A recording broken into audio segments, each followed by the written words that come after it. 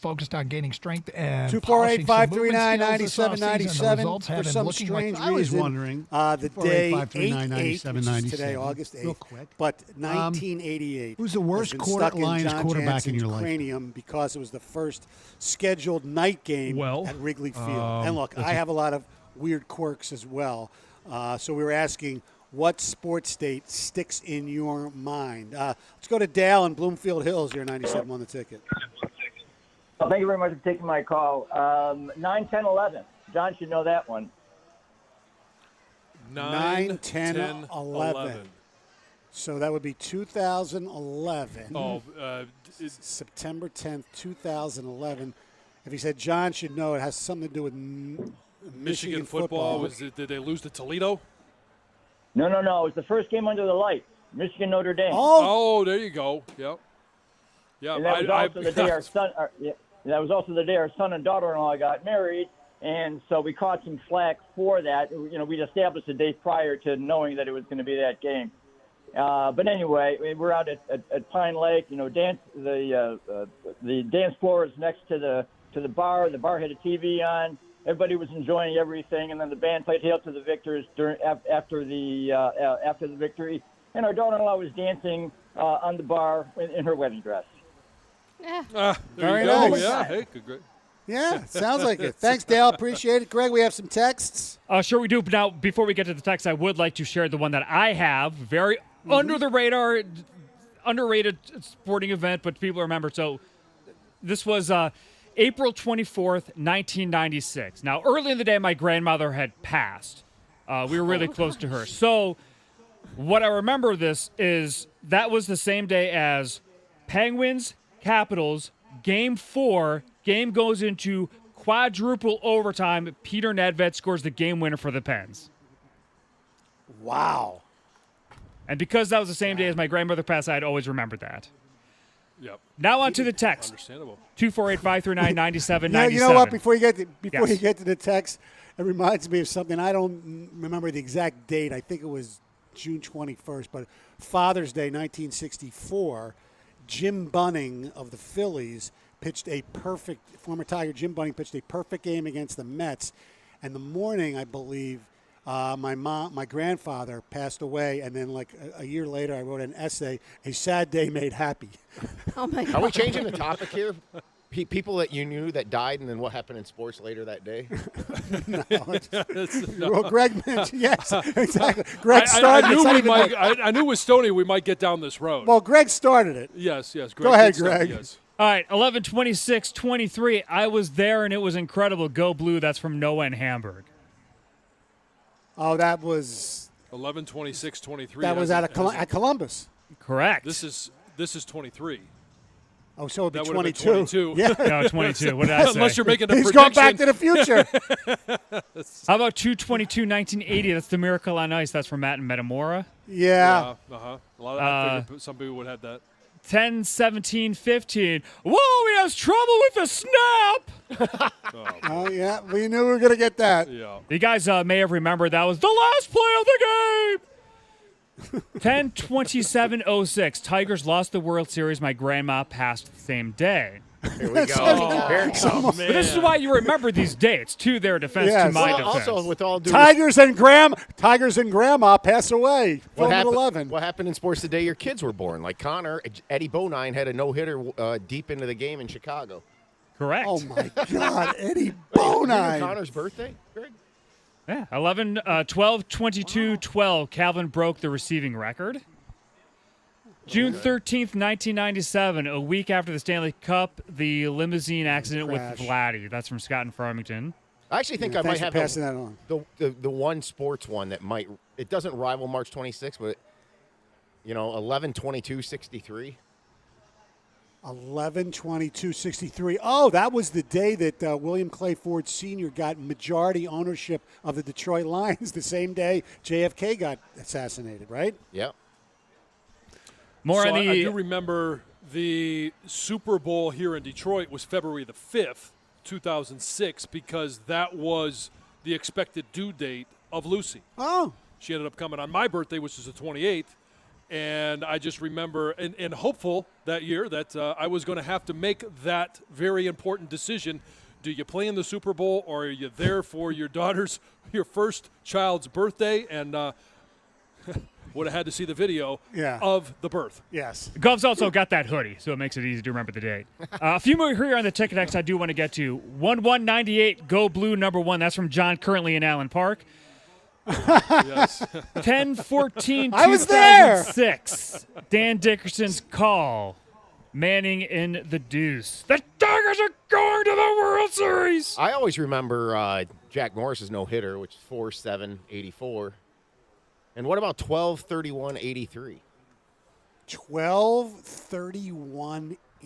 New Year's Eve? New Year's Eve, 83. Did Michigan play Auburn in a bowl game? No, I think they were in the Blue Bonnet Bowl that year. Either that or that was the Sugar Bowl year, but it wasn't that night. Okay. It is. You are in the right sport. Come on, Stoney. 12-31-83. Jeff Rieger's going insane right now. Oh, that's Eddie Murray, It's the day he became lionized. right? That's the Eddie Yes. Murray game, right? And the prayer, Monty Clark's Yes. prayer. I get that. Any others, Greg? Is that it? Oh, no, we got three more. 10-9-96. Brendan Shanahan becomes a wing for Paul Coffey and Keith Primo. October 9th is Shanny Day. That's from Vince. Cool. June 2nd, 2010. Jim Joyce Day. Every year on that day, I remember Galarraga being robbed of a perfect game. That's from Chris in a van. And finally, Alex and Clausen, 1-1-14. One of the best days for a Spartan. Oh, yeah, I guess it was. All right, they won the Rose Bowl. All right, it's time for news, and here's Heather. So the NFL has announced changes to its personal conduct policy, including action that would allow the league to punish players for violations made prior to them entering the league. And according to sources, the rule change is because of Antonio Brown. So before Brown signed with the New England Patriots, he was being sued for sexual assault and rape, but didn't disclose the information. Once it was disclosed and discovered, the Patriots released him just 1 week after signing. So under this new rule, players will need to reveal all information about incidents of such matters. Mm-hmm. Make sense? It does make sense. You should disclose that to a future employer. And they should be able to make their decision fully informed. Without a doubt. Javier Loya, I might be saying his name incorrectly. I'm not sure. If I am, I apologize to him. He's a minority owner of the Houston Texans, and he is facing multiple charges of sexual assault in Kentucky. So he's been charged with 1 count of first-degree rape, 5 counts of third-degree sexual abuse, and 1 count of third-degree sexual abuse as well. Of course, the Texans are aware of the charges, and they say that he has agreed that while these charges are pending, he will remove himself entirely from the team and any league activities. But his lawyer is saying he completely denies all of these allegations, and he is going to vigorously defend his innocence. This is pretty crazy. An Arizona woman has been arrested after her husband caught her attempting to poison him with bleach. Yes, the woman was arrested thanks to video evidence provided to police by her husband. So her husband began to suspect something fishy was going on earlier this year when the couple was actually stationed in Germany. He's a member of the U.S. Air Force, and he says he was starting to notice that his coffee was tasting a little odd. Something wasn't quite right. No. And when they moved back to the States in July, he decided to set up some hidden cameras in their home disguised as smoke alarms. And he caught her putting bleach into the coffee maker. He says he's the only one that drinks coffee. Nobody else in the house does, and she was trying to poison him. So the wife has been charged with attempted first-degree homicide, aggravated assault, and adding poison to food or a drink. Maybe she was just trying to clean the coffee maker. I mean, it's a possible defense. It is well, that's what I would say. Yes. That would be my defense, is that I was just cleaning it for you, sweetie. I was doing you a favor. She was trying to clean the coffee maker and the house at the same time. Exactly. Construction began on Monday for this massive $10 million pilot project in Wayne County that's actually going to build what officials are calling the world's most sophisticated roadway. It's a 3-mile stretch on westbound I-94 from Haggerty to Rosenville Road, and it's going to feature the first connected and automated vehicle travel lane. So it's going to be very sophisticated. There's going to be these digital infrastructures built, these electrical conduits underneath the road that will work directly with your automated vehicle. The shoulder of I-94 will be closed until September while the work is done. And they say that the point of this pilot project is to improve safety, congestion, and accessibility. So there you have it. Be on the lookout for that. Hey, a historic lighthouse in the Upper Peninsula could be yours if the price is right. So it's been more than a century since the Keweenaw Waterway Lower Entrance Lighthouse opened for business. And now this lighthouse, it's also called the Portage Entry Light, could be yours. Bidding just started for this historic lighthouse. It's located just south of a bay that leads into the Keweenaw Peninsula. And it sounds like you will have to actually kind of keep this up as a lighthouse. It's not just going to be you own it, you can move in, I guess. Yes. There's a lot that's going to be involved if you are a lighthouse owner. Even though it doesn't actually function, there's still a lot you need to do. Finally, there's apparently a new scam. I don't know if it's happening here or maybe it's happening all over the country where thieves are replacing QR codes on parking meters with codes that they've created. So when you pay with a QR code, the money you pay goes directly to their account, right into their wallets. Boy. And people don't notice, right? Because it still functions like a QR code would function. You scan it, you send up your payment, and boom, it goes to them. So authorities say that if you are going to park at a meter, if you can use your credit card directly there at the machine, that's what you should do. And if you do use the QR code, you should check the URL that you're actually sending your money to. So just be aware of things, especially when you're paying for them. All right. Thank you very much, Heather. By the way, Pickleball John said 10-15-88, my 21st birthday at Charlie's in Ann Arbor, going nuts. Gibby hit the home run when he was with the Dodgers. Yep. Yes, indeed. All right. Coming up next, we'll be joined by Lions running back coach Scotty Montgomery here in Allen Park. Stoney and Jansen, 97-1 the ticket. Hey, when I've got questions about my finances, I turn to my bank, and that's First Merchants Bank. I know that their attentive local bankers are 100% interested in listening to my situation and in helping me find the answers that I need. First Merchants doesn't provide cookie-cutter solutions or check-off boxes when it comes to financial advice. They take the time to learn about my life, my personal and financial goals, and they work with me to build a plan that fits my situation. That's because First Merchants Bank really cares. They care about you as an individual, not just as a number on a spreadsheet, and they're going to do all they can to help their customers and communities succeed. You can count on that since First Merchants Bank is staffed by local bankers who know and are passionate about the needs of the local community. They realize it's their community as well, and we all have to work together to help it prosper. To get started on your personalized financial solution today, you can visit them at firstmerchants.com. That's firstmerchants.com, member FDIC.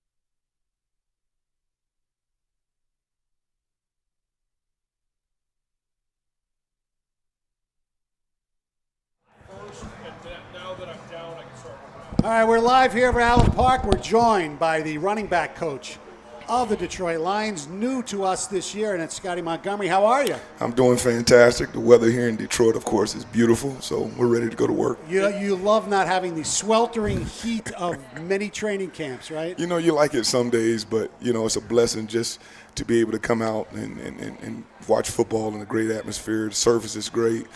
Grounds people do an unbelievable job here, so we're looking forward to the competition today.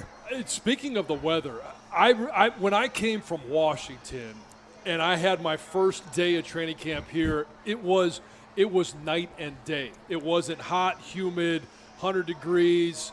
And how does that change how you handle your players as a coach? Not having that sweltering heat, but knowing, hey, Kansas City, when you open up, yeah, it's going to be a night game, but it could be a lot different than you're experiencing here. Yeah, you know, so first of all, you know, our group and our strength and conditioning staff, they do a good job of tracking the things that we can't track with the normal eye. So there's ways that we can warm them up, get them to close to where they would get to in the game. Yeah. And that's usually on a rep count. We meet every single day, pre and post practice, about what we want to do with our guys and how we want to warm them up. So we can go a little bit deeper in the rep count because of some of the weather that we're getting, which you can warm them up a little bit of a different way. But you also do need that heat, that day that you can challenge guys. So we'll get that. We've gotten a couple of days of it. We'll get a few more, but we'll just keep pushing them. You were with the Colts for the last 2 seasons. What made you decide to come here? Well, you know, I had a relationship with Coach Campbell and some of the other guys that were on the staff, but was always intrigued. I had interviewed for another position with Coach a couple years before, but was always intrigued after I met and sat with him. His football IQ, his acumen, but more so his passion toward what we're doing and how we're going to get it done, and understanding not only the situation in the NFL, but specifically as it pertains to Detroit. And the way that he described the staff, the way that he described the players and the understanding of the players is what, you know, made it really, really attractive situation. You speak about that relationship as from coach to coach, but you obviously playing in the NFL had relationships with your coaches. How important is that from a head coach to player and from position coach to player as well? I tell you, I got a lot of great mentors in this business that help me now in the business, but kind of the ones that I really remember, a guy that was a head coach in this league and then also was my position coach when I first came into the league, a guy by the name of Richard Williamson. He was really the first coach that I understood from not just the coaching perspective, but trying to progress me as a person, as a man, away from the field and different things. Even in his latter days, he would come and sit with me when I was a coordinator and help me then. So that relationship, it continues to grow as you get older, but the guys can see it and feel it. You know, the guys that genuinely care about you and the guys that are, you're just there to do a job for. So we try to make sure that we give these guys different avenues to be successful, not just in the football arena, but also how am I being as a man around them and trying to grow these guys that are 25 to 35-year-old to great people. You come here, and when you were hired, Jamal Williams was here, Deuce was still here, things changed. Tell us a little about the running backs you have now, as opposed to who was here when you got here, even though you didn't get to coach them. Yeah, so the room as a whole, I think is very strong. I think we're smart, we're tough, we're available, reliable. I like that. We're spearheaded right now by, of course, David coming in, and he's been great for Jai. David is, a little bit better in the passing game than people would have ever thought that he could be. And then he's just been phenomenal for us in the run game so far. His vision, his ability to see it, the schematical things that we're asking him to do, he's able to do it. And then you take that into the room and the leadership that comes in the room. We've all been in rooms with leadership and no leadership, especially peer-to-peer, leadership. It's just a little bit different, that accountability guys have played in this league. So he's doing a good job from that standpoint, right? Like I said, right behind him is, Jameer. And Jameer is just, what we've been able to put on his plate is probably the most shocking thing. We're training him in every way that we can train him in multiple positions, and he's handling it well. And when he gets a chance to flash, he flashes. And then, we got Craig. Of course, we got Jamar. We got Justin. We've been very happy with Muhammad. We just have been we've been blessed with this room. We just got to keep pushing them. Now, as a running back coach, the chatter around the league. You got a guy here, going to be working out against you. Saquon Barkley, a lot of contract things. When you guys drafted Jahmyr Gibbs, there are a lot of people believe you don't draft running backs in the first round anymore. Not that they're not important, but the value. What do you say to answer those critics? You know, at the end of the day, it's two sides to it, right? There's the business side of it, and then there's also the player side, which I've been on both sides of it. You know, so it's a very, very slippery slope on either edge. But at the end of the day, it's about production. Let's get right to it. It's about how much you can produce and how long you can produce. So the guys that, as we see in this league, that are getting those Sackett contracts, that are doing things different and getting larger contracts, they have to be versatile. So I do think that there is a little bit of a versatility that's in it that guys want to show, and they have the ability to show that they will. And then the business side of it, you know, sooner or later those things will get together and it'll work its way out. This is the National Football League. There's a lot of research that goes into every single situation, but you do, as a player, you do want guys to get their true value. You've been around a number of great running backs. Last year you were around one, JT, in Indianapolis. Jahmyr Gibbs has a unique skill set in his ability. You mentioned David Montgomery can catch the ball. It's great to have that as a running back, especially in today's NFL. But when you've got a guy that comes in like Gibbs, who can line up as a slot, who can line up at a number of different positions, who would you compare him to that you've been around that has a similar skill set, or is what he does and what he brings to the Lions just that unique?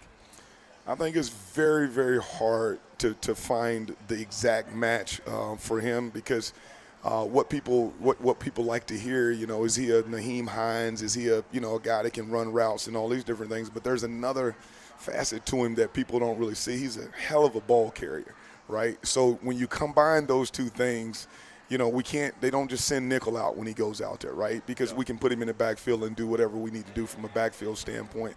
So his versatility makes him a little bit different. We haven't really seen everything that he can do. We don't really know where his roof is right now, but his versatility makes him truly unique. Well, and just one more thing on that. When you talk about some of the young talent, now it's still got to be proven in Gibbs, Laporta, but the matchups that you can create gives this offense something unique and something dynamic that we haven't seen in Detroit in a while. You know, I think our front offices, you know, Brad, they did an unbelievable job just backgrounding these guys first, but then just looking at the versatility in which each player can bring. And then when you combine that with the skill set of Ben and what he can do from, just an offensive schematical standpoint, it really does give us a little bit of an edge right now. But we still have to continue to evolve. And at the end of the day, you know what this game is. Players got to make plays, man. Yep. You got to make plays. No one cares that you can line up in 5 different roles if when you get the opportunity you don't make the damn play. You know, let's go make plays on a consistent basis, and then we'll talk about where the edge truly is. Scotty Montgomery, Lions running back, joins us on the Stoney and Jansen program. You've done both, college and the pros, been an assistant in the pros, assistant in college, but you also were a head coach at actually they play Michigan in the opener this year, East Carolina. What do you like better, NFL or college? You know, I like the game. I love the game of football, let me say that. But my true preference is, being in places with great people. And you'll understand exactly what I mean once you see the guys, the way that we kind of, we deal with each other. I've been in great situations in college. I've been in not so great situations in college. I've been in not so great situations in pros. I've been in great situations in pros. But at the end of the day, the common denominator to all the places where we were successful at were the people. So we got to continue to, just be around great people. But you always want to compete at the highest level. So the National Football League, no doubt, the men, the way that they approach the game, the scrutiny that they are under, and they still come and perform, I got to give an edge to the National Football League. You don't have to recruit. No 24/7, 365. Hey, no doubt. That is the number one detriment of being a college football coach. I was not going to say a word. If my wife was on here, she would say everything about that part of it. I did enjoy that part of it, but it's gotten to a point to where, it's hard to raise children and recruit. And you should be recruiting your kids in the house as hard as anybody else, right? So very hard to do. You hit it right on the head, John. How have you enjoyed being in Detroit so far? I love Detroit. I've been coming to Detroit since I was young. My wife's whole family is from Detroit. My wife is from Detroit, of course, and then I have family members as well that are here in Detroit. So what I'm getting used to now is just a lot of people knocking on my door. In Indianapolis, we didn't have very many visitors, but now we get a lot of visitors. My a lot in-laws, of ticket requests. Well, my wife takes care of that. She's very good at that. She can say no a lot better than I can. But my in-laws, my father-in-law, mother-in-law, they basically lived with us for the last 10 years. Now we're in a situation where they can be at their home, we can be at our home, and we still can be around each other quite a bit, and they can come over and hang out as long as they want, so we're enjoying it. Now, I've given him grief about his previous owner when he played in Washington. No, I'm not going to compare them, but I do want to ask you what working for Irsay is like. I work with Frank and I work with the rest of the coaches. So the day-to-day interaction, right. You just don't, you just didn't have in certain situations. It's not like people would think. Right. I'm very happy to be in Detroit right now. The Detroit Lions, perfect place, for me and my family. So we're really excited about the opportunity here. And there are a lot of wonderful people, of course, in Indianapolis. So I can't speak to how, that necessarily goes. But I do enjoy our situation here, just a lot. What's it been like working for Dan Campbell?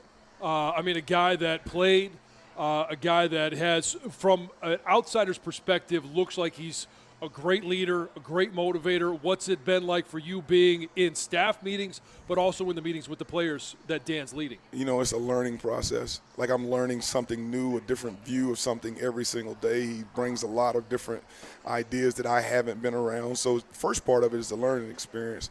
The second part of it is I like the demanding nature that he has on not only our players but our coaches and the way that we go about our business on a day-to-day basis. And then he knows how to have fun. That's the one thing that, if you know Dan, he knows how to generate, just some motivating ways and have fun at the same time. So those are the things that I would say, just the learning experience, just understanding the demands in which he places on us, and then his ability to go, put it on the grass and have fun. Finally, since your wife's family's from here, they know the pain, Lion fans. One playoff win since 1957. Everybody is excited. Dan called it the hype train. Expectations. You like having the high expectations, or you think people should just chill out and just let's see what happens? You know what, man? You can have two types of lives, right? You can have, a situation where nothing is expected of you, or you can have high expectations. Of course, being in the Steelers organization, our expectations that we were going to the Super Bowl every year, and I thought I really liked it, because our demands, once our players agreed that they wanted to be the best in the world, then the standard for coaches was to hold them to be the best in the world. So, yeah, I like the expectations. I'd much rather be on a great team with expecting things than a team that's trying to come through and build. So I like where we are right now. Well, good luck this season. Thank you very much for stopping by, and we appreciate you. Hey, looking forward to it. Thank you, guys. All right, Scotty Montgomery, running back coach, Detroit Lions, here with us from Allen Park. Stoney and Jansen, 97.1 The Ticket.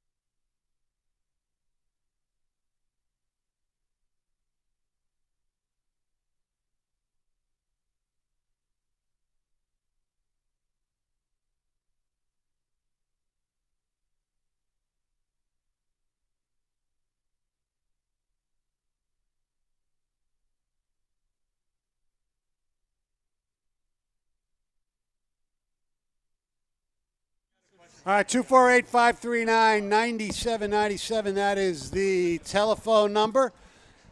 Lions, Giants will be hitting the field, in about 25 minutes. Do some stretching and things like that, and then the full stuff starts probably closer to 11 o'clock. Barry Sanders will not be with us this morning. He's running late. So hopefully we'll get to talk to him maybe after the show and play it tomorrow. We will see.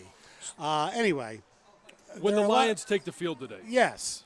What is it? What are one or two things that you're going to be focused on? Maybe a couple of players, maybe a situation. What are you looking for? Well, number one, and I think that is in every Lion fan's brain right now, is how's J-Mo going to look? Sure. He's dropped some balls. He's had some good practices. He missed the last practice on Saturday. I think that's everybody really wants to see what's going on with him going up against another secondary, see what he can do as far as making moves and things like that. That's number one. The other thing that's really intriguing to me to see is just because of how good they are. I want to see the Lions' offensive line against the Giants' defensive line. I mean, see Ragnow go up against Lawrence. I want to see Thibodeau go against, Sewell, whoever. Ashawn Robinson, the former Lion, is with the New York Giants. I want to see that contact and just hope that nobody, especially on our side, gets hurt. Yeah, well, I agree, especially Frank. Yeah. But when you talk about J-Mo, there's a couple other things that I'm looking at. It's can he catch the ball? Can he get open? Can he find ways to be effective as a receiver? But if he's going to be, as Dan Campbell said last week, doused with reps, that'll start today. Tomorrow we'll probably see it Friday night. And he's going to be out there with Nate Sudfeld. He's going to be out there with Adrian Martinez, guys that he probably won't be playing with, the other receivers, the offensive line. He's going to be out there with the 2s and the 3s. I want to watch his body language. Does he feel like he's just better than that and shouldn't be out there? How does he feel going out for those extra reps? He's obviously been put on notice and aware that that's going to happen. And I want to know, does he have such a diva mentality that he feels like I should only be out there with the ones? That's part of it. Mm-hmm. The other part is production, catches, yards, getting open, creating separation. And if he's out there with Jared Goff, what's that deep ball look like? Some of the eyes will be on Jared Goff. Some will be on J-Mo. Can that connection happen? Is that something that we should expect come week 7 when J-Mo comes back? Few other things. I'm going to look at the opposite that you said in terms of the Lions offensive line and Giants defensive line. I want to see the Lions defensive front when you're talking about guys like Isaiah Buggs, Aleem McNeil, Onwuzurike, Broderick Martin. We heard a little bit about him in his first couple of contact practices, that he was looking good, maybe a little bit ahead of schedule. Nobody's expecting him to go out there and dominate as a rookie, even as a second-year guy next year. He's going to take some development. Right. But do we see some of the flashes of why Brad Holmes decided to jump up and get him when he did? And then I'm looking at some other things in regards to James Houston. I want to see one-on-one pass pro when he gets a chance to go up against a guy like Andrew Thomas. What does it look like? Was last year was he doing something so unique that it just confused offensive tackles? Now that they've seen some film, they're going to adjust. Can they block him? Has he added something to his pass rush repertoire? Aiden Hutchinson, kind of the same thing. And then both guys from Iowa. Jack Campbell on defense. I want to see his reaction, his change of direction, his pad level. Sam Laporta on offense. We've heard a lot of great things about him against the Lions defense.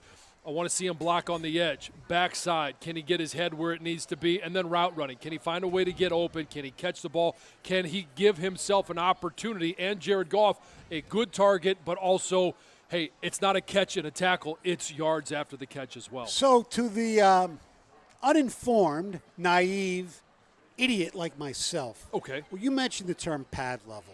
What exactly am I looking for? Well, this one is, I don't want to say it's obvious, but it's, hey, when you're talking about Sam Laporta, when he's going up against Kayvon Thibodeau, and he is setting the edge, is his helmet, the crown of his helmet, is hit underneath Kayvon Thibodeau? Is Kayvon Thibodeau looking over top of Sam Laporta, being controlled by Sam Laporta, and in terms of setting that edge? That's kind of the number one. And then it's, hey, when you come off the ball, do I see whoever he's going against? What type of pop does he have? Do I see that edge? Either whether it's a linebacker or defensive end, do I see his head pop back a little bit? That kind of tells you, one, pad level. Does he have a little pop at the point of attack? I'm looking for some of those things. And then for Jack Campbell, it's simply going to be, is he underneath those offensive linemen when they're coming out to block him as a middle linebacker? If he's going to be on the edge or pursuing to the edge, is the opponent's tight end, are they going to be able to get their hands on Sam Laporta? Is he able to shed the blocks? We know he's 6'5". We know he's got a long reach. Does he prevent some of those offensive linemen for even getting his hands on him by being able to shed those blocks before they happen? When did pad level go mainstream? I'm sure level, you've been talking. It went mainstream in, 1937? No, hold on one second.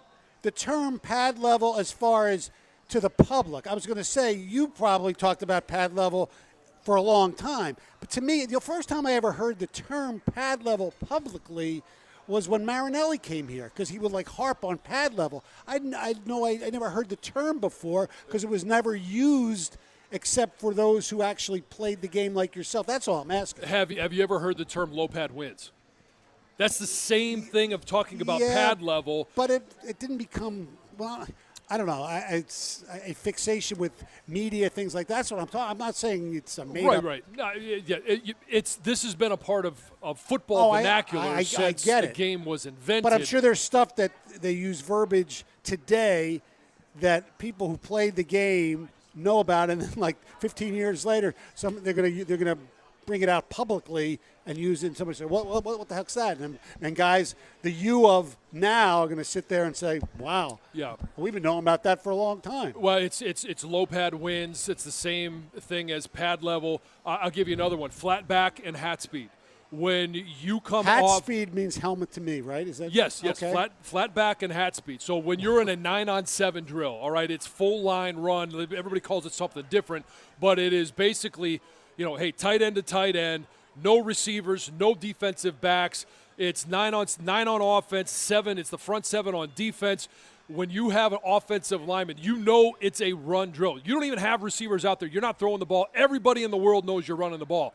How quickly do you come off, and how fast does your hat hit that defensive lineman? And flat back and hat speed means you're coming out at a good launch angle, and that helmet below the chin strap of a defender that I just mentioned, that's exactly the target that you're going to have. And if you could come off with flat back and hat speed, you're going to drive. You have an advantage. You've given yourself an advantage to get movement on that defensive front. Flat back and half speed. Flat back and hat speed. Sounds like a TV cop show. I guess it could be.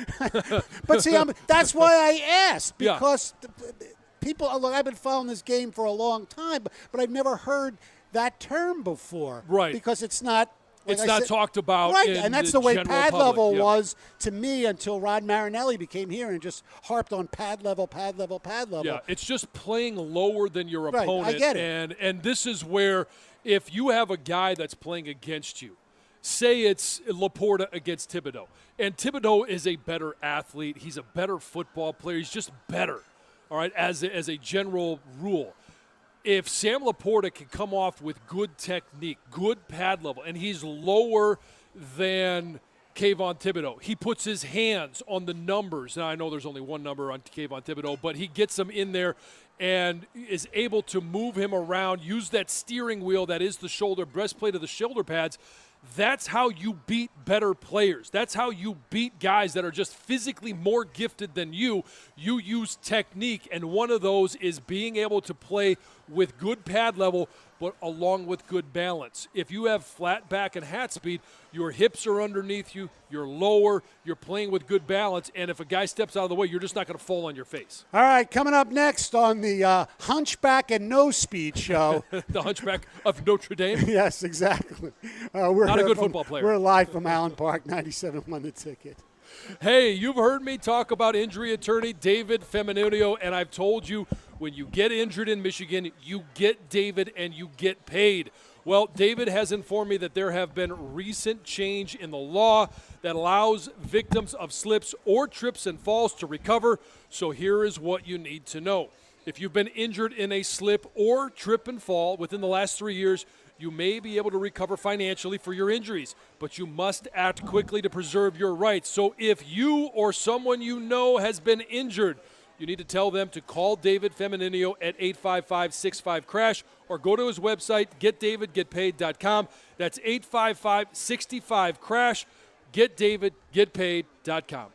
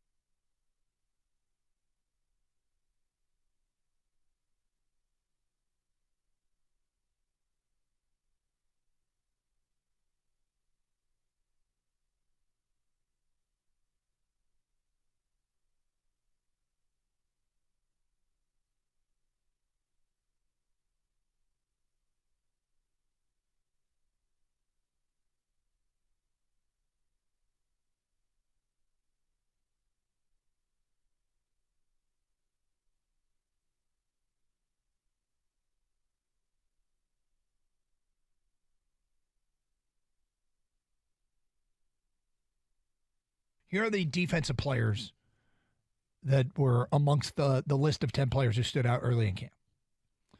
1, defensive back Brian Branch.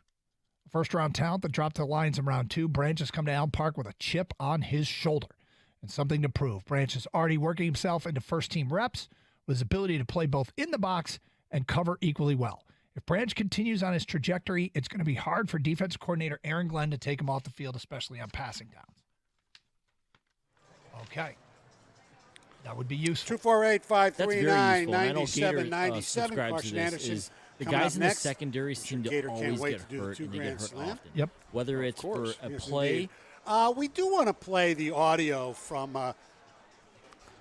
the Baltimore Orioles announcer, Kevin Brown, who, according to Awful Announcing, and I haven't seen any update on the story. Awful Announcing is a website which does a lot of critiques and analysis of our profession, of broadcasting.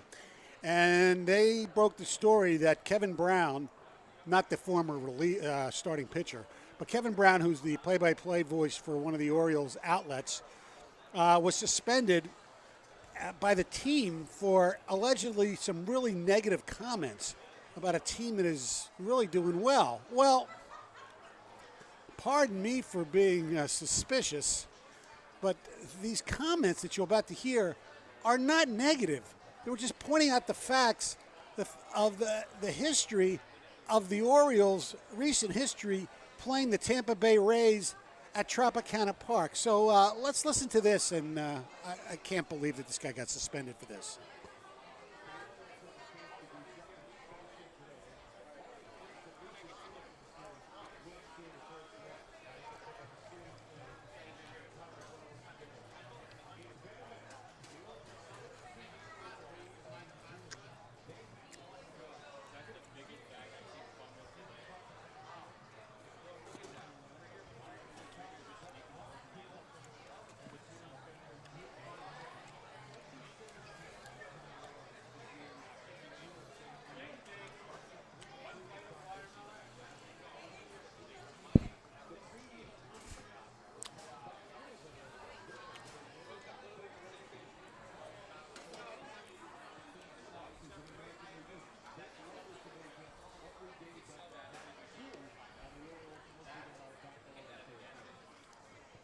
I mean, how dare he?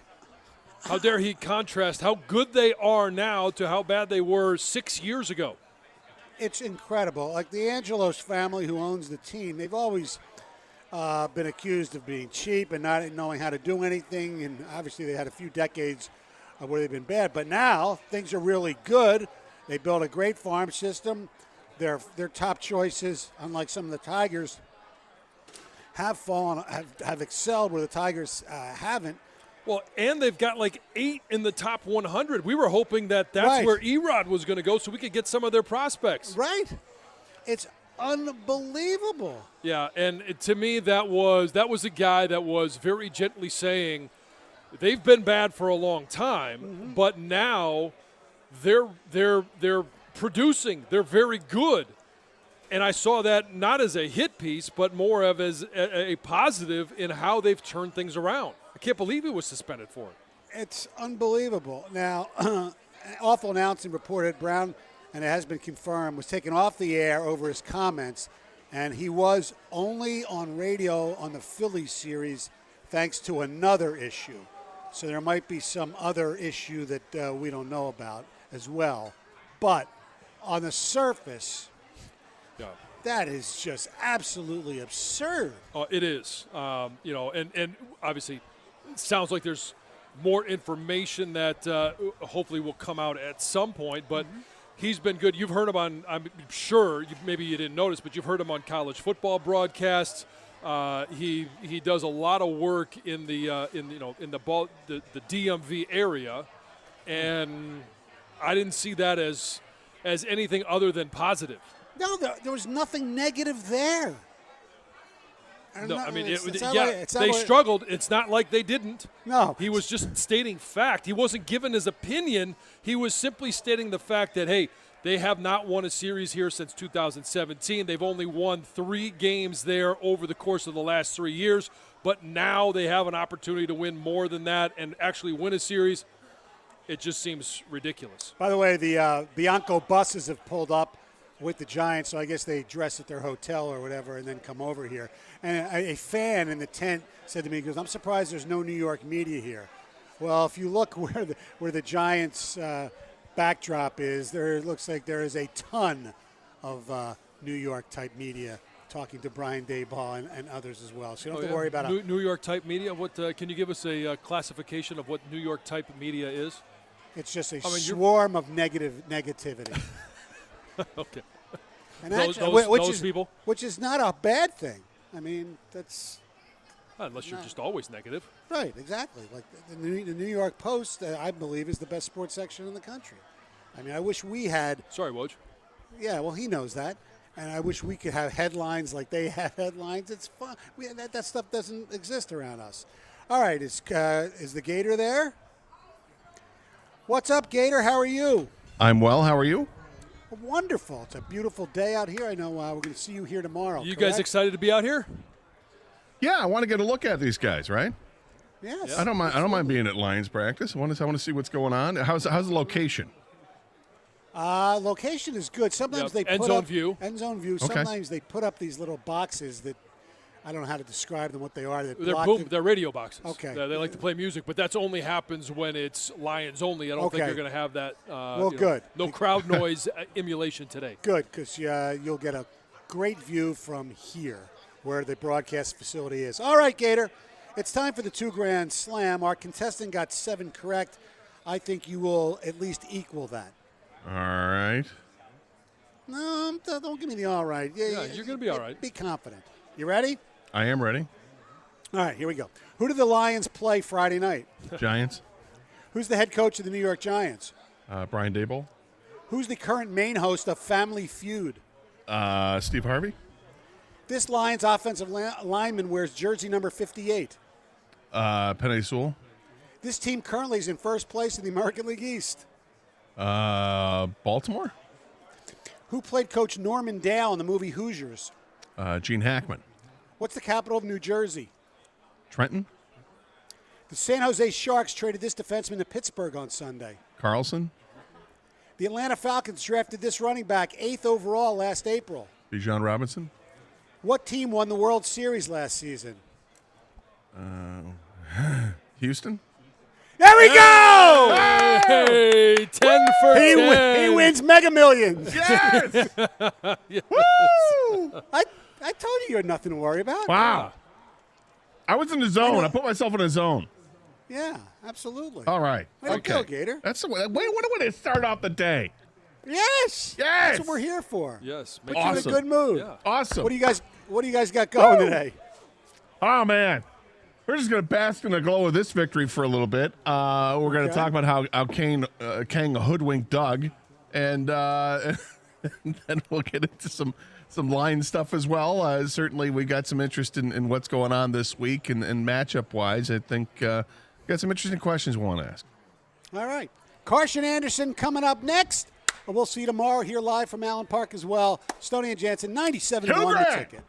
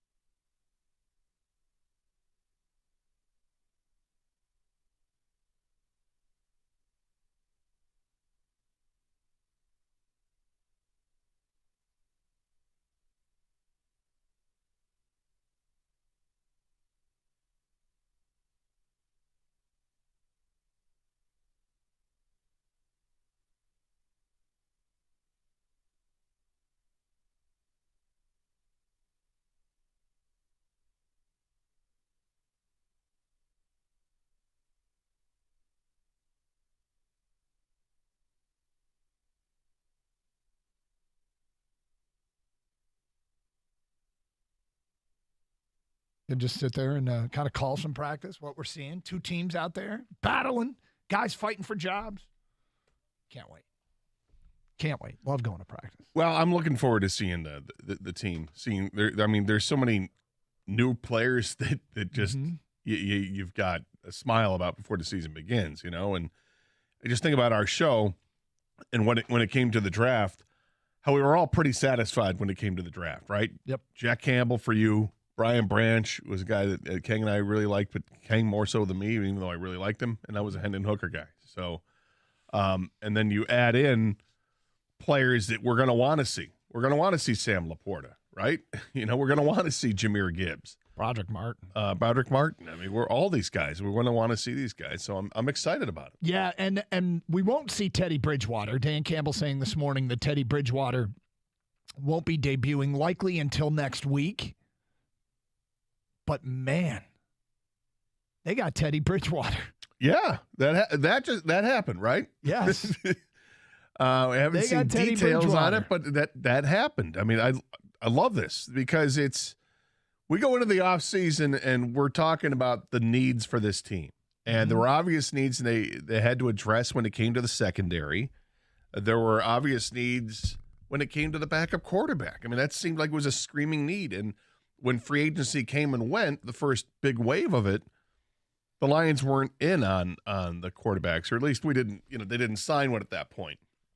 I think that Bridgewater had come through the camp at that point for the first time. Yeah. Or at least they discussed with him.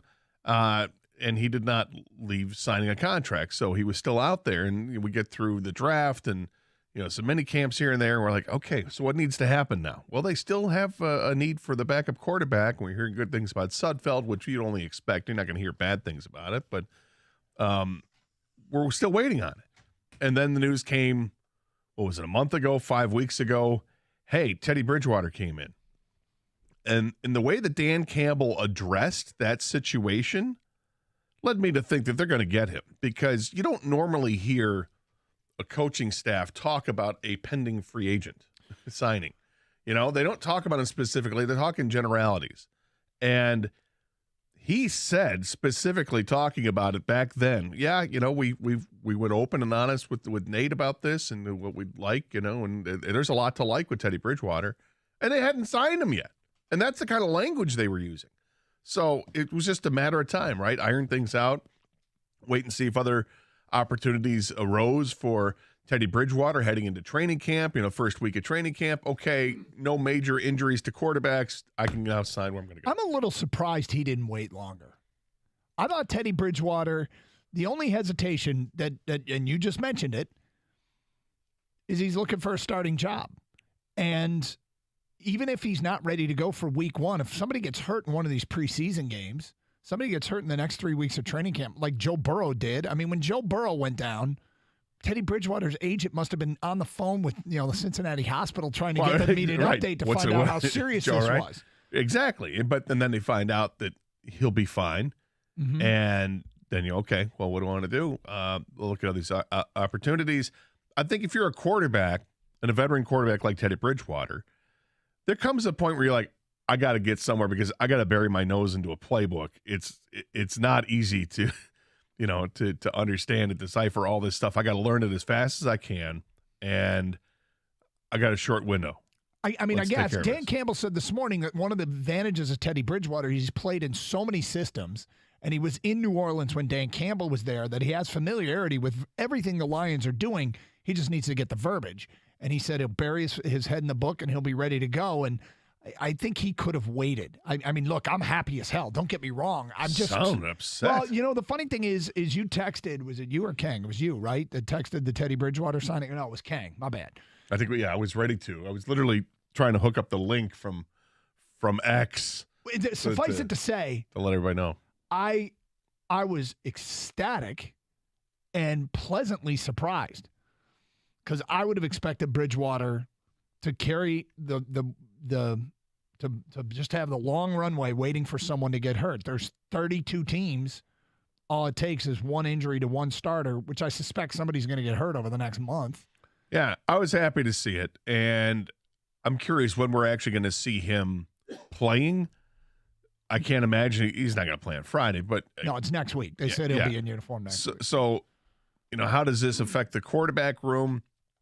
I mean, it doesn't right now. They have 4 quarterbacks available at practice, and then there's Hendon Hooker.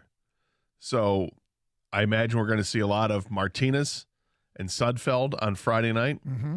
A little bit of Jared Goff, but you got to balance all this. Do you feel with this signing? Do you feel like you can run Jared Goff a little bit longer in games 2 and 3 if you need to, or no? No. I mean, he's been in the system; he knows it. So it's like quick to answer. Right.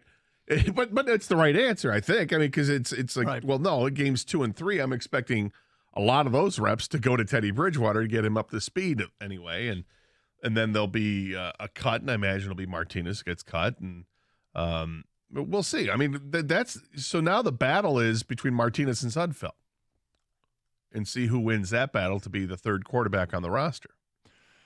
Well, we'll find out long term, but I just think the adding of Teddy Bridgewater, there's not just the fact that they're getting a quality backup. I mean, their best backups in Shaun Hill. It feels like it's a position that they have blown off and gotten away with not having a quality, veteran. Like you want somebody that can win you football games on a Sunday, not somebody who can win you a division. I mean, that's great if you have a backup that can win you a division, but guys who can win you a division typically are starters elsewhere. It's funny. We have such fond memories of Shaun Hill, the Shaun Hill era. Yep. He was 3-7 as a starting quarterback with the Lions. Yeah, but typically, I think people remember it as it wasn't his fault. Well, right. I think you're right with that. I mean, because those were some really bad teams. Well, it was actually the one year in 2010. That's when he got all his starts with them when he was 3-7, and then didn't really play a whole lot the last 3 years when he was a Lion. But this is how we remember him. And Bridgewater has much better credentials than Shaun Hill ever had. And then there's the inherent message of what this means for where the Lions organization thinks they are. And we will get to that today at 10:20, plus your phone calls and your feedback. 248-539-9797. It's Carson Anderson on a Tuesday. We'll be at practice Wednesday, and they play on Friday. Game week, 97.1 The Ticket. Hey, need a refreshing cocktail with a vodka that has unparalleled purity and unmistakable taste. Stoli Vodka is the right choice, whether you're mixing up classic cocktails or savoring on the rocks. Stoli Vodka delivers an experience like no other. So if you're in the mood for a premium vodka that stands above the rest, Stoli Vodka is the one for you.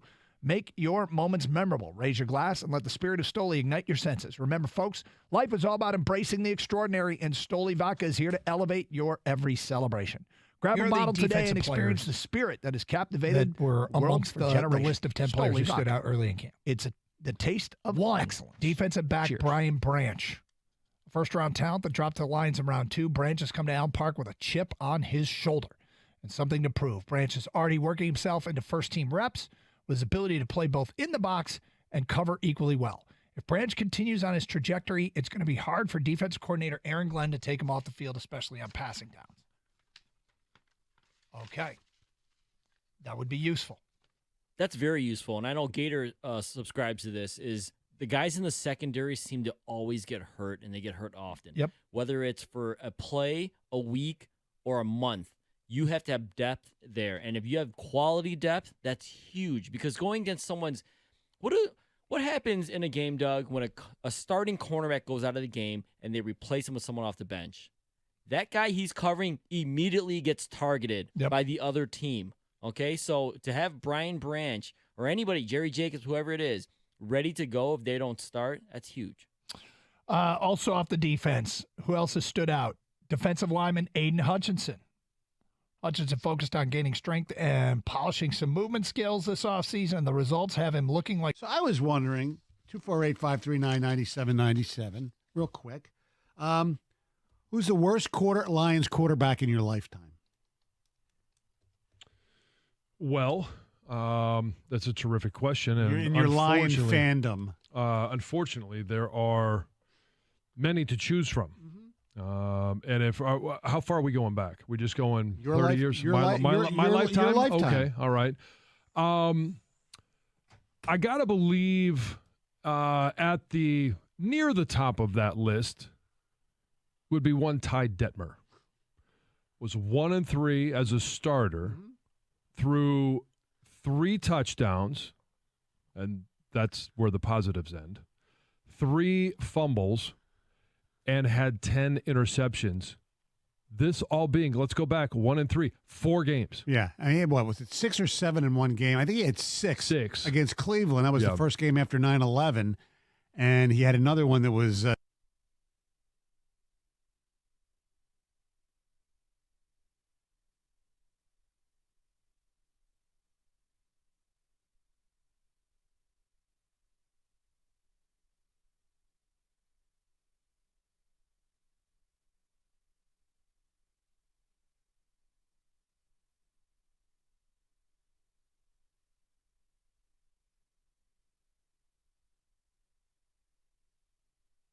I think Brad Holmes told you exactly what he's thinking about Jared Goff right there. He talks about we have to retain good players, our core players, and he names Jonah Jackson, Penei Sewell, St. Brown, and he starts to name Jared Goff, and then he stops. You can't afford them all. I think he was trying to tell you that he thinks that Jared Goff is part of the core here, and that he's going to re-sign him. Yeah, but David, I think he's also implying you can't keep everybody. He also didn't mention Aiden Hutchinson, who, if he has a big year, but that's is going to be away. Well, that's my point. You have a couple years to make these decisions. It's why he's not making a move with an extension for Jared Goff today, because if Hutch has a Bosa-like step forward, I'll start peeling off $20-30 million. And if Sewell's going to get paid, you saw what's Andrew Thomas, the Giant, got paid. You start thinking about how quickly this cap space goes away. You have to plan for everybody, not just Goff. I think it's easy to set up a contract for Goff after this year or even before this year, to where his guarantee Dan Campbell said some stuff today that we'll get to a little bit later on. Help us interpret what exactly he meant. In the meantime, the signing of Teddy Bridgewater. People are reacting to that. Boy, quite intriguing that he chose here. He chose now to be the backup in Detroit instead of waiting out a starting job. And this is a guy who's got a winning record as a starter. When Drew Brees got hurt in New Orleans, he came in when Dan Campbell was there and just kept the train on the tracks. And Detroit has answered one of the biggest questions. I mean, honestly, fans, when we asked you what concerns you, the number one answer was backup quarterback, which is crazy because it's a guy we don't even want to see. Right. Best case scenario is he doesn't take a snap. Yep. People are like, I just want the insurance policy, and they got it. So 248-539-9797. Which is kind of funny. Kang, you gamble. You ever get insurance? Yeah, sometimes. Do you? I mean, sometimes. It's rare. You talking about like blackjack? Yeah. Yeah, rarely. Like rarely. Yeah. Depends how much money's on the table. Like, yeah, it depends on how much money's on the table and if you got a hunch or not, right? Yeah, but right. Typically, like 9 times out of 10, I'm not getting insurance. Yeah, I agree. In the NFL, you need the insurance. I got to have the insurance. And there's the insurance policy. And what's different now is that I feel like if this were a year ago or 2 years ago, people would be like, yeah, sign him because he can push Jared Goff. Mm-hmm. Or maybe let the best man win for the job. But it's clear who the number one guy is. QB1 is Jared Goff, and it's unquestioned. Yep. So what a difference just a year and a half makes, and good. So now it's literally he's there, break glass situation. Hopefully we don't have to do that, and that the quarterback position can stay healthy all season long. The other effect, does this have? I think it's going to have another great positive effect because you've got a veteran backup quarterback now that can also help with the task of being a mentor to Hendon Hooker. Before you had him, you got Jared Goff, who I don't know if he can be a great mentor or not, but he's busy running the team. I like having a backup who's got the experience like Teddy Bridgewater because, okay, he can actually help to mentor the young rookie, while the quarterback one on this team can just go about the business of getting this team ready to win right now. Well, Dan Campbell said today he now has 2 role models, Hendon Hooker and Teddy Bridgewater. And, he said, I hope he's watching and paying attention to everything Jared does and everything that Teddy does. So 248-539-9797. there are so many things to like about this signing. I love this signing. There's one is you mentioned, like, hey, hopefully he's insurance. You don't want to see him play, but in case something does happen to Jared Goff, you have a very capable, more than capable backup, right? But I'll throw it out there. What if Jared Goff struggles a little bit? You don't have to go to a guy who hasn't started a game in like 3 years, right? And Nate Sudfeld, no, with all due respect, you have a guy you can go to as this guy's been a legit starter in this league. Now, I don't want to see Jared Goff struggle, but hey, we're all in this year, right? We want to win the division, host a playoff game, and hopefully go forward from there. So you have a guy not only in case of injury, but in case of poor play you can go to. The mentoring thing you talk about, Gator, that's great. Not only can he mentor Hendon Hooker, he almost had the same type of injury where his knee was career-threatening. It was life-threatening that we didn't even know about till after the fact that, forget playing football, he might not even survive this injury. Not only did he survive, of course, but he went on to play again, and that's another way to mentor Hendon Hooker. Another thing is, when is the last? Did they just check all the boxes in the quarterback room, by the way? They checked a legit starter, they have a legit backup, and they have a developmental quarterback. This is exactly what we want, right? Yeah. In your quarterback room, you want a legit Pro Bowl quarterback. You want a legit backup who can come in any case. And the third string guy is a developmental young guy who can maybe be a starter at some point. Yeah. I mean, the Lions are doing everything right here. It's crazy. It kind of looks like they are doing it right. 248-539-9797. Let's go to Sean. You're on 97 won a ticket. Hi, Sean. Guys, I really, truly dislike this signing. I got to tell you. Really? So, and I like Teddy. There's nothing wrong with Teddy. He's a great backup. I totally understand the argument for a backup QB and why the Lions needed one.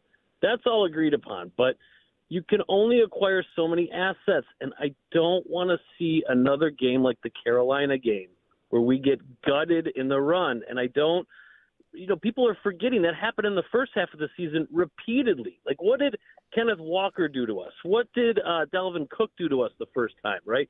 And I just think that the assets, the money, the effort should have gone towards a starting unit to upgrade our defensive tackle position, and we roll the dice on Jared Goff for one more year and just hope he doesn't get hurt. That would have been a better solution. Upgrade a starting unit, not a backup unit. That's what I think. Well, they still may have money. They had $17 million under the cap, and I can assure you that Teddy Bridgewater did not take all of that. But I do believe that, we do need to talk about, Sean, and one of the things as we peel the onion on this topic, we got a bunch of different things to talk about, and a little bit later on, we were going to ask what's next. Like, what do you want to see them do next? And they still have room. Are they out of the running for an elite upgraded defensive tackle? So, no, not if they trade for one. And that's the thing that I was going to talk about, is that they still have cap space to assume some salary, and they can make a trade. Is there anybody out there in free agency that can help them? I mean, it's kind of slim pickings, but the trade deadline comes at a point where teams that are expecting to contend fade, and then they adjust course and make players available. I want them to have enough cap space to make, since we've forwarded the agenda of what we're going to talk about. I want that. And what's next? I mean, my first thought is somebody that can help the defensive line, or what we may find they need is a wide receiver. I mean, we can count on Amon-Ra St. Brown. The rest, I mean, we can probably count on Khalif Raymond. But Khalif Raymond has a bit of a ceiling. So I feel like the two positions that can still get addressed in what they need to do next, and I think the way it happens is via trade, where you give up a future draft pick. And remember, you can get a stunning amount of value for a mid-round pick. And you start creeping into, if you're not trading for a quarterback, you get a third round, you can get some talent back. And I'm just going to throw it out. Like, if the Rams fade, is Aaron Donald available? Is Cooper Kupp available? Right. And players will become available, and you want to make sure that you have some space to adjust mid-season if you have to. I get the caller's frustration with the defensive tackle position, because what did you add to it? You brought guys back that were already here, and then you drafted Broderick Martin, and you're hoping that Onwuzurike can be part of the rotation as well. You know what, though? He said he hated the Teddy Bridgewater signing. He hates that they haven't done anything about stopping the run yet, right? Yes. I mean, that's I think that's essentially probably more appropriate than just signing him. not Bridgewater's fault, but Bridgewater did not take up the remaining cap space. I can almost assure that. No. And, I mean, you could argue which position is more important. Because if you've got the starting quarterback goes down, you're in trouble. Mm-hmm. If the starting defensive tackle goes down, you're in less trouble because it's kind of filled by a committee of guys. Yep. I get you want the high-end guy. I'd love to have the high-end guy. I was all about Daron Payne. Let's see if he hits free agency and give him a ton of money, or some of these other great defensive tackles that seemingly are on the market, but they're not on the market because teams know when you get a good one, you lock them up, and you'll pay them through the nose to get them to stick around, and that's what's happened. So what do you want to see him do next? I'd like to see them be patient, actually. I'm of the belief this team is kind of set here. The wide receiver position, I think it's a little bit deeper than maybe what you're giving it credit for. Obviously, there's St. Brown, and you brought Khalif Raymond, and he's got a ceiling. I think so does Josh Reynolds, and so does Marvin Jones, but I think all those guys are pretty capable receivers.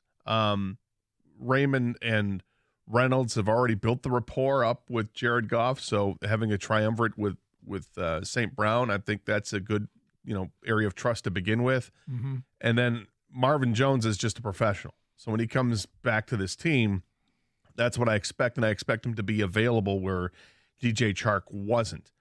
And then you're just hoping to stay healthy for 6 weeks before Jamison Williams comes back to the team. But maybe that's an area where I could flex a little bit and say, okay. But outside of that, I kind of would like them to be patient and not have to add to this team unless they absolutely have to, and then you can go ahead and make a trade at some point during the year. 248-539-9797. The first caller really still wants to address the run defense. I think the next move is a trade once we're into the season. Gator says be patient. Kang's got something completely different. We'll get to that today at 10:35, plus your phone calls and feedback. If you want to react to the signing of Teddy Bridgewater, great. If you want to talk about what should be next for the Lions as they continue to build a team that pretty clearly looks like they're going for it. It's Carson Anderson, 97.1 The Ticket.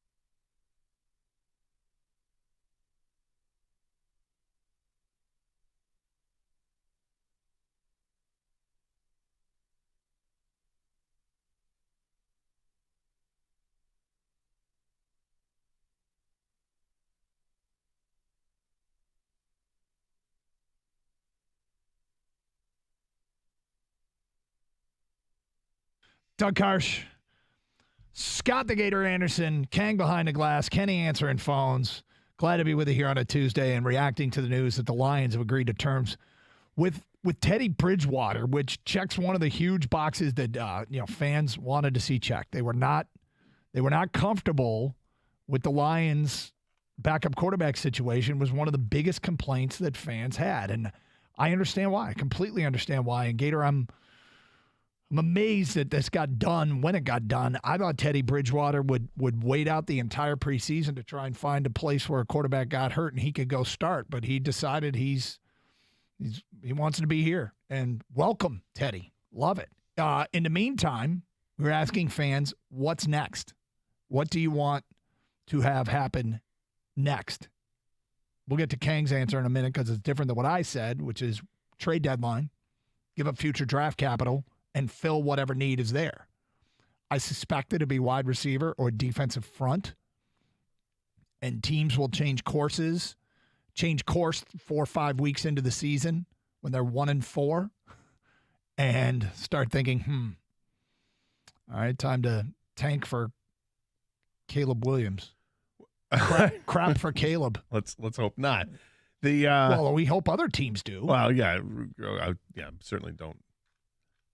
I feel like the Lions are in a good position, but yes, you're right. Other teams, absolutely. Other teams are definitely going to be in that mode, and there's a couple quarterbacks I think they'll be doing that for. From the previous caller who wanted the defensive tackle desperately because the Lions getting gashed by running backs, which they did get gashed, and also quarterbacks who were running the football.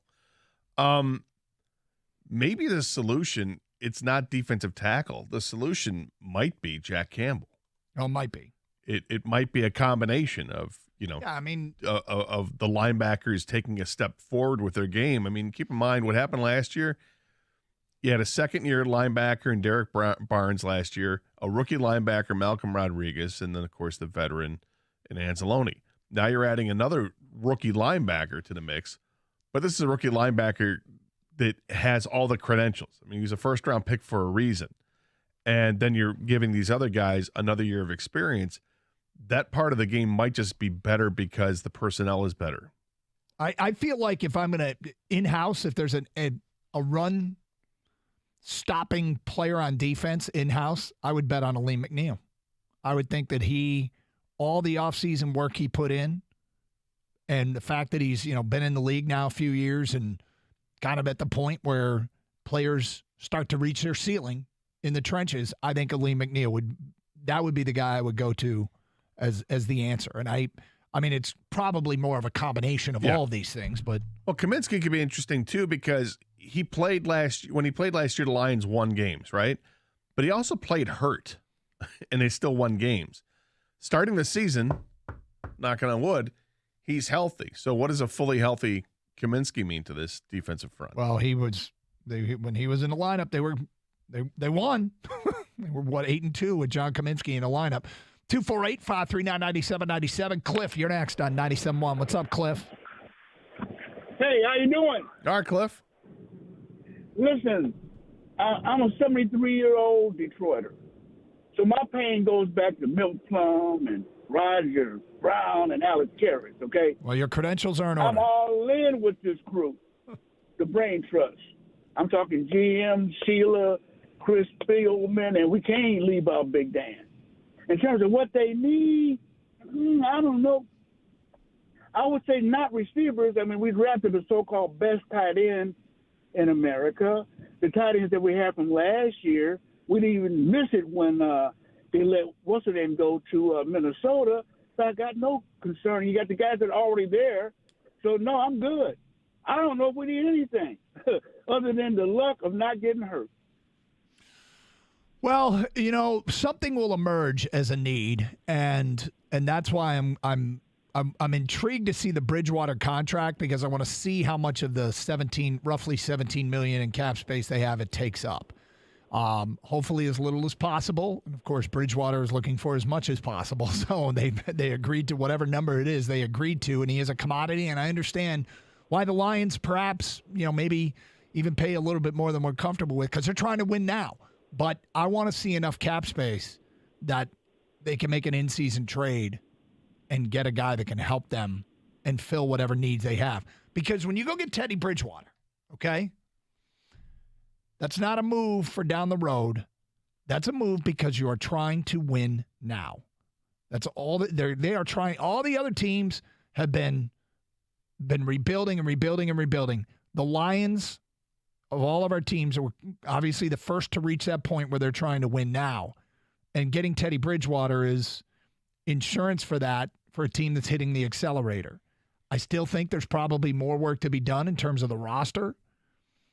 And what that is, again, I said I suspect it's defensive front and I'm not sure if it's edge rusher or defensive tackle, but it's defensive front or wide receiver.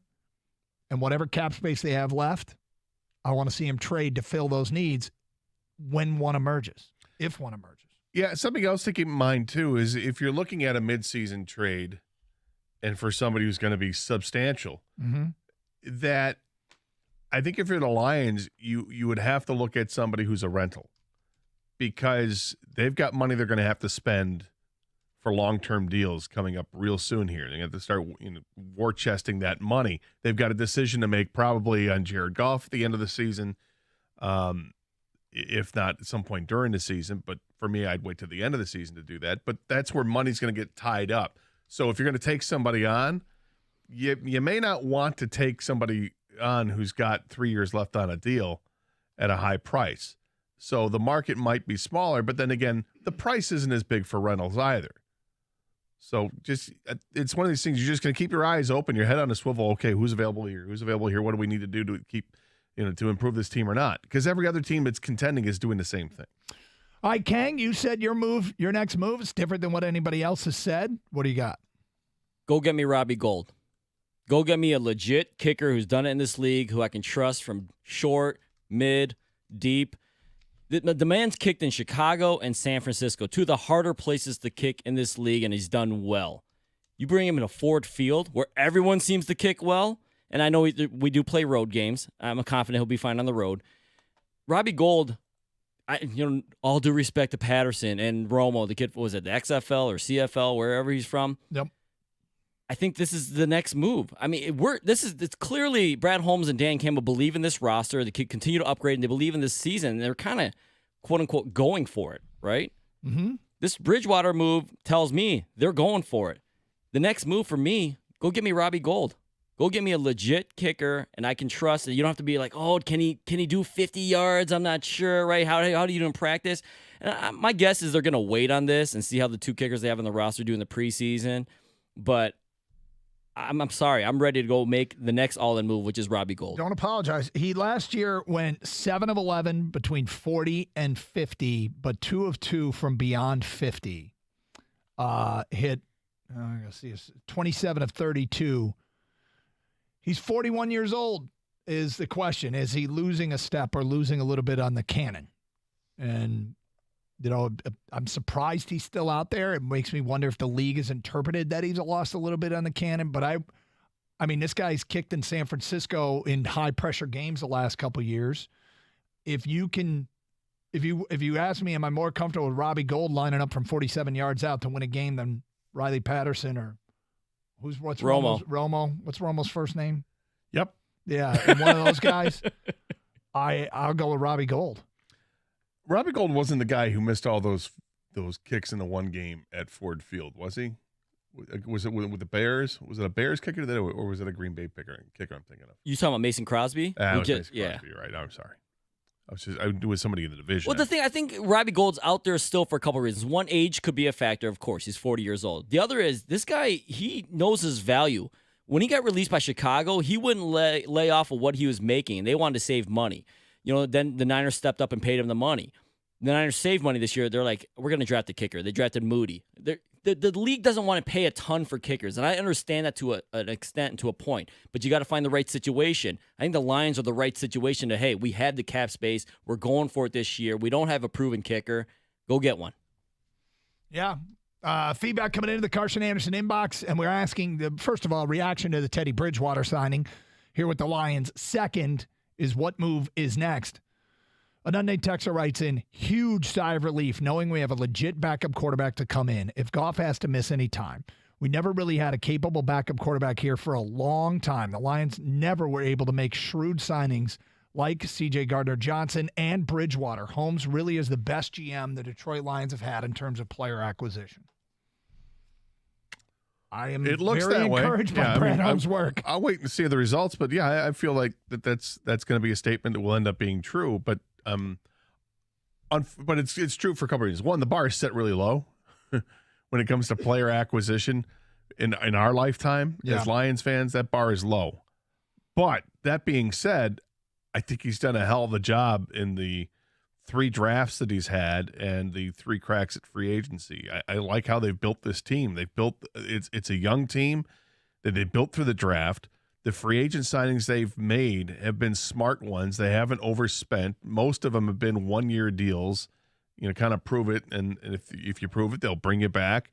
And it's a situation where the Lions now have something that the good teams have: depth. They've got good players and they've got depth at those positions too. So they're set up nicely. I don't want to have to test the depth when it comes to injuries. But again, the move yesterday was when the news broke that Teddy Bridgewater was going to sign with the Lions. It just speaks volumes again about player acquisition and them doing the right things. Signing Bridgewater is a big boy move, not only because he's a competent backup, but because he will be running the scout team during practices on a given week. This will only help improve an already improved defense. That's from Mike. Raymond says, you know why Bridgewater signed so soon with the Lions? Teddy Bridgewater wants a Super Bowl ring. Well, there you go. Look at that. There it Raymond. is. There it is. Darren and Can says, you stated blackjack insurance. This is home/auto insurance. Got to have it. I love this signing. 248-539-9797. What move do you want to see them make next? Coming up today at 11:20, Dan Campbell's asked the question this morning. When you sign Teddy Bridgewater, this means you guys are trying to win now and win big now, doesn't it? You hear what Dan Campbell had to say today at 11:20. Mega Millions is up to $1.52 billion. Oh, boy. Yep. Another edition of Would You Buy? We'll get to that today at 10:52 here on 97.1 The Ticket.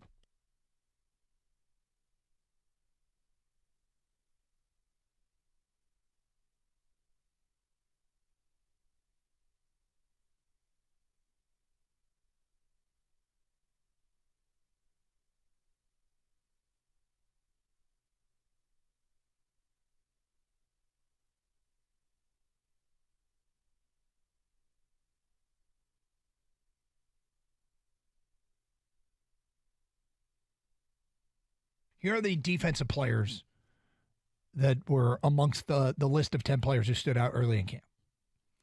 1, defensive back Brian Branch.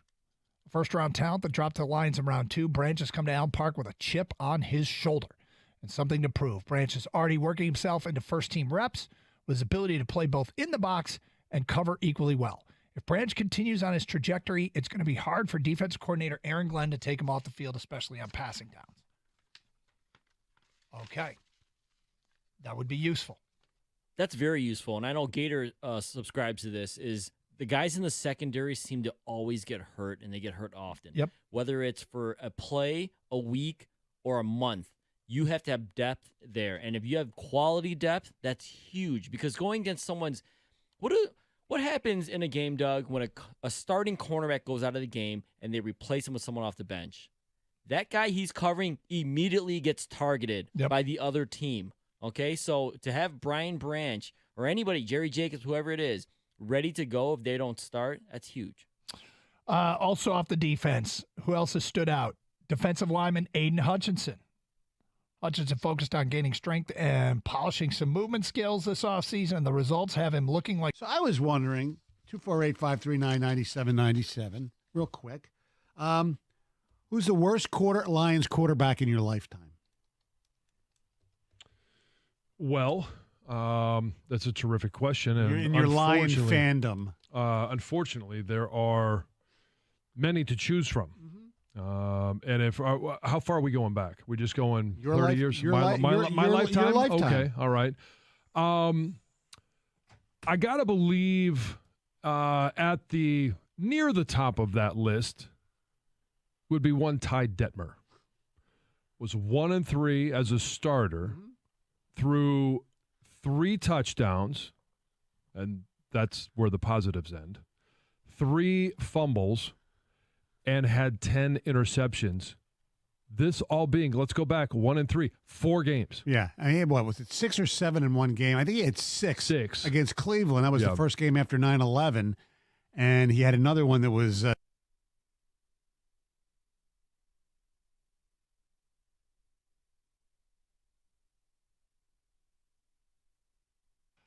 All right, so Champ and Chump have been posted on our website. You can follow the link at Doug and Gator 971. Oh, I think this is the wrong link. Never mind. Strike that from the record. I'm going to start the segment all over again, Gator, and not mention it, okay? Okay. We're going to do it live. Let's do it live. We'll do it live. Take 2 in 3, 2, 1.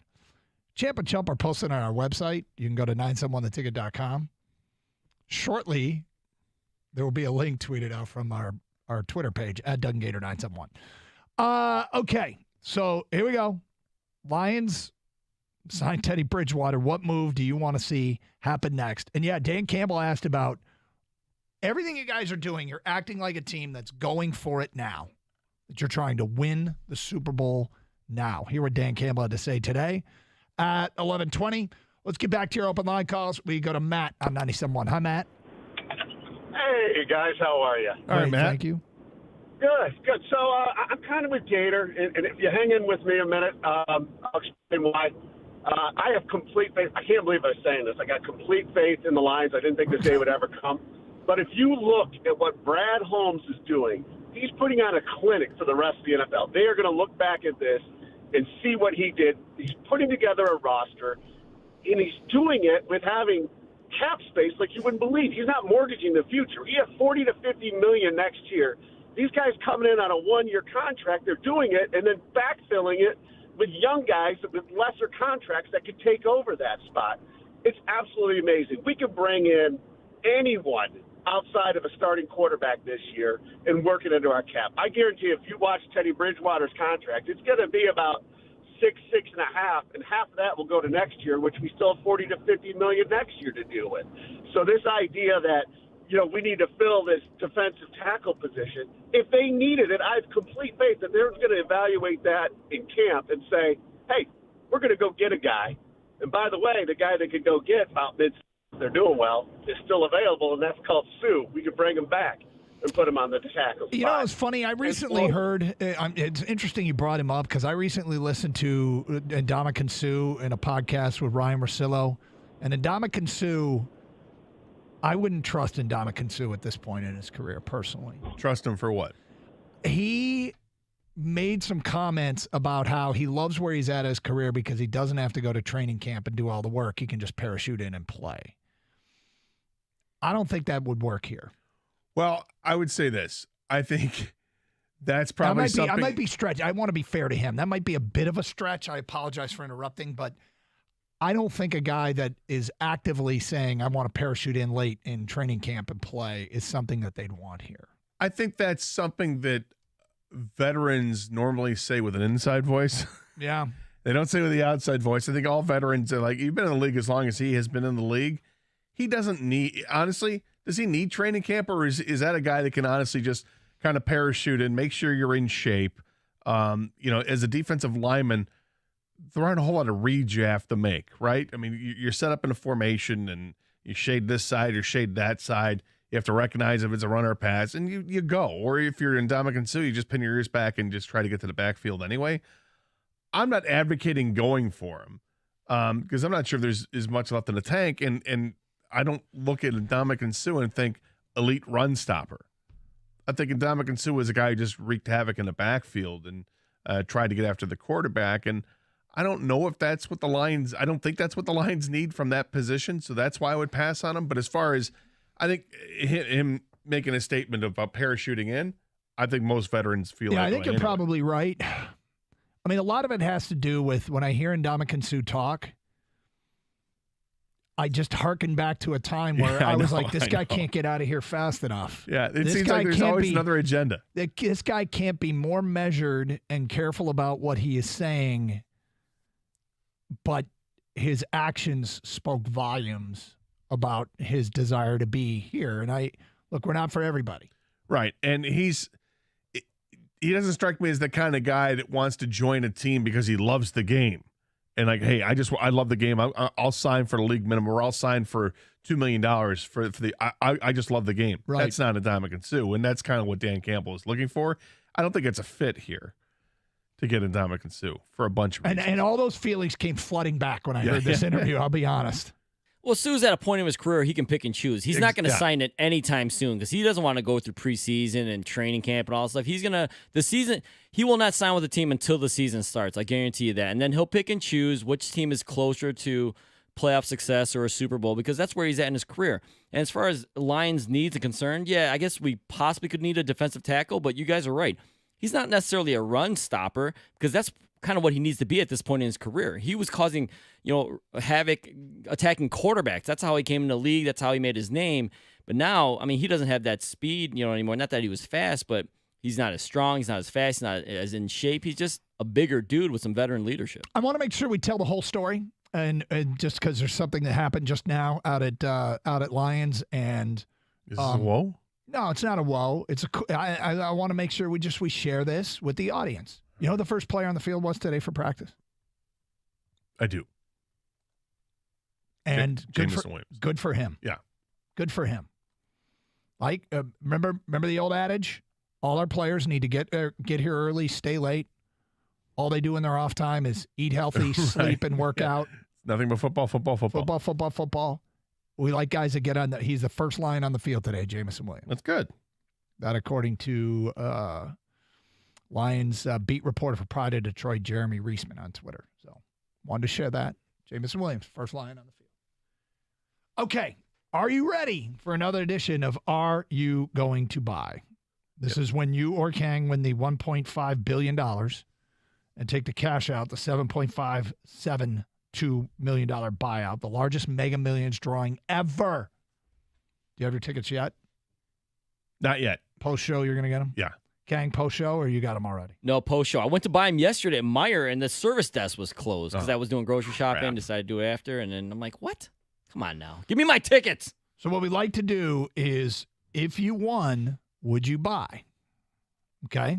Yes. If you won, Gator and Kang, would you get a personal assistant or hire a staff? And if so, who's on your staff? Not specifically, but like, as far as what positions you'll have available. Yes, I would hire an assistant of some kind. Yeah. For travel arrangements, the stuff that's such a pain in the ass, and stuff that I'd want to be done right. Stuff like, because if you win that kind of money, it doesn't matter. The price is money is no object, right? Mm-hmm. So you go ahead and you impress that upon the staff member, and you just say, look, obviously, if I'm flying first class, maybe let's look into a private jet and let's do that stuff. I want you to take care of that stuff for me. I want you to take care of a personal chef. You're in charge of hiring these people, and I want to empower somebody to take care of the minutia that would be out there to live that kind of lifestyle. So you not only are you're hiring a chief of staff. That's you're right. hiring a staff member to hire your personal chef. Yeah. Interesting. Kang, would you have a staff? This is a great question because a few things. Gator, I totally hear where you're coming from. I wouldn't hire a staff unless I had a business and needed an actual staff. The personal assistant thing really intrigues me. Now, my final answer is going to be no, but if I were single, I absolutely would hire a personal assistant because, yeah, they get stuff done for you, man. You just delegate, and then they get stuff done. At this point in my life, I have a wife, I have kids. We could do this as a family. Not that the kids are going to do anything, but... All right, I could spend the next hour and a half online trying to find the best Airbnb or best deal that they've got for me and my boys to go to Pinehurst and play golf for a week, or task that to my assistant. Well, I'm gonna give them my parameters and just assume that it's going to get done the next day, where it's an hour and a half I don't have to spend doing it. I'm going to call one of you out because I think one of you is lying. There's no way, Kang, you wouldn't have some sort of nanny. Is that? I didn't think that was a personal assistant. I thought personal assistant was the stuff he's talking about. I said personal assistant or a staff. A nanny? Yeah. I don't think I'd get a nanny, honestly.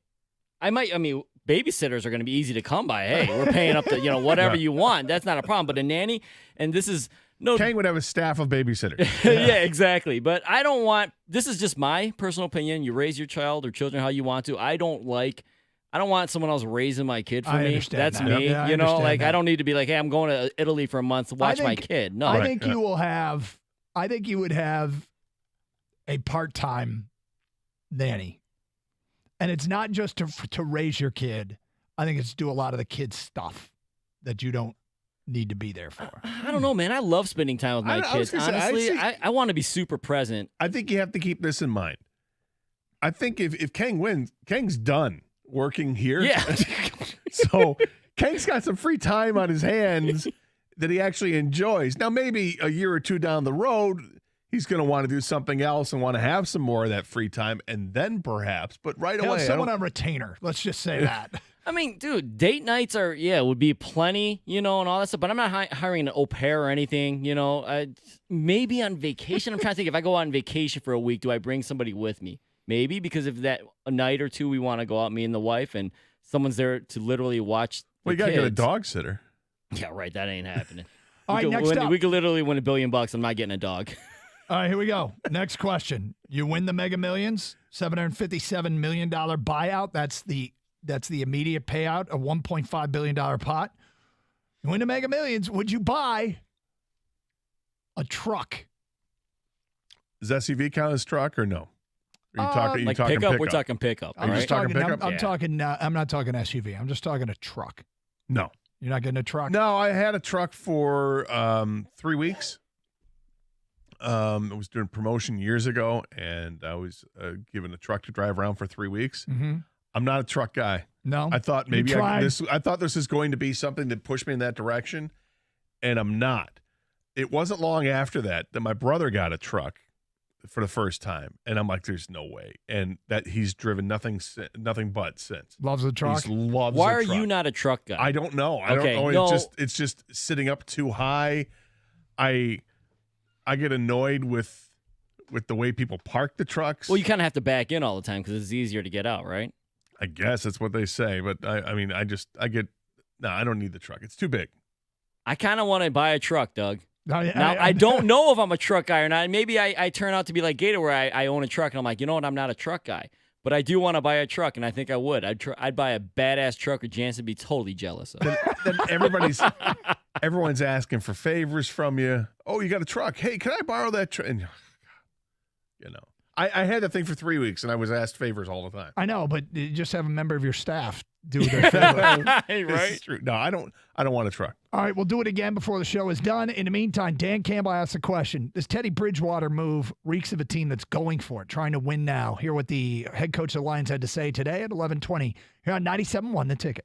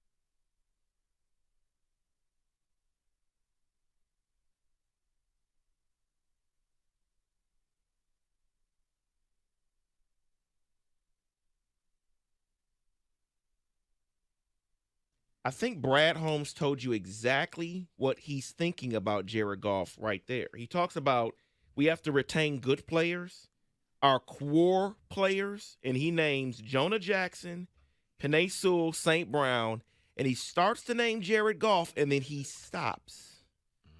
You can't afford them all. I think he was trying to tell you that he thinks that Jared Goff is part of the core here. and that he's going to re-sign him. Yeah, but David, I think he's also implying you can't keep everybody. He also didn't mention Aiden Hutchinson, who, if he has a big year, But that's is going to years be away. Well, that's my point. You have a couple years to make these decisions. It's why he's not making a move with an extension for Jared Goff today, because if Hutch has a Bosa-like step forward, I'll start peeling off $20-30 million. And it's Sewell's going to get paid. You saw what's Andrew Thomas, the Giant, got paid. You start thinking about how quickly this cap space goes away. Oh, no. You have to plan for everybody, not just Goff. I think it's easy to set up a contract for Goff after this year or even before this year to where his guarantees is gone before you ever have to think about paying Aiden Hutchinson.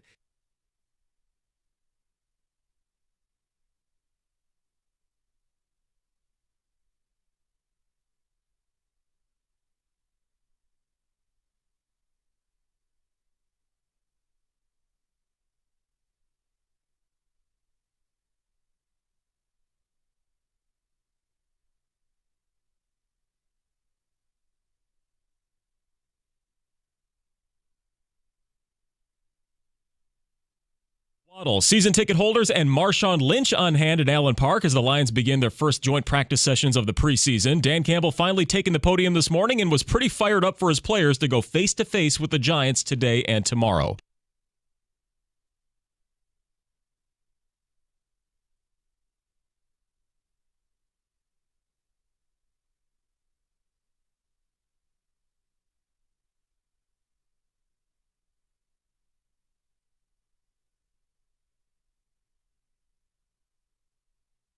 That coach also said that Teddy Bridgewater won't be practicing with the team until next week, so it doesn't look like we'd see him in the preseason game on Friday night.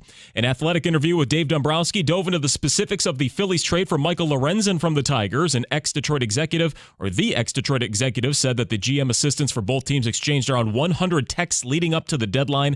Eventually, Dombrowski said they didn't want to trade away Hao-Yu Lee, but they knew they needed to in order to get Lorenzen. The guy who was not traded at the deadline, Eduardo Rodriguez, will make his second start since that day tonight. He'll face the Twins lineup that put up 8 runs on starter Joey Wentz in Game 1. Righty Sonny Gray will throw for Minnesota. Dan Dickerson will have the call on 97.1 at 6:40 from downtown. Also, World Cup scores from this morning. Colombia advancing past Jamaica 1-0, and France also advancing to the quarterfinals by routing Morocco 4-0. At the Ticket Update Desk, I'm Chris Villar. For more, go to 97.1 The Ticket and Odyssey.com.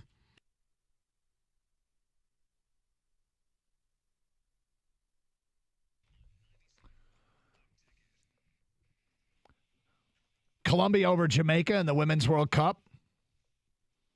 There goes my bracket. Yeah. Yeah. 248-539-9797. Carson Anderson, 97 won the ticket. I noticed here on Twitch, somebody made a comment. We just wrapped up another edition of Would You Buy? Which is, if you win, would you buy? And I'll let you guys dream because you guys buy tickets. I do not buy tickets, so I'm not allowed to participate. Big D Dog says, and one of the questions is, would you buy a truck? Kang would get a truck. Gator would not get a truck. Big D Dog writes in, Gator strikes me as a Firebird with T-tops kind of guy over a truck guy. I never liked the Firebird. No? I thought the Firebird always went just short of being an awesome sports car. Just short. And T-tops don't do it for me. If you're going to take the whole top off, be a convertible. And the Firebird did have a couple of convertibles when they first started. But then they went to this whole, Trans Am thing with the smoking the band and stuff. I never got into that car. I didn't like it so much. The thing I did like, though, was the graphic on the hood, the screaming chicken, as they call it. It was always cool. But no, I wasn't a big Firebird guy. I've always been a Corvette guy. So. What about gull wings? Would you get a car with gull wings? I thought of that. Yeah, I thought of that. I thought that might be the case. Like a Mercedes gull wing, something like that, or McLarens have the gull wings.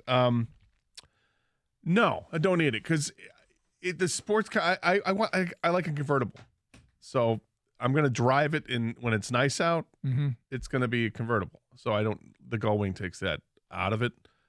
But some of those Mercedes gull wings are beautiful. They're absolutely beautiful.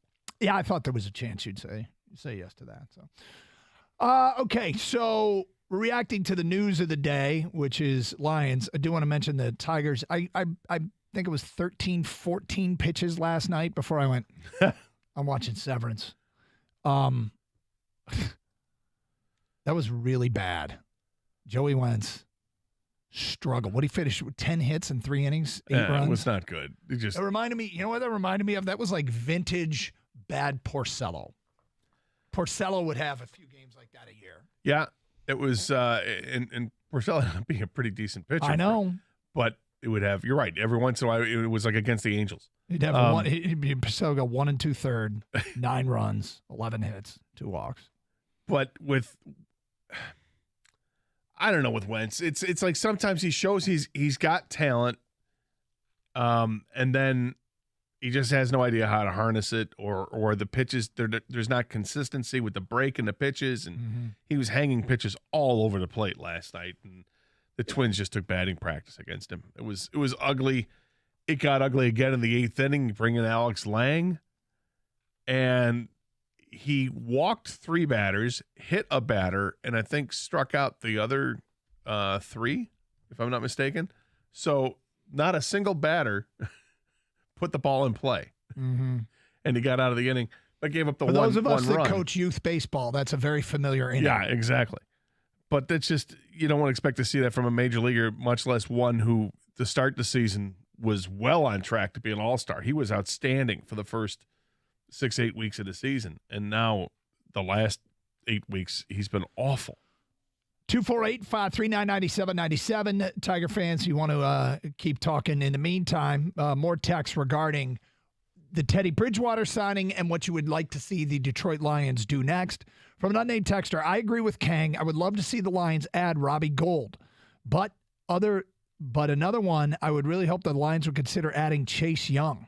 Houston is really a third down guy where Young is an every down player if needed. It's been injuries, man.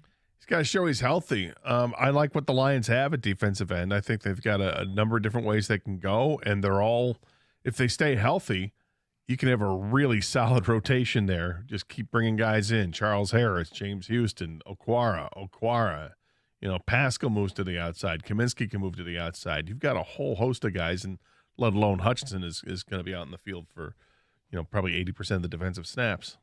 From an unnamed texter, with your NASCAR bet, since Kang won, does he get to pick the lunch, or does he get to eat Doug's food, the 17-1? It's a solid question. I think I know the answer, but it's a solid question. Yeah, I do want to eat my food.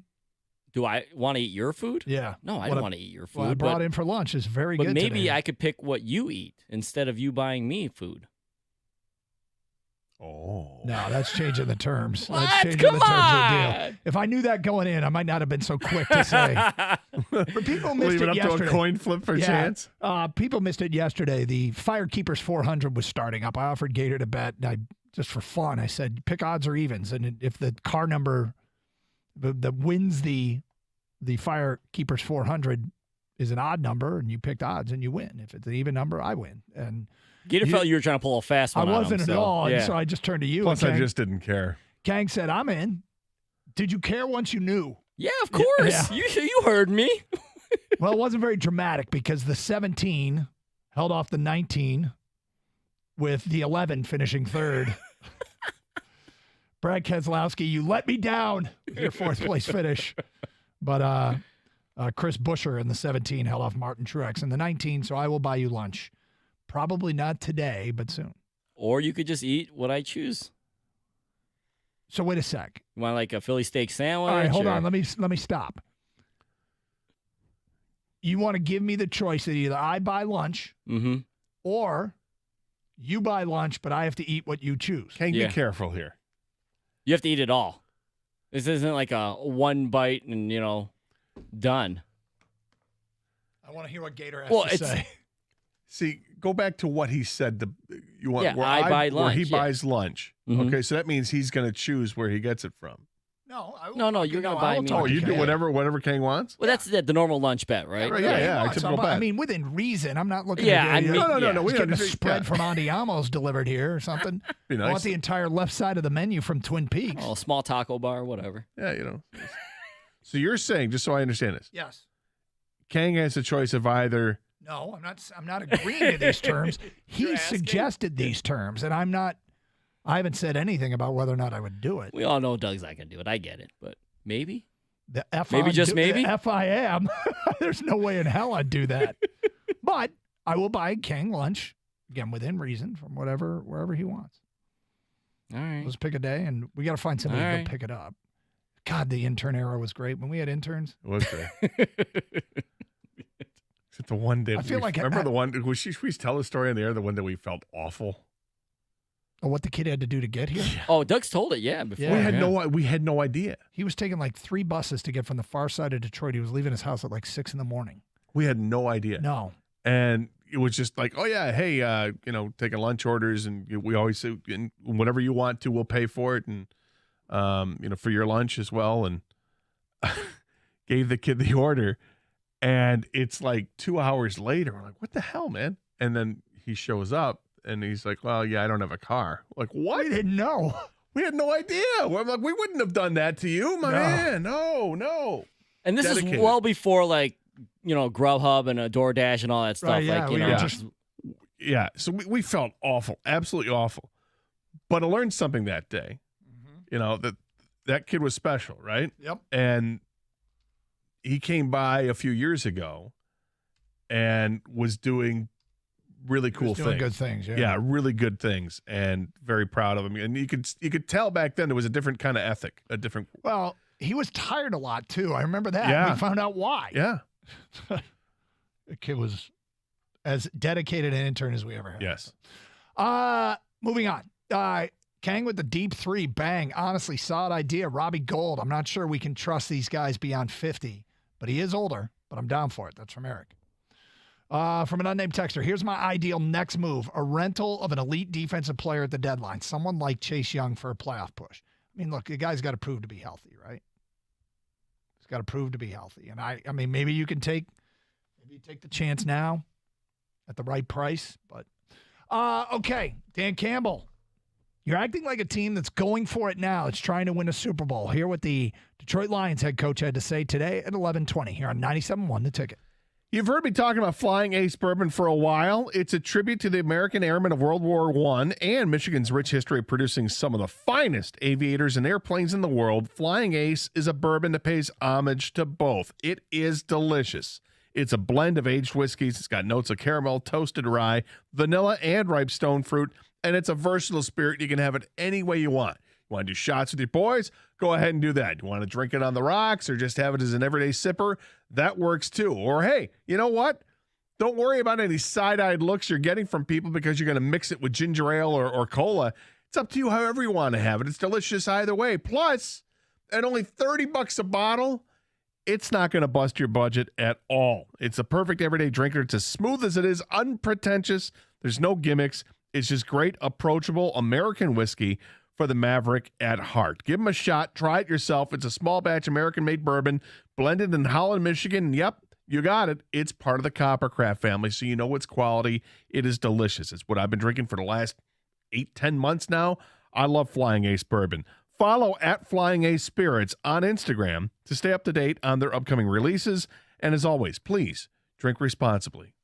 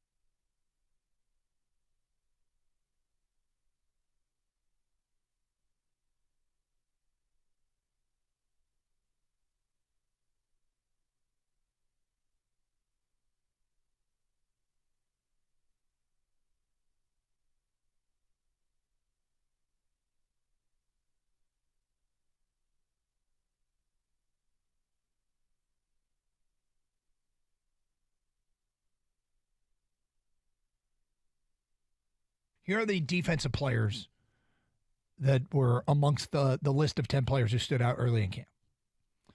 1, defensive back Brian Branch. First-round talent that dropped to the Lions in round 2. Branch has come to Allen Park with a chip on his shoulder and something to prove. Branch is already working himself into first-team reps with his ability to play both in the box and cover equally well. If Branch continues on his trajectory, it's going to be hard for defensive coordinator Aaron Glenn to take him off the field, especially on passing downs. Okay. That would be useful. That's very useful. And I know Gator subscribes to this, is the guys in the secondary seem to always get hurt, and they get hurt often. Yep. Whether it's for a play, a week, or a month, you have to have depth there. And if you have quality depth, that's huge. Because going against Doug Karsh, Scott Anderson, 97 won the ticket. What happens in a game, Doug, when a starting cornerback goes Kind out of of crazy the game times with the Lions. They got Teddy Bridgewater. That guy he's covering immediately gets targeted by the other team. Unanimous. Okay, from, so to have Brian Branch, probably the number one answer Jerry about what's your Jacobs, biggest concern about this Lions team. Backup quarterback position was a popular answer. Also off the defense. And Teddy Bridgewater seemed like a popular Hutchinson. Solution to the problem. Gaining strength and Lions polishing some we have not seen for how much money the results have him looking like I was he will not wondering, be playing this week. Dan Campbell expects him to be practicing with the team next week. Joint practices who's the worst going on at this hour with the New York life? Giants out of the Allen Park headquarters. Today and tomorrow, we'll be broadcasting live from out there tomorrow. That's a terrific and question. Lions play the Giants Friday night. But, and just having a look at the responses coming in, almost everybody loves it. And, we're taking phone calls and feedback on that. Additionally, what move is next? But in Bridgewater, they're getting a guy that has played in so many different systems. Dan Campbell said he'll be familiar with what we're doing. It's just getting used to the verbiage. He said, you're calling this that. And, but they work together in New Orleans. He's been in Miami, Minnesota, Carolina, Denver, New Orleans. And when he was in New Orleans, Dan Campbell said he just seamlessly picked off where Drew Brees left off when Brees got hurt. And he's got a winning record as a starter, a veteran. I think he's 31. So we're talking about a guy that is a great insurance policy. It's crazy because it's unilateral praise for a player we hope we never see. Exactly. But so what do you want to have happen next? All right, so the other part of this is, the Lions are operating like a team, and we've seen our share of rebuilds here in Detroit across all 4 professional sports programs. But the Lions are hitting the accelerator here. They're trying to win now. And that question came up today for Dan Campbell. Here was the exchange. There's a reporter and Dan Campbell about that impression, that exact impression that they're trying to win now. Here's what the Lions head coach had to say.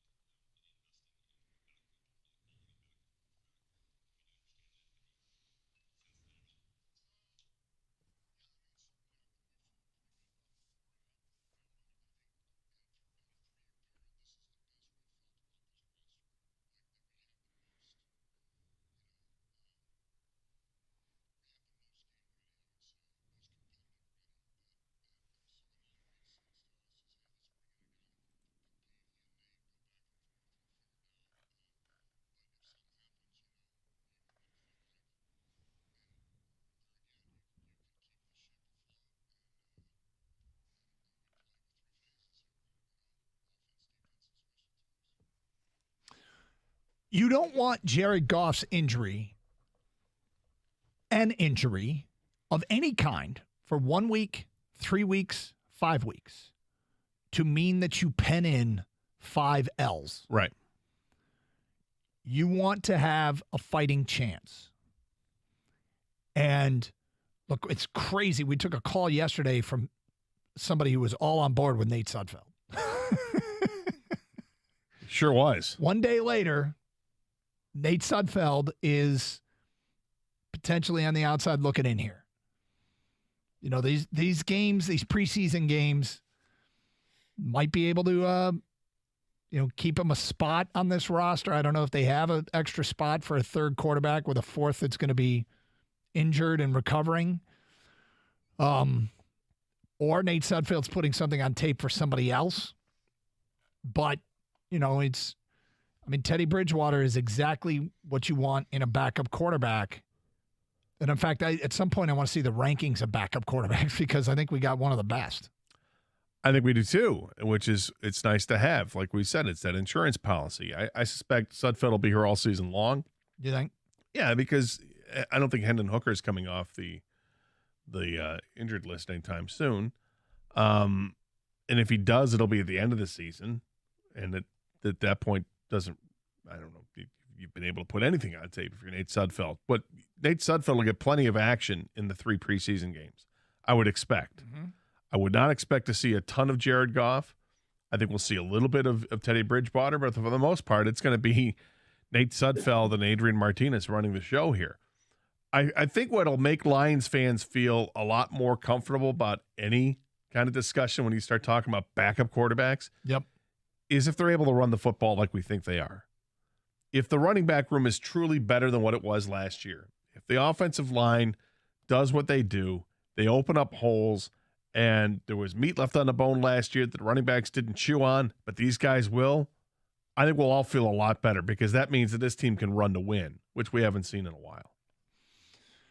All right, before I get to this next swath of texts that have come in, the way this works is the texts come in at a rapid pace. We don't have time to really sort through them, and so Kang does it for us. And he gets the ones that really help forward the conversation, cuts and pastes them, and sends them over to me, and then I read them on the air. And we appreciate the work that he does. So this is Kang's latest selection. Kang, I totally agree with Robbie Gould. That's from Jim and Clausen. Kang is right on the money. We need a solid kicker. Preach on, Kang. Unnamed texter. Unnamed texter. Spot on, Kang. Robbie Gould. Next text. Showing some love. Right on, Kang. Hashtag get gold. Look at that. And then my personal favorite. Kane is dead on. No matter how good a team is, a lot of wins come down to a field goal. Go get a kicker. I couldn't find any that opposed the views, guys. I don't know what to tell you. I mean, this is what came in. I was like, come on, can we get one that disagrees? And well, we can't even really find anybody. We have one call that disagreed with the Teddy Bridgewater signing. If we have one text. No. I definitely would have put that through for sure. Yeah. Most people love what the Lions are doing, and it's scary. And so when I brought up the next, you brought up the next move, and I suggested Robbie Gould. Honestly, it was Robbie Gould, and second was Chase Young. Spot on, Kane. From Gator inside the studio. Kane, you're dead on, Kane. I love the signing. Goff won't be here forever, and mobile quarterbacks are the new NFL. With the guidance he's getting now, Hooker is going to be unstoppable when he's ready to move up and take the reins. I mean, I will start with, Gator was banging the drum for Hendon Hooker. It almost started when he got hurt because we weren't going to invest a high draft pick in him. But when he got hurt, Gator started what they might consider talk. Well, because the guy was the leading Heisman Trophy winner, a candidate at that time. And then he got hurt. And you can't discount what he had done to that point because he had the Alabama game under his belt and looked fantastic in it. So, yeah, I thought there's obviously plenty of talent. Did it with his arm, did it with his legs. Let's go. LFG. Next text. I think the Lions' defensive tackles are underrated as hell. Broderick Martin is massive and ahead of schedule. Lee McNeil has been putting in insane work, and Isaiah Buggs is looking great. That's from an unnamed texter. There is high praise for that position in training camp. I'm a little leery because it's just training camp, but I'm intrigued. And Broderick Martin is the most interesting draft pick, in my opinion, that they have. So it was a player that they couldn't let get away, so they traded up to get him, and I want to see why. We all pretty much, most of us, if not all of us, love the Teddy Bridgewater signing, right? Mm-hmm. Let me get your reaction to this, because we don't know what the contract details are yet. I am. What if it comes out Teddy Bridgewater signs 2-year deal with the Lions? What does that tell you about the Lions quarterback situation with Goff, Hooker, the whole room? Or if it's longer than a 1-year deal is what I'm saying. It would tell me that they did it for financial reasons. That there's a benefit to them signing a 2-year deal. They could, pay the money in a signing bonus or whatever and lower the cap for it. And then if they would bring him back next year, we understand why. I'm interested that they would put him on the same timeline as Goff. I think Gator's probably right. It would just be a financial move to take a small cap hit next year to get him a bunch of money up front to get him to sign.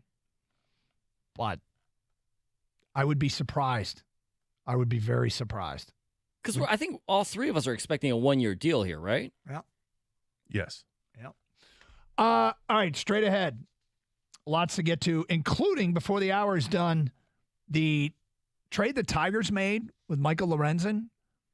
Dave Dombrowski gives up some scoop on how it went down from their perspective and what the Tigers asked for and what he said no to. We'll get to that before the noon update here on 97.1 The Ticket.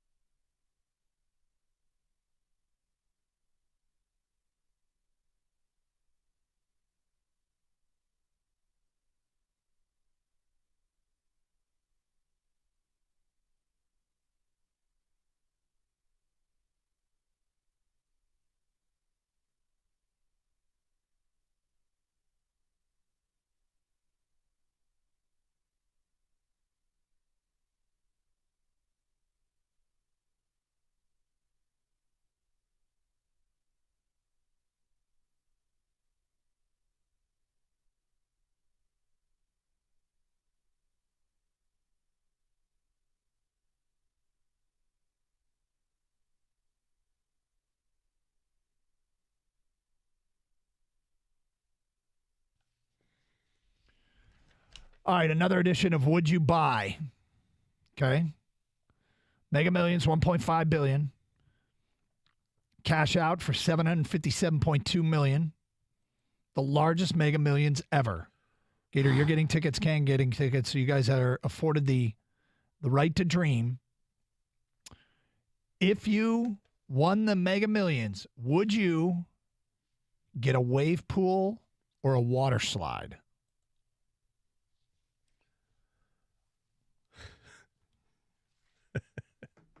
Wave pool or water slide? My backyard experience includes an amazing pool, an absolutely amazing pool. And part of that is definitely a slide. Do I want the wave pool? No. I don't have children. I don't need the wave pool. But wave pools are fun for adults, too. Yeah, I don't need the wave pool. My pool would be fantastic, and part of it is definitely, without a doubt, there's a slide involved. Mm-hmm. But it would be a slide made out of, like, rock and obviously smooth surface for it. But it would... Not like gravel, right? No, but the pool I envision in my backyard is something that would look like natural. It would be like a cenote, like you would see. Your backyard look like Maui, but with the slides. You know what I mean? Like I don't know, like a. It would kind of look like it's like I got waterfalls everywhere. Yeah, lots of rock. And sounds like a grotto. Kind of is. Yeah. There would be a grotto. The grotto would be another part of it. Yeah, it would be. So slide, but no wave pool. No, I don't. No, don't need the wave pool.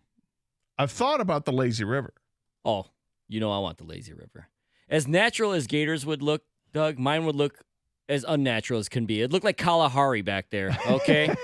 It would look like, I mean, there might be a snack stand. This is not natural at all. There's going to be, the only rock is granite. It's going to be, is going to be, for the kids, adults, there's going to be, wave pool, lazy river, awesome slide. What do you call those? Splash pad area. Hot tub area, the whole nine, my friend. It's gonna be. Oh yeah, there's all that. I mean, there's hot tubs, absolutely. Yeah, might be turnstiles. You know what I mean, to get in. I don't know, whatever, dude. You might have the lines that you go back and forth. Lifeguard the cattle, on duty. The cattle. Kane's got actual dolphins that you can ride. Yeah. Seals.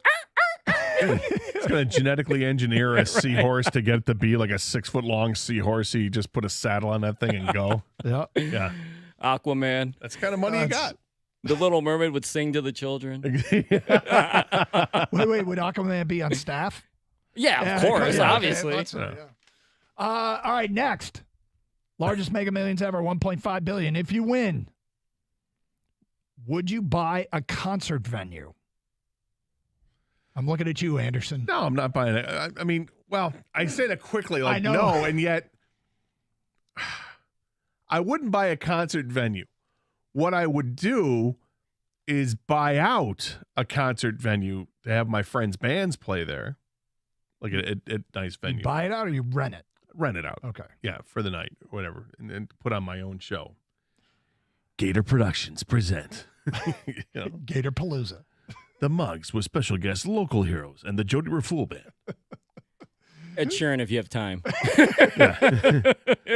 I'm sorry you got bumped again, Ed. Right. I'm sorry. And 15 minutes of Sheeran.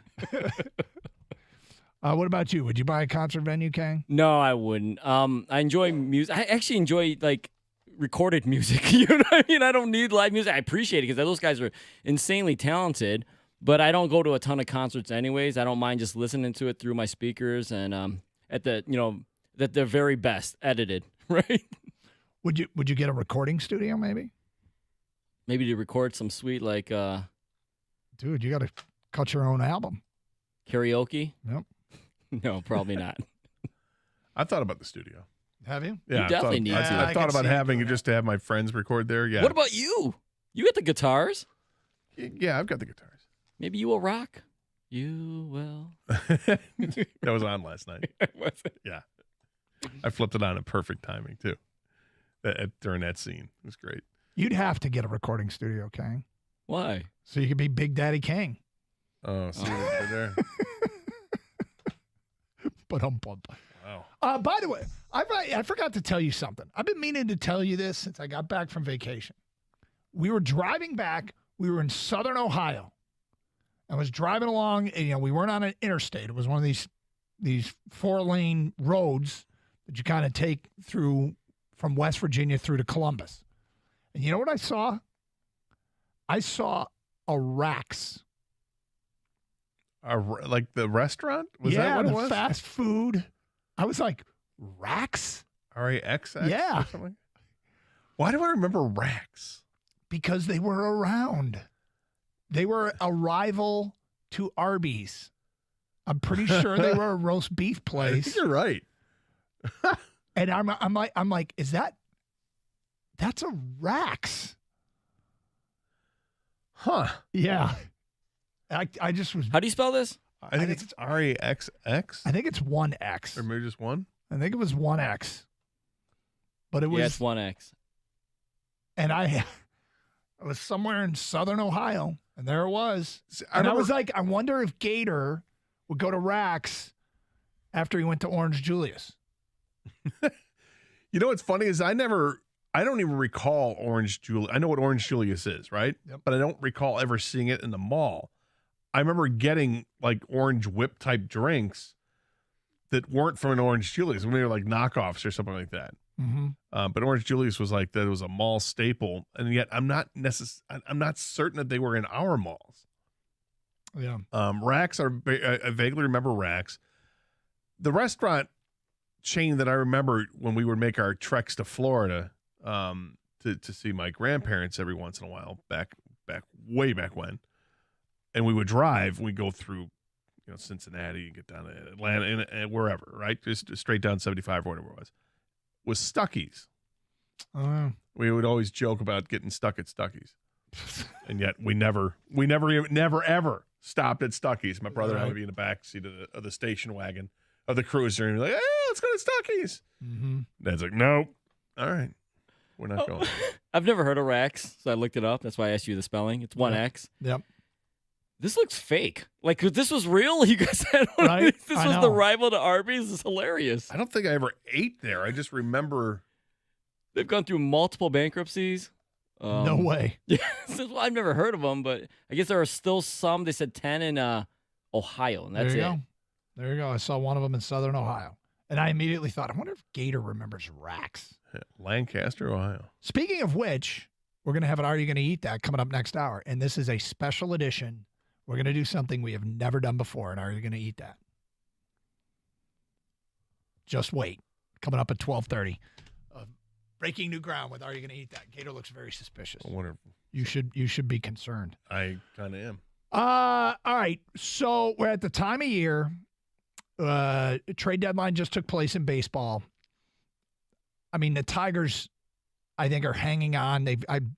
I'm somewhat grateful to this team and to the entire American League Central for having them play what felt like meaningful baseball games right up until just before the trade deadline.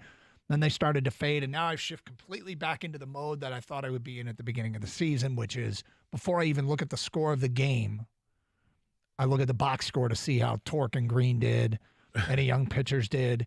If I flip the game on, I want to know where they are in the order so I can see some of these young guys. If Kerry Carpenter's going to hit, make some decisions. Right. Are we keeping Jake Rogers? Are we keeping Akil Baddoo? Watch these guys at bats, see if they're turning a corner, et cetera, et cetera. But Dave Dombrowski gave up some insight on how the Michael Lorenzen trade went down. And we'll get to that coming up today at 11:48. Looking back at the trade deadline, it is not, it's not going to be considered a great moment in Tiger history. It doesn't feel like, it's going to feel like a missed opportunity, if anything else. And I mean, that sucks. But, we've talked at great length about how it went down and how it felt like the game changed on our GM right at the last minute. And maybe, just maybe, that was a sign of his inexperience. The only way this will be remembered fondly is if Hao-Yu Lee turns into an everyday player and a productive one on a good team. The player they got for Lorenzen. Yeah. Yep. But how it went down from the Philly perspective is interesting because they kind of connect some dots in a story in The Athletic about how who the Tigers asked for, who they originally asked for. We'll get to that today at 11:48. Carson Anderson, open lines, 248-539-9797, 97.1 The Ticket. Hey, discover how good your water can be, like our family did with a new Kinetico system that removes up to 99% of the contaminants, which means our water is filtered. And if you don't filter your water, you are the filter. Get clean, purified, great tasting water that reduces plastic bottle waste by calling 855-339-4242 or visit cgcwater.com. They do a lot more than just install filters. This month, get 50% off that K5 drinking water system with a purchase of a Kinetico Premier Softener. We also got a tankless water heater from CGC. Financing options available with approved credit. CGC Water Treatment and Plumbing, your authorized independent Kinetico dealer.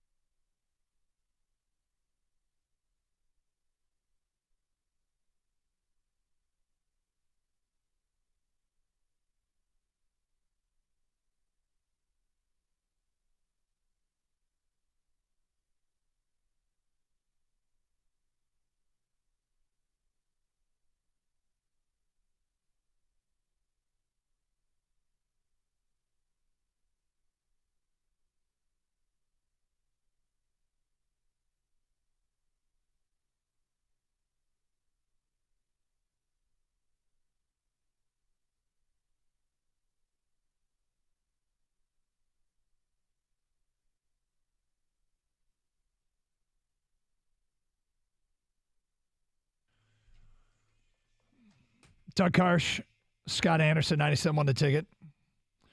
Open lines, 248-539-9797. So, couple things here. One, we were talking about the Lions quite a bit today, and we'll circle back to them next hour. But I thought this was really interesting. It came off the Athletic, their Philadelphia Phillies beat reporter talked with Dave Dombrowski about how the trade went down for Michael Lorenzen, and he kind of timelined it a little bit and said Dombrowski said they were engaged with the Tigers for about a week in advance before they made the trade. A week prior, Tigers president of baseball operations Scott Harris gave the Phillies a list of prospects the team wanted back. The Phillies answered a hard no. Dombrowski didn't identify these players, but he did tell reporters last week, apparently some sort of general conversation, that he turned down every club that asked for its most highly regarded young prospects. Pitchers Andrew Painter, Mick Abel, and Griff McGarry.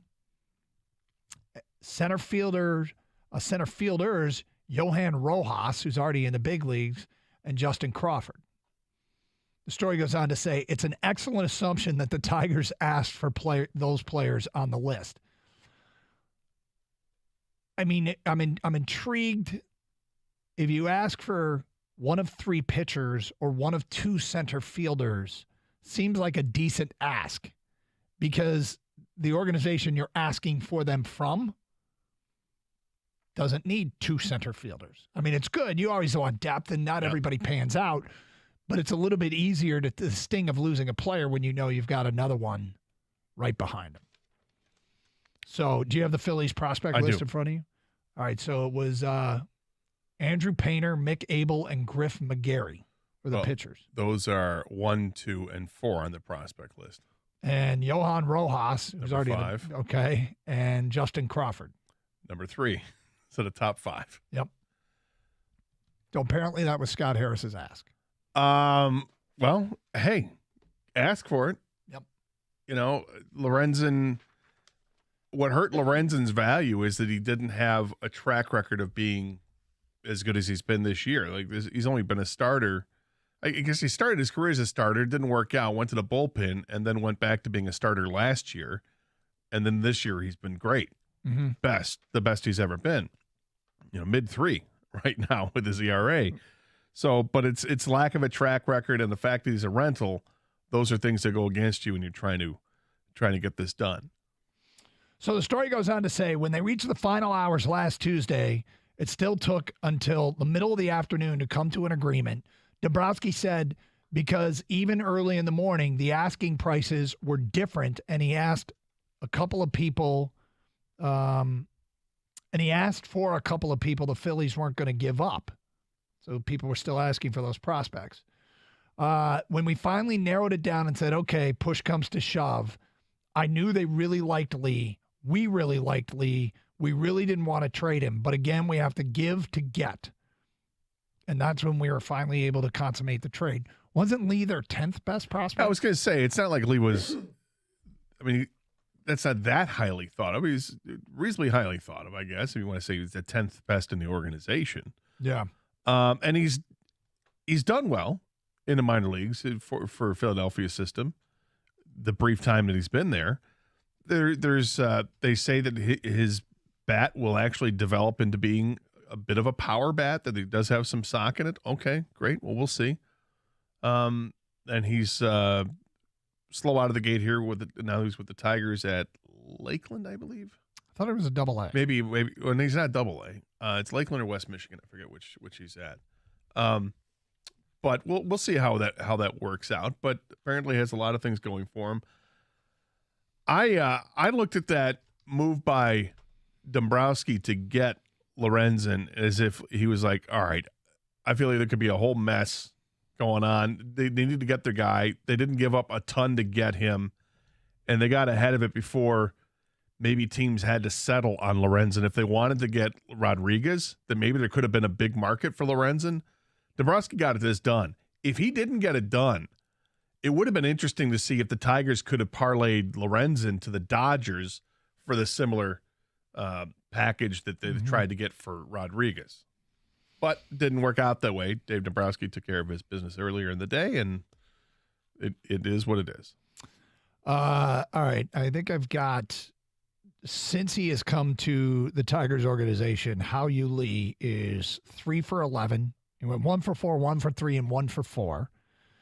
He's got a triple. He struck out 3 times and has been caught stealing once. So and that's just getting going. West Michigan? That is with West Michigan. Meantime, Max Clark.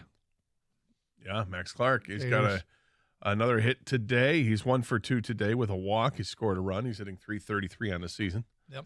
That's good to see. Yep. Early going for him. It was a double for his hit today. So he's hitting the ball with authority, as they say. He's got a couple doubles, couple singles. All right, so anyway, I just thought it was interesting here from the Philly side that the top 5 prospects in the organization, apparently there was a line drawn, and you could only take below this line. And Scott Harris asked for above the line, didn't get above the line, but we don't know if he at one point was told no for Hao-Yu Lee. He might have been. And Dombrowski kind of hints that things changed as they got closer, but he doesn't get into specific as to what happened. All right, Gator, something has started this week that I think rekindles something in you. High school football practice. Started this week. We're going to do something a little bit unique with that coming up here in a minute. What do you remember about the early days of high school football practice? Brutal. 2-a-day practices, practicing in 90-degree plus temperatures. It was, humid as hell. Hated it because a lot of it was conditioning. Mm-hmm. And there were so many drills that I could not stand because they were about conditioning. It's one thing to be running the sprints and the gassers and stuff like that, but we did pursuit drills where, as defensive linemen, they would have a running back get the ball and run to the one side, and you had to chase him down, but you had to take your the right angle to cut him off in case, you're basically trailing the play, but you want to take the right angle. And for a bunch of defensive linemen That's a long run. We're running like 60 yards, and come on, I hated practice in August. Hated it. My little guy has soccer, and he's got to be at the field at 7 a.m. So I'm up at 6, getting him up, getting him going, making him breakfast, making sure he's got everything he needs, which 16-year-old boys are forgetful. And so it's been some early mornings for me this week getting him going. But here's what we want to do. Kang, yesterday you were driving. Were you driving home or you running errands? Where were you? I was driving home. Okay. And what did you see? Saw high school football practice going on, friends. And who was it? It was Eisenhower. Okay. Eisenhower Eagles. Gotcha. So what we want to do at 248-539-9797, as you were driving around Metro Detroit this week, who did you see practicing? Who did you see practicing? Text us at 248-539-9797. It's just interesting. Last night I saw on Twitter that somebody was tweeting out different aerial photos of different fields for high school fields. So seems like a lot of people like debuting their new look. Yeah. So I retweeted a picture of the Ferndale Eagles, their Ferndale's field, because I thought it was awesome with this giant graphic of an eagle. Is that one where the eagle literally goes from like sideline to sideline? It's like massive. Not quite that big, but it's a massive one. Yeah, it goes from the 20 to the 20 with the wingspan. The eagle is awesome. You said you tweeted it out? Yeah. Retweeted. It's from look at the talons are on one sideline, the tip of the wings are on the other. This is the biggest center field logo I've ever seen. And the word Eagles is written from the 10-yard line to the 10-yard line. The starts at the 10, the S ends at the other 10. It's 80 yards long. It's massive. There's no mistaking. People walk in and they won't ask, what's the school's nickname? Right. It's field turf. Mm-hmm. Because most of the fields these days are field turf. I remember playing on that field my senior year and being benched for the first quarter or so of that game because I had after our first game, that was our second game of the year. The first game of the year, as soon as the game was done, I flew out that next morning because that was Labor Day weekend, and we flew out to see my grandparents in Wisconsin. And I was back Monday. So all I missed the game films on Saturday. I didn't miss any practice. I was back for practice on Monday. As punishment for missing game films, I was benched for the first quarter, and then I got to come back in the game. I didn't mind so much because as a defensive lineman, the offensive linemen that I were going against, Ferndale had 3 guys on their roster that were legitimate 300-pounders. Really? Yeah, and I was 230 35 pounds, I think, that year. So you weren't stoked to get I was not stoked to get beat out of you. Yeah. My buddy Bob Van Dam, BVD, Bob was in there in my place, and Bob was decent sized guy at 6'5", but he was like 210 pounds. He's definitely lean. He came out of the game and he's like, man, that's tough. Like, yeah, we lost 33-0. It was not a good day for my team. 33-0? Yeah, well, we lost every game that year, but that was 33-0. How many times you guys get shut out? Quite a few. Yeah, quite a few. Yeah, I can think of at least 3 off the bat that I know we got shut out in. Yeah, and this is what was weird. We're leaving. We're in the bus leaving Ferndale, and some of the Ferndale fans or students, whatever, started throwing stuff at our bus. And I remember looking back going, you just won 33-0. We're not talking smack. We did nothing to offend you. You guys ran all rolling. What are you guys doing? Why are you mad at us? Yeah, we didn't do nothing. All right, so 248-539-9797. Tell us who you saw practicing, where you were.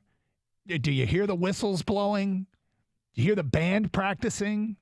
Oh, I'll hear that all week. Yeah, I'm firmly in between like several high schools. So you're going to hear the band I'll hear practice a bunch. Yeah. All right, 248-539-9797. Tell us who you saw, who you heard this week with high school football practice starting. Another edition of Are You Going to Eat That at 12:30. Got a Lions question we will get to as well. Dan Campbell said something today I want you to react to and get your take on it.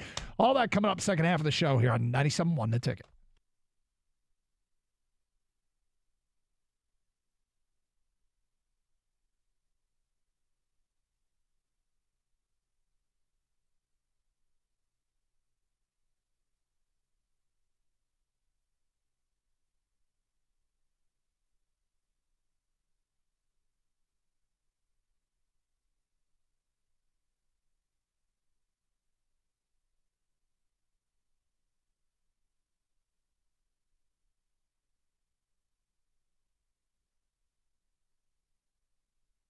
I think Brad Holmes told you exactly what he's thinking about Jared Goff right there. He talks about we have to retain good players, our core players, and he names Jonah Jackson, Penei Sewell, St. Brown, and he starts to name Jared Goff, and then he stops.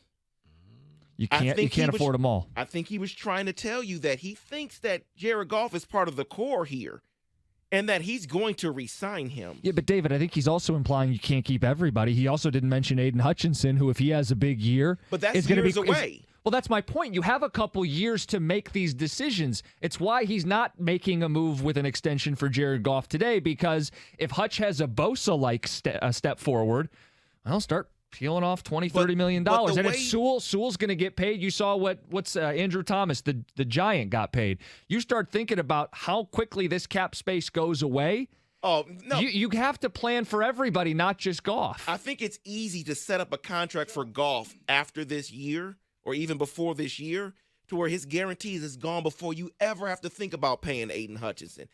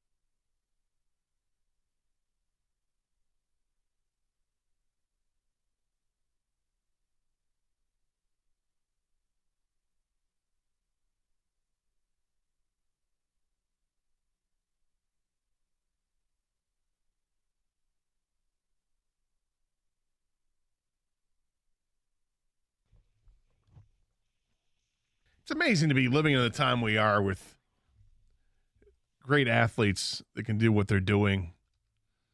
I mean, here it comes. What Shohei Ohtani is doing is fantastic. There is something amazing about the story Gator's about to tell. Keep going. We know what Shohei Ohtani is doing is incredible, Yep. right? Never been done before. Yep. And then last night, we get a glimpse into the future again, and a new nickname was coined, and give Cameron Maben all the credit. Shortay Ohtani, as Zach Short comes in the game, shuts the door in the ninth inning, his fourth appearance, I believe. He's got a 1.8 earned run average, and he's a position player. We got him right here, folks. Right here. So here's the amazing part of the story.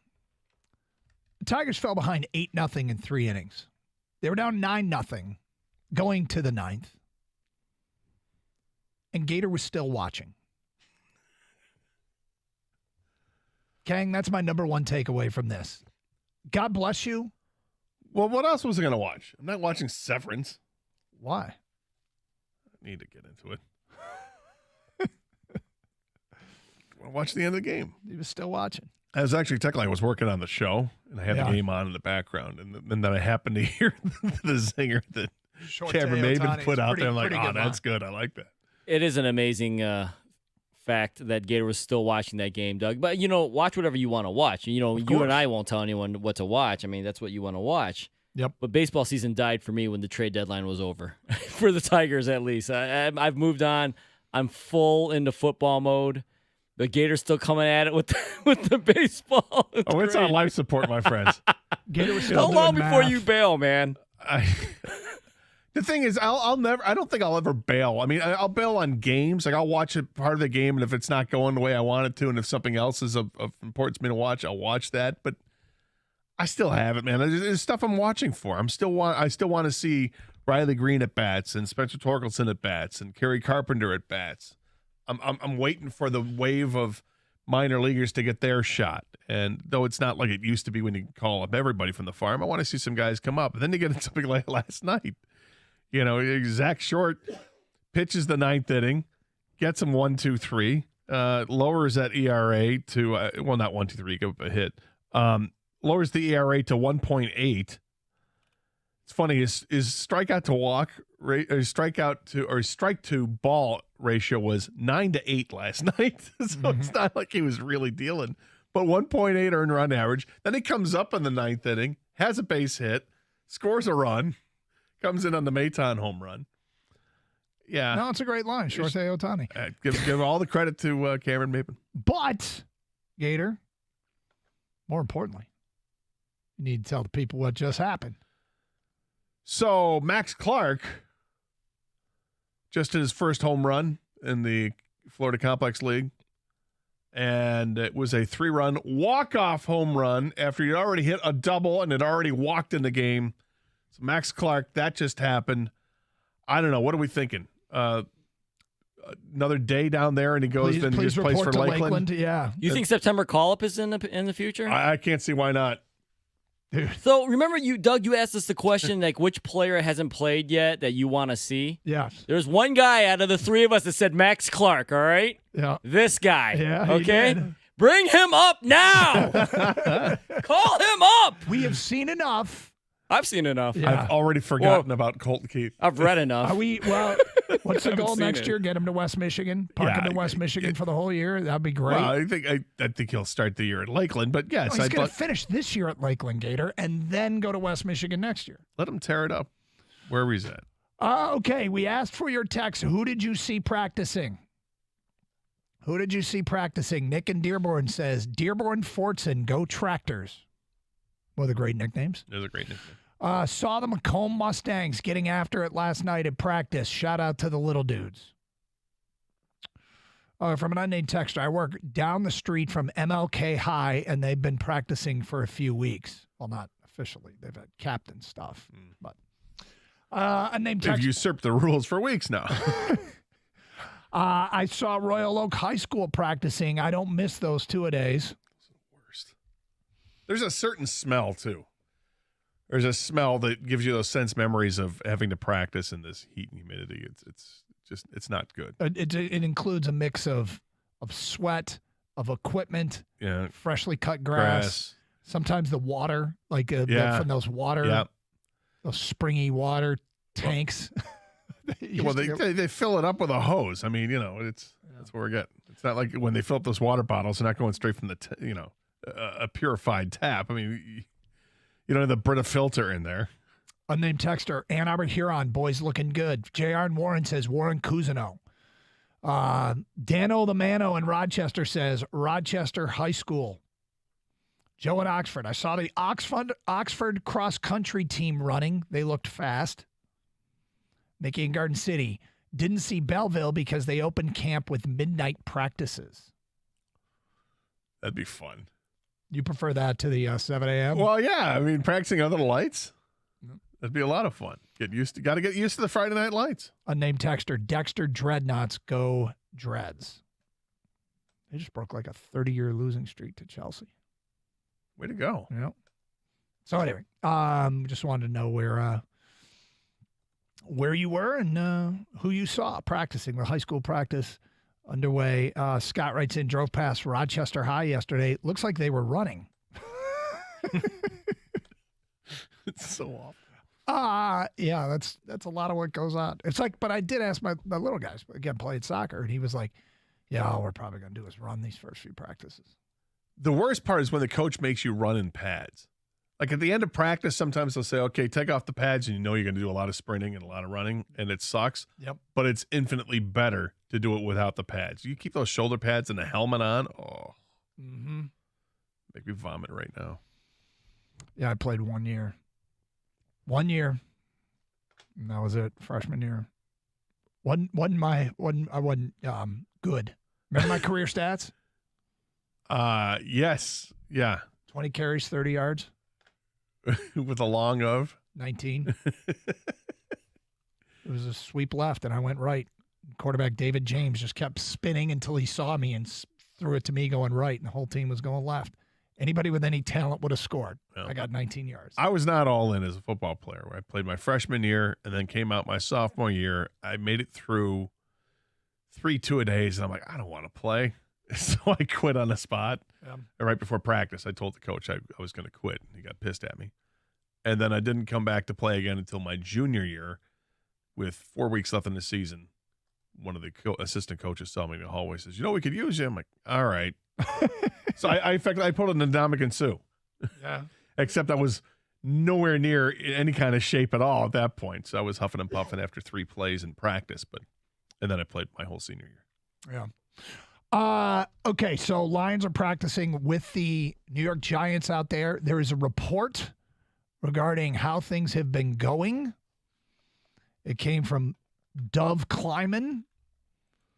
Said it's been a good day for the Lions defense, or maybe just a bad day for Daniel Jones. And, the fact is, Daniel Jones is not the strength of their team. And so I'm glad that he's not tearing up the Detroit Lions. But here's what he tweeted out. Report, Giants quarterback Daniel Jones is reportedly struggling against the Lions in joint practices. He went 5 of 12 in 11-on-11 session via Connor J. Hughes. Who's Connor J. Hughes? He is the reporter covering the Jets and Giants for SNY TV. Safety C.J. Gardner-Johnson dropped an interception. Jones also apparently missed open receivers. Rough one for the quarterback, per Connor. So it doesn't even sound like maybe we should give the Lions too much credit. Whoa. He said he's missed open receivers, and the Lions. Maybe he's missed him because the pressure has been just too damn strong. There we go. The Detroit Lions have released a depth chart. I love depth charts. Why do they even bother with a depth chart? I don't even care. We'll get to who your starters are coming up today at 12:15 here on Carson Anderson, 97.1 The Ticket. Add curb appeal, value, and beauty to your home with new Therma-Tru entry doors from Builders First Source.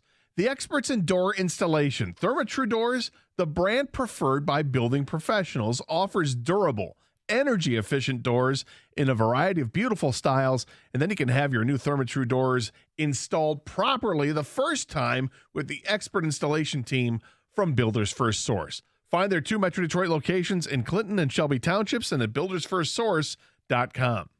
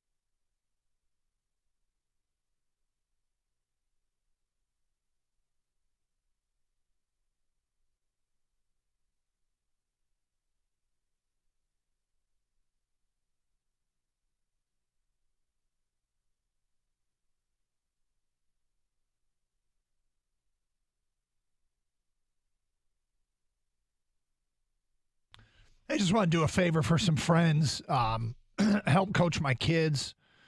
The Common Bond charity golf outing is coming up, a basketball program in Washtenaw County. They have a golf outing Friday, this Friday, and 18-hole, 4-person scramble, $600 to get in. Starts at 8 a.m., and you can just Google search it. They are trying to come up with scholarship money for kids who can't afford it, and this is one of the ways they do it. Where's it at? Outing. It is at the Washtenaw Golf Club in Ypsilanti. So I'm sure you can Google search Common Bond Charity Golf Outing for more information. We have sponsored a hole, Gator. Excellent. Yep. So my kids came through that program, and I do appreciate it. So if you're looking for a way to support the community, that's a way to do so. Again, Common Bond Charity Golf Outing. All right, Gator, we got a depth chart from the Detroit Lions. You know me. I love depth charts, and I love artist renderings. So, looking at this, and I'm trying to figure out, they've got extra players that are kind of listed And it almost looks like they have them listed as starters, but they don't. They aren't starters. The wide receiver spots, the 3 wide receiver spots. Marvin Jones, Josh Reynolds, Amon-Ra St. Brown. No surprises. Jamison Williams, Denzel Mims, and Khalif Raymond are listed as the primary backups. Antoine Green, the rookie, is 3rd on the depth chart and one of the wide receiver spots, as in maybe the surprise of camp, Dylan Drummond, the wide receiver out of Eastern Michigan, listed as 3rd. Trinity Benson is listed 4th. Do you know he's still on the team? No. All right. Actually, I did, but am I surprised he's still on the team? Well, that's a whole issue. Offensive line, no shocker. Well, how about right guard? Halapoulivaati Vaitai is listed as a starter. Okay, over Graham Glasgow. Yeah, they got Glasgow as a backup. Excuse me. No surprise on the offensive line.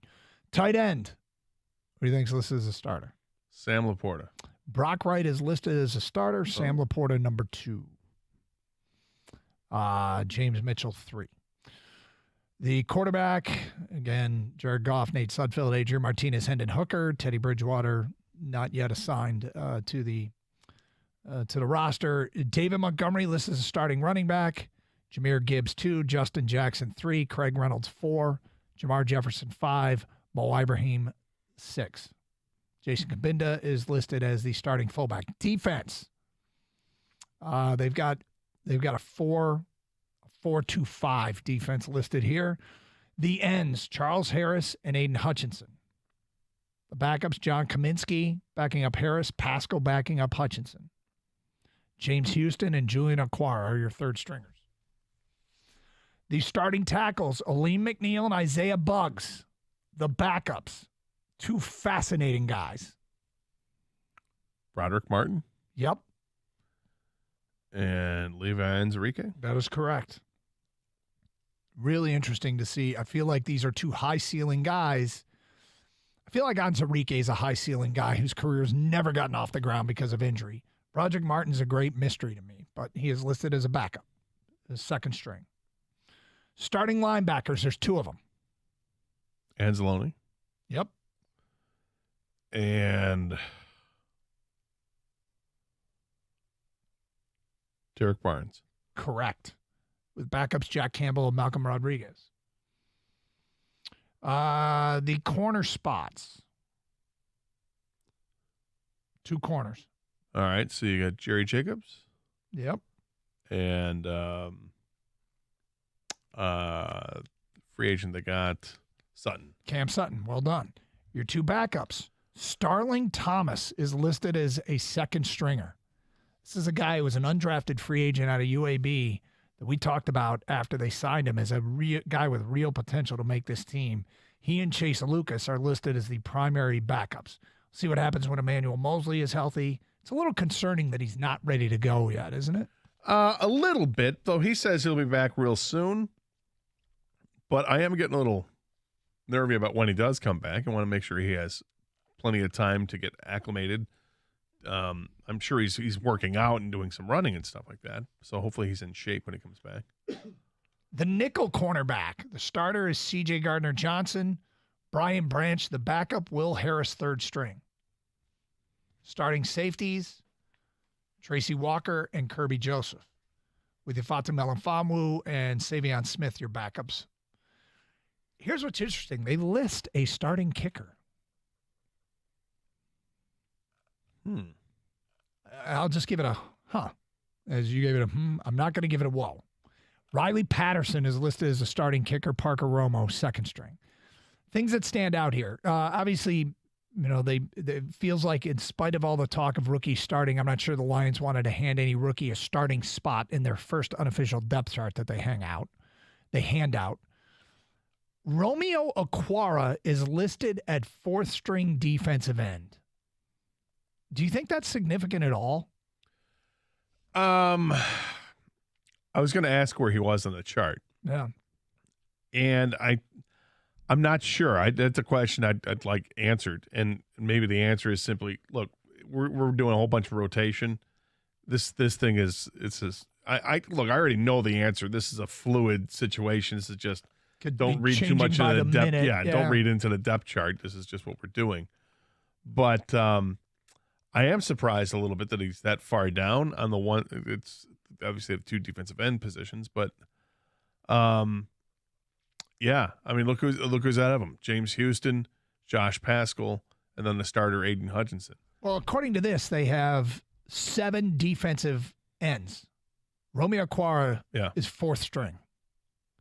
Again, if this is in any way significant, this is... And he's getting paid the most, right? I would have to go back and look. He might be, yeah, because he, second contract. I do also find it really interesting, a couple guys, Starling Thomas being a 2nd string corner and Dylan Drummond being a 2nd string wide receiver. 2 things that kind of, I'm sorry, he's listed, my bad. Dylan Drummond's listed 3rd string, so that's on me, my bad. But Starling Thomas being on the 2nd team, that's interesting to me. That guy must be, everything we've heard, he's done enough to be listed ahead of a couple of veterans, although Emmanuel Mosley coming back probably changes that. So. Yeah, maybe that's the same thing with Okwara's situation. Prove that you're healthy, and then you'll shoot up the depth chart. Yep. Anyway, anything stand out to you, Kang, or do you not care? No, it's not that I don't care. I try not to look into these too deeply because you never know if they just want to get better looks at certain players in certain situations, right? Like, I guess during practice, Sudfeld was going against the number 1 defense for the Lions. They want to see where he's at. Yeah, the Giants. Yeah. But by the way, what I do kind of take into account a lot is all the reports coming up right now in real time. Yeah. Are the Lions are dominating the Giants in this practice. Is that right? Yeah. Like, the defense, Daniel Jones can't get anything done. They're going more than 4 downs. They can't get a first down. Lions players were celebrating. But, I take it with a grain of salt, too, because... These things flip on the day. Yeah. Watch tomorrow. The Giants will be dominating. Do we know if Saquon Barkley is practicing today? I have not seen anything on Saquon yet. Okay. One thing that I do find interesting about this is that they've got 7 running backs. They got 6 running backs and a fullback. So how many of these guys get roster spots? Mm-hmm. When you look at Mo Ibrahim, you and I both like him a lot. Yep. Watched him play in the Big Ten for years. Practice squad. He was just steady Eddie guy. Yeah. Is it practice squad guy? And then if he is, then who's odd man out? You've got Craig Reynolds, Jamar Jefferson. And one of those guys, the odd man out. I don't know how many guys you can have in the practice squad from that position, how many you want to have. Justin Jackson brought back, and he's the 3rd string guy. So, yeah, it's, again, trying to make sure we don't overreact to any of this. I'm a little surprised to see Mo Ibrahim listed basically last. It's a depth chart. A depth chart, and it's the first one put out, and it's unofficial. Stephen Gilmore. Somebody asked about Stephen Gilmore. He's listed as the 3rd string corner. And Denzel Mims is listed as a backup wide receiver, and that was for someone on Twitch who asked about that. So, Dronix, I think it was. So hopefully that helps. But that's where it stands as of right now. So they're dominated, huh? Yeah, but wasn't it Hard Knocks last year when the Lions got dominated by the Colts day 1? I think they did. And they flipped the script maybe the next day, or as that went on during the week. It's practice. Just practice. You don't know how hard one side's going in practice, until then they get their cage rattled and they get pissed off and it stirs something loose in their tiger and then they come back stronger and you don't know. What maybe it just matches up well with the play that they're running, with the defense they're running. There's so many factors that go into it. I'm just happy to see that. Look, it sounds like a win in practice. Great. It means nothing until you see it actually on a game. Well, we'll be out there tomorrow and get a chance to take some of it in firsthand. Does this surprise you that Logan Stenberg is listed as a 3rd left guard? Like, this is the guy out of Kentucky a few years ago they drafted, and all we heard of, he's got a mean streak, he's really good run blocker, and has really struggled in his time to get onto the field. And, of course, he's basically only done it because of injuries. And even then, he's been supplanted by other people over the last couple of years, and now here he is already 3rd string on this depth chart.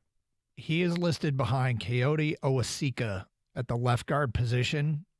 So, yes, I am a little surprised. To see him. But, You know, you have to think if it's not going to happen now with Logan Stenberg, I don't think they have a ton invested in him. It might be, he might not make this team.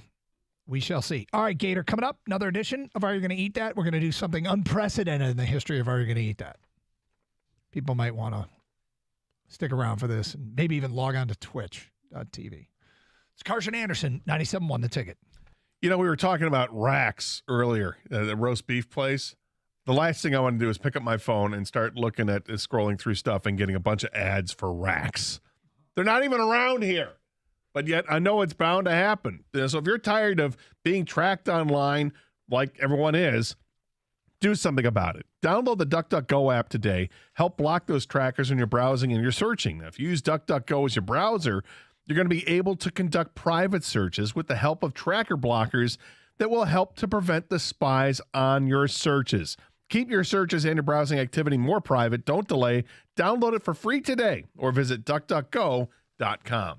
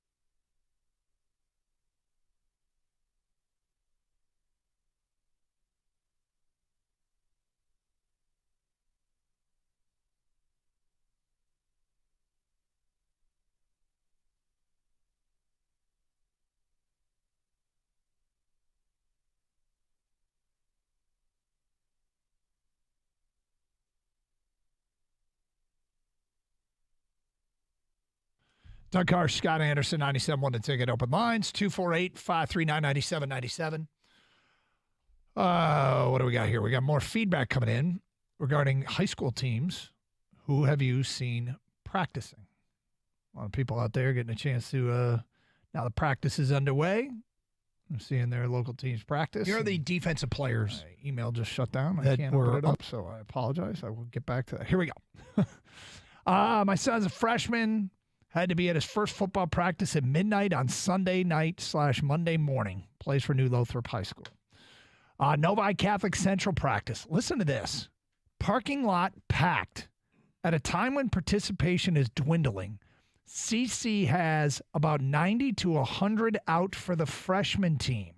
What? They only have 230-ish in the freshman class. Oh, my God. That's wild, isn't it?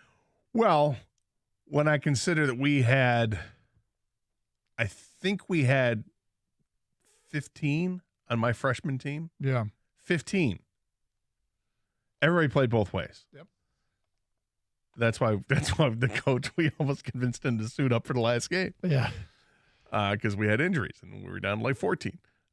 Maybe you can play coach. No, I can't. Maybe I can. Maybe you can. 90? Yeah, 90 to 100 freshmen out. I remember when we came out for we had a scrimmage against some school, Van Dusen or something. I don't even know if they were Metro Detroit or if they were from another state. I have no idea. But they got off the bus and they just kept coming off the bus. And here's another bus and they kept coming off. This was freshmen. They had like 70-something players on the team. Wow. And we're like, coach. But 90? Yeah. You That's what this texter says. You can't even have equipment for 90 players on a freshman team. I mean, think about that. So then you got. I think some of these private schools probably can. But think about that's just for freshmen. Yeah, I know. Then you got JV and then you got varsity. So how many people are playing? How many people suit up for practice for varsity? They got a full squad of freshmen. Like they got a depth chart. They need a depth chart. That depth chart. Doug, you'll be reading that for days. Yeah, Steve in a semi. Oh, that would be a miserable experience if you're not starting, or if you're not number 2 on the depth chart. Yeah, how'd you like that? Go home and tell your parents I'm the 7th linebacker. Yeah. And then the What'd you do at practice today? Nothing. What do you mean nothing? Well, I mean we ran. Well, what about plays? Nope. Why? Well, because Timmy, Jerry, Johnny, and Steve are all in front of me on the depth chart, and that's as far as we only got through 2 of them this week. Brutal. Steve in a semi-truck says, my apartment is on the other side of the fence of the north end zone of the Hazel Park football field. Yesterday, I got home from work and saw a football team was practicing, but was more unfortunate for the last 3 weeks because I've come home from work only to listen to the freaking band. And just when you think it's getting dark and the football team's going to go home, they turn on the freaking lights, and here comes the band. I hate this time of year for that reason. Hazel Park. All right. And the band needs some love, too. They're out there in this weather, up early. Yeah, they work hard at this time of the year. Really hard. And that's not a joke. I mean, that's you're right.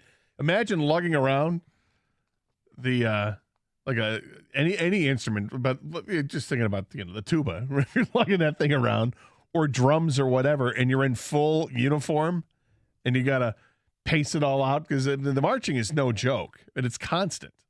You get sweaty. Yeah. All right, here we go. Time for another edition. Are you going to eat that?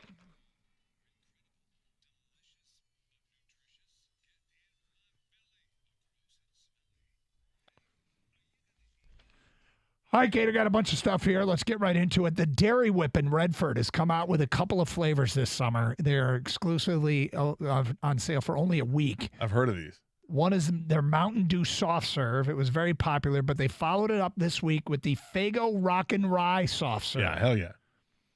I'd love to try that. I mean, the best of all, Gator, it's vegan. Right. Wait, so it's vegan ice cream, so it's made with no milk? Yeah, I guess. Is that correct? Is that how vegan works? I don't think I think vegan includes milk, but I don't know. Does it? I don't know or the maybe first it's thing about soy vegan. milk. I just thought it was funny. I didn't mean to say with disdain. I actually drink soy milk, so it's all right. It's available for this week only. Faygo Rockin' Rye ice cream for the Dairy Whip. Yeah. Okay. That sounds delicious. Would you have tried the Mountain Dew as well? Hell yes, I would have tried the Mountain Dew. Kang, would you try both of these? Absolutely. Sounds great. Refreshing. Great summer drink. Would you try it, Doug? Tasty. I might try the Rock and Rye. I don't think I would not have the Mountain Dew. Next up, Taco Bell is a new item. Do you need me to go on? No, go on. I need you to go on. I'm just $3.49, the grilled cheese dipping taco. Yep. This is with a special slow braised shredded beef. Yep. With a 3-cheese blend of cheddar, mozzarella, and pepper jack that's been melted on the inside and grilled on the outside of a freshly fried white corn shell.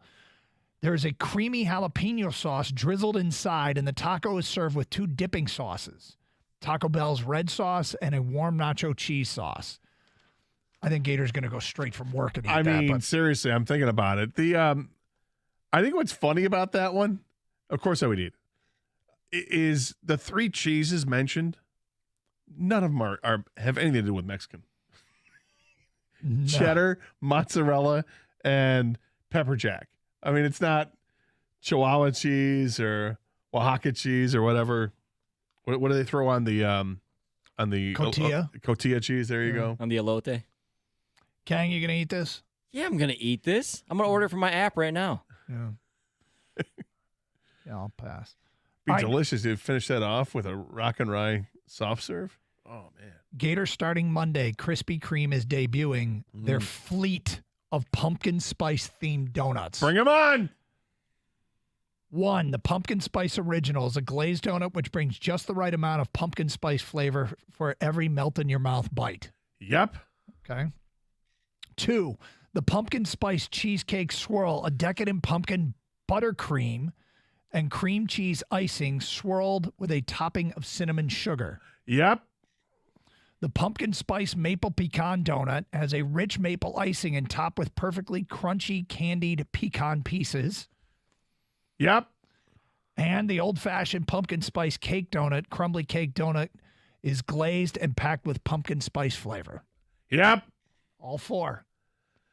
I don't know. Krispy Kreme should probably send some over, so we can all figure out this is good or not. We should do a taste test with that. So this has been a clean sweep. Kang, you in on all 4 of these? I am. Which one sounds the best? I think it was the second one you mentioned. It had the cream cheese, the cheesecake swirl. Yeah. Good call, Gator. I think that's pumpkin spice maple pecan donut. Sounds pretty good. I don't even like donuts. Because you want the pecan. I get it. Like all right, finally, Gator, let's see if it is a clean sweep. The giant corn dog factory in Massachusetts is serving up the Dilly Dilly dog. Dilly Dilly. This is a corn dog made by stuffing a cored pickle with a hot dog. And then wrap it in cornmeal and fry it? It looks like it just comes inside. It's like a corn dog. Oh, there's no cornmeal on the outside. It just you hold the pickle and eat it that way. That's what it looks like. I mean, yeah, I would try it. What? I would absolutely try it, but it doesn't sound like something I'd really want. I'd try it. Kang, what about you? King doesn't like pickles. I don't like pickles, but the thing is, I always try a bite just to be like, do I still don't like it? Yep, still don't like it.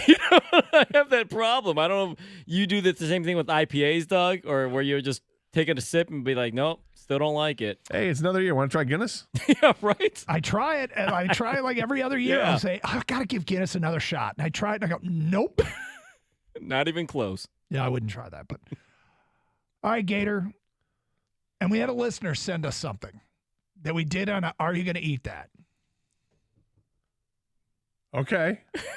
All right. Smiling. The Pepsi pineapple? We'll tell you what it is coming up next. What's the whole point? Is that you were going to show it for the camera so that... We'll try it next. The Pepsi pineapple. Somebody sent us some Pepsi pineapple and a couple other things.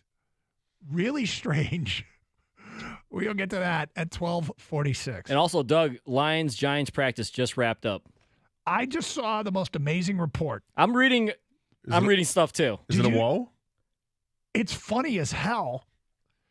One of our new guys is talking smack to one of our old guys. Oh. And it's great. We'll get to that today at 12:50. 97.1 The Ticket. Well, I'm in search of a better night's sleep. So a couple weeks ago, I went over to True Sleep Mattress for a specialized fit, and I finally chose my mattress. It's the Posh and Lavish. I can't wait for this. I lied down on the thing, and it felt so comfortable. It was amazing. It put the 3-inch topper on that, and I'm like, this is the best. Can't wait for it to be delivered to my house. I'm going to absolutely love it. True Sleep has reasonable pricing for high-quality mattresses. Check it out for yourself and find your perfect sleep system at True Sleep. It's Michigan's largest nectar dealer in Troy, Warren, Shelby, or Lake Orion.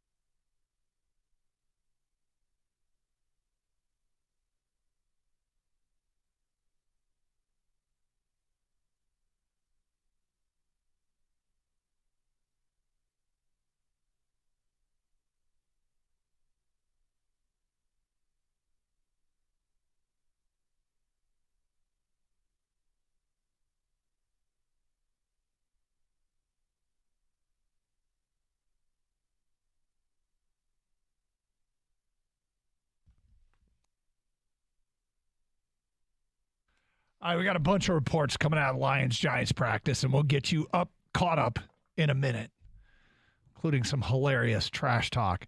We're going to wrap up this edition of Are You Going to Eat That with a kind listener sent us a package of goodies, including the pineapple Pepsi. So if you aren't on Twitch, you might want to log on to twitch.tv, search up 971 The Ticket. You can also do it on YouTube. Go to YouTube and search up 971 The Ticket.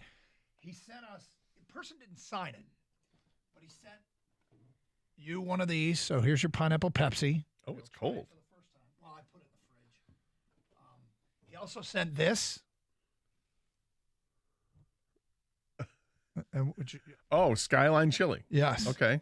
And he sent a Skyline chili for you and for Kang. Which I'm not going to be trying today. And he sent me this. William and Mary hat? Yeah. All right, well, there's that. Which I think I will wear for the rest of the show. And I kind of like the hat, I have to admit. It's not bad. No, it's not bad. It's like old school Oregon or something. Were we talking about William and Mary on the air? He just texted us, actually. Oh, did he? Yes. Okay. He's kind of trying to explain it. Okay, good. Why did he send us all this stuff? Thank you, but I'm he didn't sign his name either this time. Okay. So he wrote, the William and Mary hat for Doug was for all the backslapping Doug's made against William and Mary athletes. The Lions drafted one, LOL. My oldest daughter graduated from there last year. So is it because William and Mary's often a team I bring up and I'm mocking people's schedules? Or? Probably. Yeah, maybe you even call them Bill and Mary. Yeah. Right. Something like that. Mm-hmm. And then William and Mary was too tough, so they just scheduled Mary. Yeah, just please don't take that plastic hook off the hat. Okay, I'll leave it on. Leave it on the rest of the show. You can see it on Twitch and YouTube. And then the other part is I bought several cans of the Cincinnati's chili last month when I took my youngest daughter to see Taylor Swift there. Dad of the year. All right, so I got it. I have hot dogs at home. I'm going to try it at some point. I will try it. All right, you ready to try the pineapple Pepsi? I am. All right, here we go. And we all each have a can. This is regular pineapple Pepsi, not zero or diet. So it smells like carbonated pineapple, right? Definitely not diet. It's only 200 calories for the can. This is supposed to go good with Little Caesars pizza? Yeah, it was, wasn't it? Because there's like pizza slices on the can. Yeah, it was part of a special promotion. Yeah, it was a promotion. What do you think? I like it, but I'm not going to be drinking the whole can. It's 200 calories a can. It's a lot of calories. You know what this tastes like to me? This tastes like something that'd be great as a mixer. Yep. I thought the same thing. Yep. This with some I mean, it's a cola, so to mix it with bourbon makes sense. So throw some flying but I'm ace thinking with like this. tequila, like pineapple. Tequila and cola. I don't cola. How about rum? But it is. But pineapple it is and cola. rum? I know that's the thing. It's cola, but to me it just tastes like carbonated like pineapple. Look, juice. I wouldn't be afraid to try it with tequila or rum for sure. Yeah, rum would work for sure. Yeah. Well, I think given the hat, I'm the big winner in this exchange. Wait till you try this chili, Doug. No, it's the Pepsi is there's a hint of the pineapple, and you taste it when you burp it up, which isn't a bad thing. I mean, pineapple's a great flavor. Would we all love pineapple? Can we agree on that? Or I do like pineapple. Okay. Yeah. And it's not overpowering in the flavor. Mm-hmm. Yeah, I like it. See, I'm not a Pepsi guy. This makes me like Pepsi more. Does it? Mm-hmm. Yep. It's flavored with other natural flavors, Doug. Oh, is it? No, that's good. I've had worse. So thank you. The person who sent this, whoever you are, thank you very much. Awfully kind. And we do appreciate it. We've tried the pineapple Pepsi, and I love my William and Mary hat, and the boys got their chili. So thank you. Yep. Okay. We got reports coming out of this practice. And Kang did something very smart. And now Doug is going to try the Skyline chili straight out of the can. I probably wouldn't finish the show. If you want me to give that a shot, that's fine. You might be solo for much of the 1 o'clock hour. Can you hear the liquidness? Yeah, smell. No thanks. Sounds like real chili. Real bits of chili in here. Yeah. Cincinnati's finest. Hard pass. All right, Kang, what do we got? Reports out of practice. It's going well, huh? Yeah, so I decided to go to the Giants-Jets reporter and see what their perspective and his look on everything was, because the practice is wrapped up between the Giants and the Lions. So I went to Connor Hughes, right? Mm-hmm. Connor Hughes, NFL reporter for SNY TV, covers the Jets and Giants. All right, I'm going to go back an hour when he kind of started doing this. Hyatt ran a really nice route to get open on one-on-ones, caught it too. The problem? Starling Thomas punched it out. Doug, that's your guy. Yeah, UAB. Next report from him. Next post. Not William and Mary? Yeah. Oh, Sorsdale doesn't. Sterling Shepard ran the nicest route I've seen that created 0 yards of separation. Sutton stuck on him like glue. Great rep for the corner. Nice. We got, what else here? Hutchinson came flying around the outside untouched. Would have been a sack of Daniel Jones. He might be good. I just feel sorry for Patrick Mahomes. You know, the first week of the season. He's got to deal with the Lions. Got to deal with a lot. Yeah. What else we got? Giants' first team offense threw 2 drills against the Lions defense. The Lions are outplaying the Giants pretty significantly. Barkley has 3 runs for very little. Daniel Jones, 1 of 4 with a sack. God, I'm loving this. These are all like, here we go. Through 5 11-on-11 drills. Daniel Jones, 5 of 12. C.J. Gardner-Johnson dropped an INT on a very bad pass. There was also a sack by Hutchinson. If you don't count the sack, he's 6 of 13. It's been a rough one for the QB. Guys are open, but he's just not hitting them. Well, yeah, I mean, he's got some good plays by the Lions secondary, too. I think the most important thing that you said so far in there was that Saquon Barkley is actually practicing, and he had 3 carries and did nothing.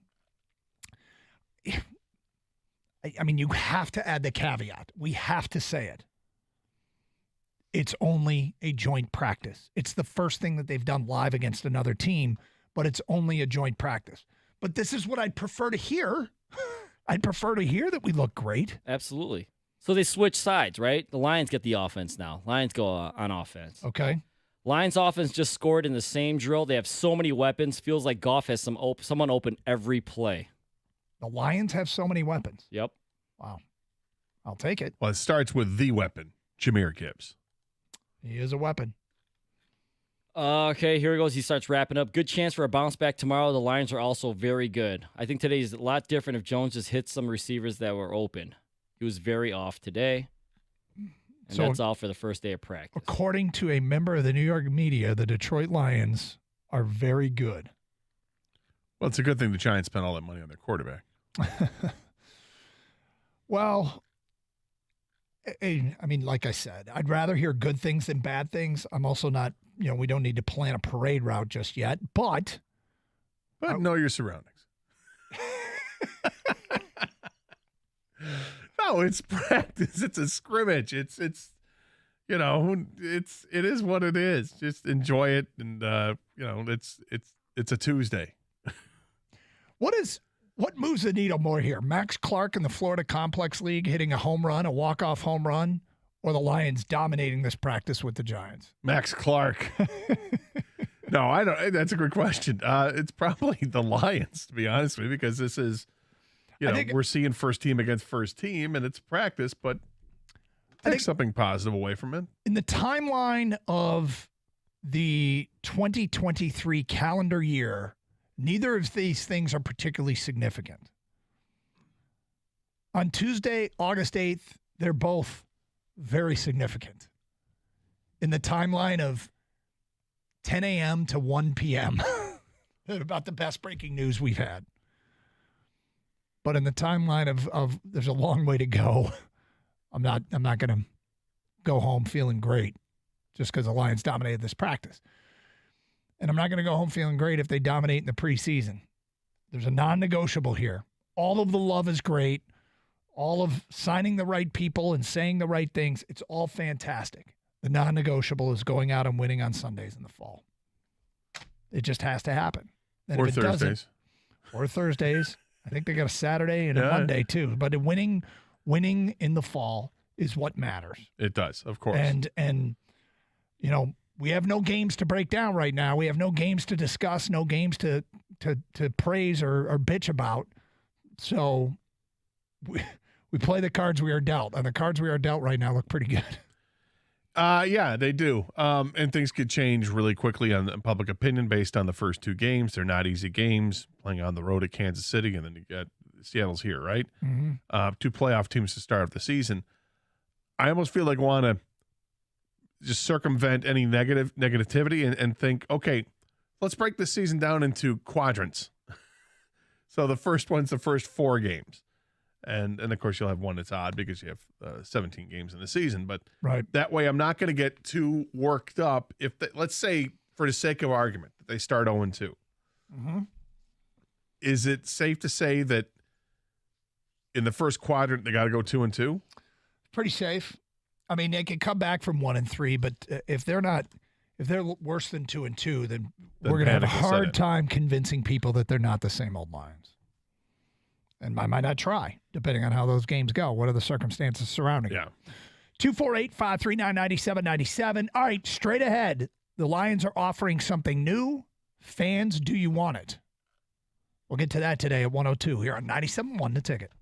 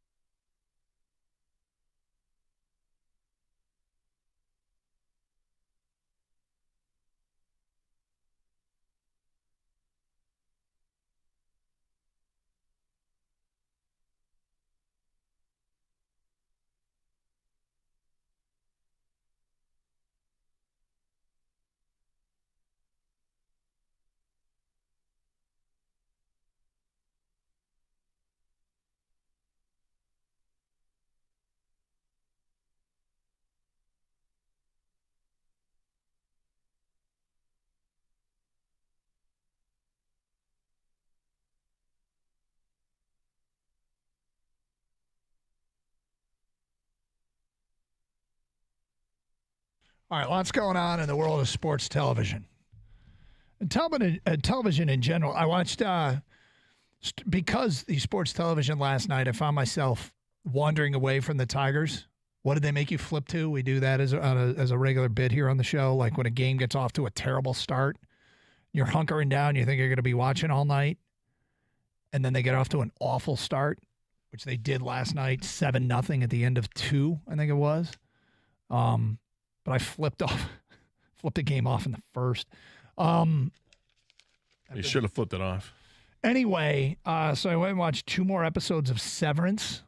I am now 6 deep in a 9 episode season 1. And am I morphing into this show's episodic TV insider? I saw Beef, neither of you did. Now I'm watching Severance. Hey, if you want to take that mantle, you go ahead. Yeah. It's kind of out of character for me, but I think part of it is kids are starting to migrate out of the home. And you're having a little more free time. Opportunities? Yeah, a little bit more free time. Maybe I'll start watching these full-length feature films that people produce. Dude, Severance is getting freaky. 6 episodes in. Are either of you tempted? Gator, you're not going to watch it. Kang, No. Are you? I'm tempted Yeah. because you're watching it with your wife, right? Yep. And she's enjoying it? She is enjoying it. I look for shows to watch with my wife. Last night we watched episode 5, and that was going to be it. And this show is they're all very good at the cliffhanger. And we couldn't resist. We were on to episode 6 right away. And You got Ozarked. Yes, got completely Ozarked. Wendy, can we do that? Marty Bird. We can. Wendy, we can out Javier out of this. Yeah. Sure. Oh, I see that. Uh-huh. Okay. And you need it by Wednesday. We'll have to shuffle some things around. But Wendy, we can do this, right? Thank God for that Riverboat Casino. I'm telling you, man. At some point, the show kind of lost it a little bit. A little bit, but then it was still great. So you kept going. You want to see how you finish. Yeah, you by the end of it, I was so confused. I was like, I don't even remember what's going on anymore. But I took too much time off. I did take a lot of time off. Not happening. I'm gonna get this. It's only 9 episodes, but I think we might wrap up Severance tonight. Honestly, I finally finished the season 3 of The Mandalorian. I finished that up on Disney. Yeah. There's just so much. There's so much streaming, and when you start to look at each service and you start to go through what shows they have, and you put them into your queue or whatever, next thing you know, you've got Prime and Disney and Netflix and Apple and all these things. Like, how many? I can't possibly start watching the episodic stuff because you got to make the commitment to it. And next thing I know, I've got 50 things in 4 different queues. How am I supposed to watch all this? You just took time off. You just took time off work. You could have done it then. I caught up on The Mandalorian. Okay. I finished that. But there's other stuff that I watch on a daily basis. So I'm like recording that stuff to watch it at other times. Let's get to the sports TV. Winning Time. They've started season 2. Season 2. It's the story of the Lakers dynasty. Yeah. It's on HBO. Very controversial last year when it debuted. Jerry West, not a fan of how he's portrayed. Yeah. And of course, they take some liberties with this, right? But it's centered around basically Jerry Buss and Magic Johnson. And John C. Reilly plays Jerry Buss, and he's brilliant. Yeah. I mean, he absolutely brilliant. If you see old pictures of Jerry Buss, you feel like this is the guy. And the way he's living that lifestyle in the 80s, it's awesome. And the guy who plays Magic is fantastic. He looks like Magic. It's great. It's I enjoy this show a lot. It's really, really good. So they had the season 2 started on Sunday night. Were you jumping on that? Yeah, I forgot it was on, and I was like flipping around the channels. I'm like, oh, I got to watch this. So I watched Sportsworks, and then I made sure to watch it right after. So I stayed up late on Sunday night to watch it. Okay, so there's that, and then there is Hard Knocks debuts tonight. Yeah. Where are you with Hard Knocks? I watch it, absolutely. I love Hard Knocks. Yeah. So it debuts tonight. You got the Jets. I saw a little snippet without the sound on through the Twitter feed, and I think it's going to be interesting because how much we dislike Aaron Rodgers, and yet there are likable qualities about Aaron Rodgers, and I don't want to fall back into with Aaron Rodgers. It's funny. I did like Aaron Rodgers early in his career. I thought he was funny. I thought he was a great storyteller. I thought he made some really off-the-wall observations. It was fun to listen to, but I don't want to like the guy again. Yeah. And I'm afraid that's going to happen. Well, do what I will do, and that's cancel HBO. Never. HBO's the best. Kang, Hard Knocks tonight. You jumping in? I'm going to try to. Yeah. I do enjoy Hard Knocks. I like all the behind-scenes stuff. And, yeah, you probably will be roped back into, if you don't like Rodgers anymore, you probably roped back into kind of liking him again because he can be very witty and funny. You know, He knows his audience. He knows what he's saying. And these things are edited very well, too. I'm watching for Zach Wilson. God. Don't ever let go, man. I don't want to let He's go. still in the league. He can was still, so awful. How are you so awful? Are you really that bad? Who's got a better chance to be successful in this league? Gators, Zach Wilson, or my Malik Willis? Who's got a better chance? That's a tough one.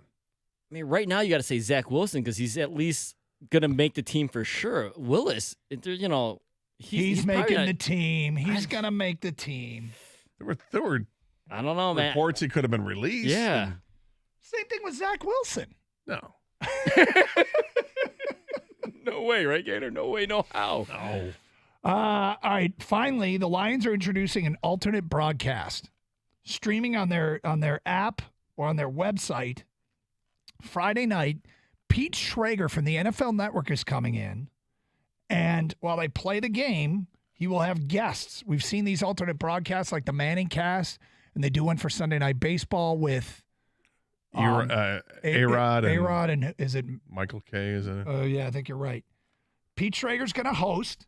Guests will include for the Lions game Friday night Brad Holmes, Chris Spielman, Glover Quinn, Gary Danielson, Golden Tate, Jalen Rose, Kirk Gibson, Darren McCarty, Dave Burkett, and Stacey Dales. It's an interesting group. It is. A lot of guests. A lot of guests. In fact, a lot of guests to squeeze into this alternate broadcast. I guess maybe we should take 10 texts. Where are you with the alternate broadcast?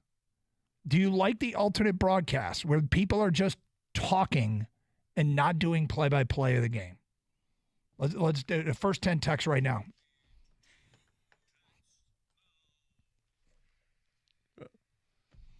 Oh. Make sure you sign your name. Do you like? Or Jesus will strike you down.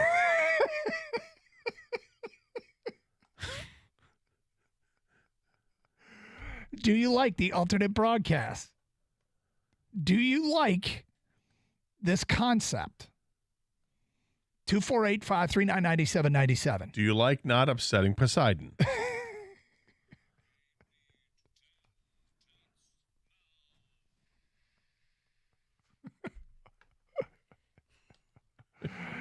So apparently, maybe we should call this segment Text or Die. Zeus has spoken. Get them in, and we will read the 10 texts. Gator, do you like the alternate broadcast? I don't mind them. It really depends on who the guest is. Mm-hmm. I like the Mannings. I like when they're just talking football and they're watching the game and they're kind of dissecting. Sometimes it gets a little too technical, but other times sometimes you get a great guest and they're telling a great story, and it's relevant to the game that's going on. Sometimes you get a reaction from a big play that's happening, and it's great.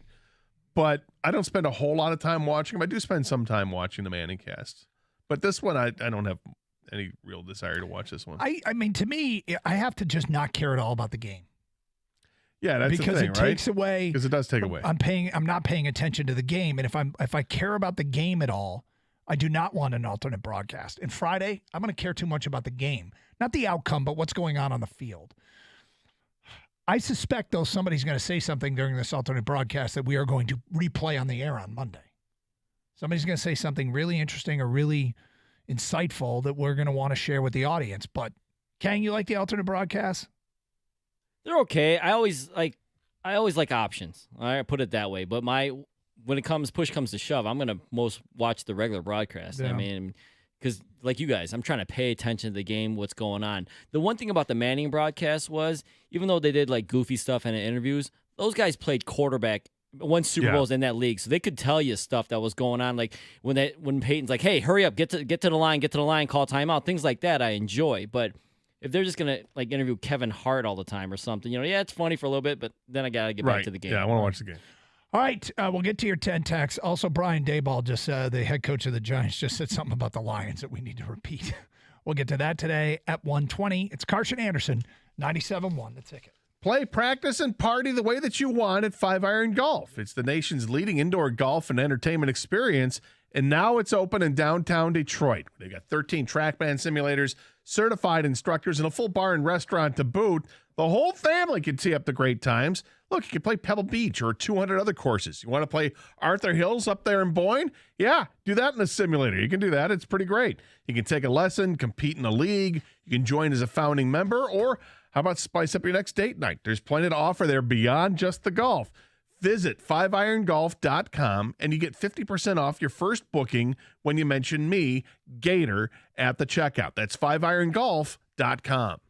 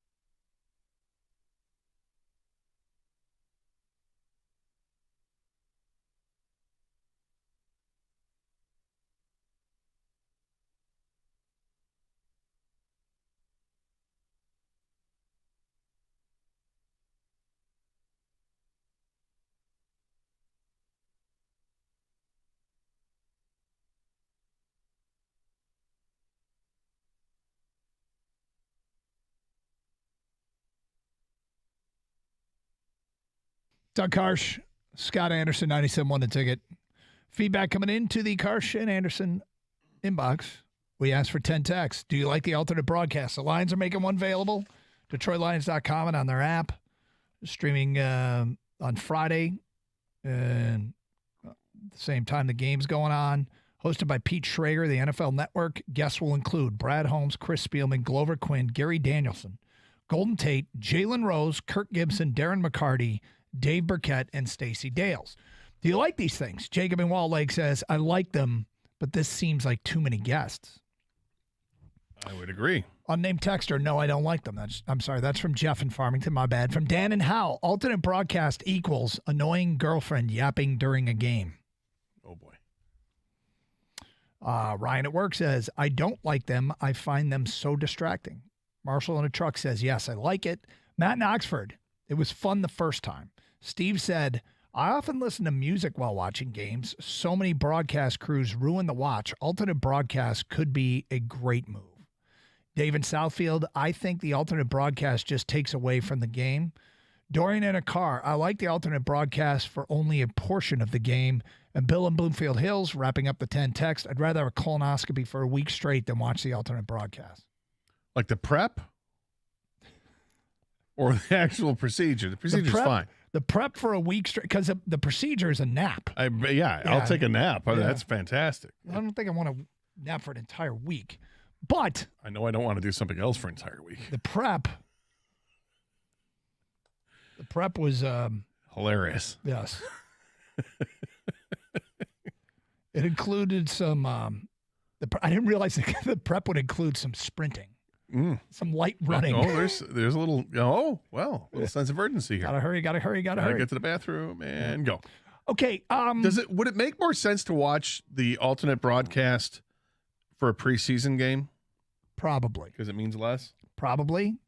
And I look, some of these guests, like Brad Holmes, if Brad Holmes is watching the game and talking about guys that he has acquired while watching the game, I think I'm good with that.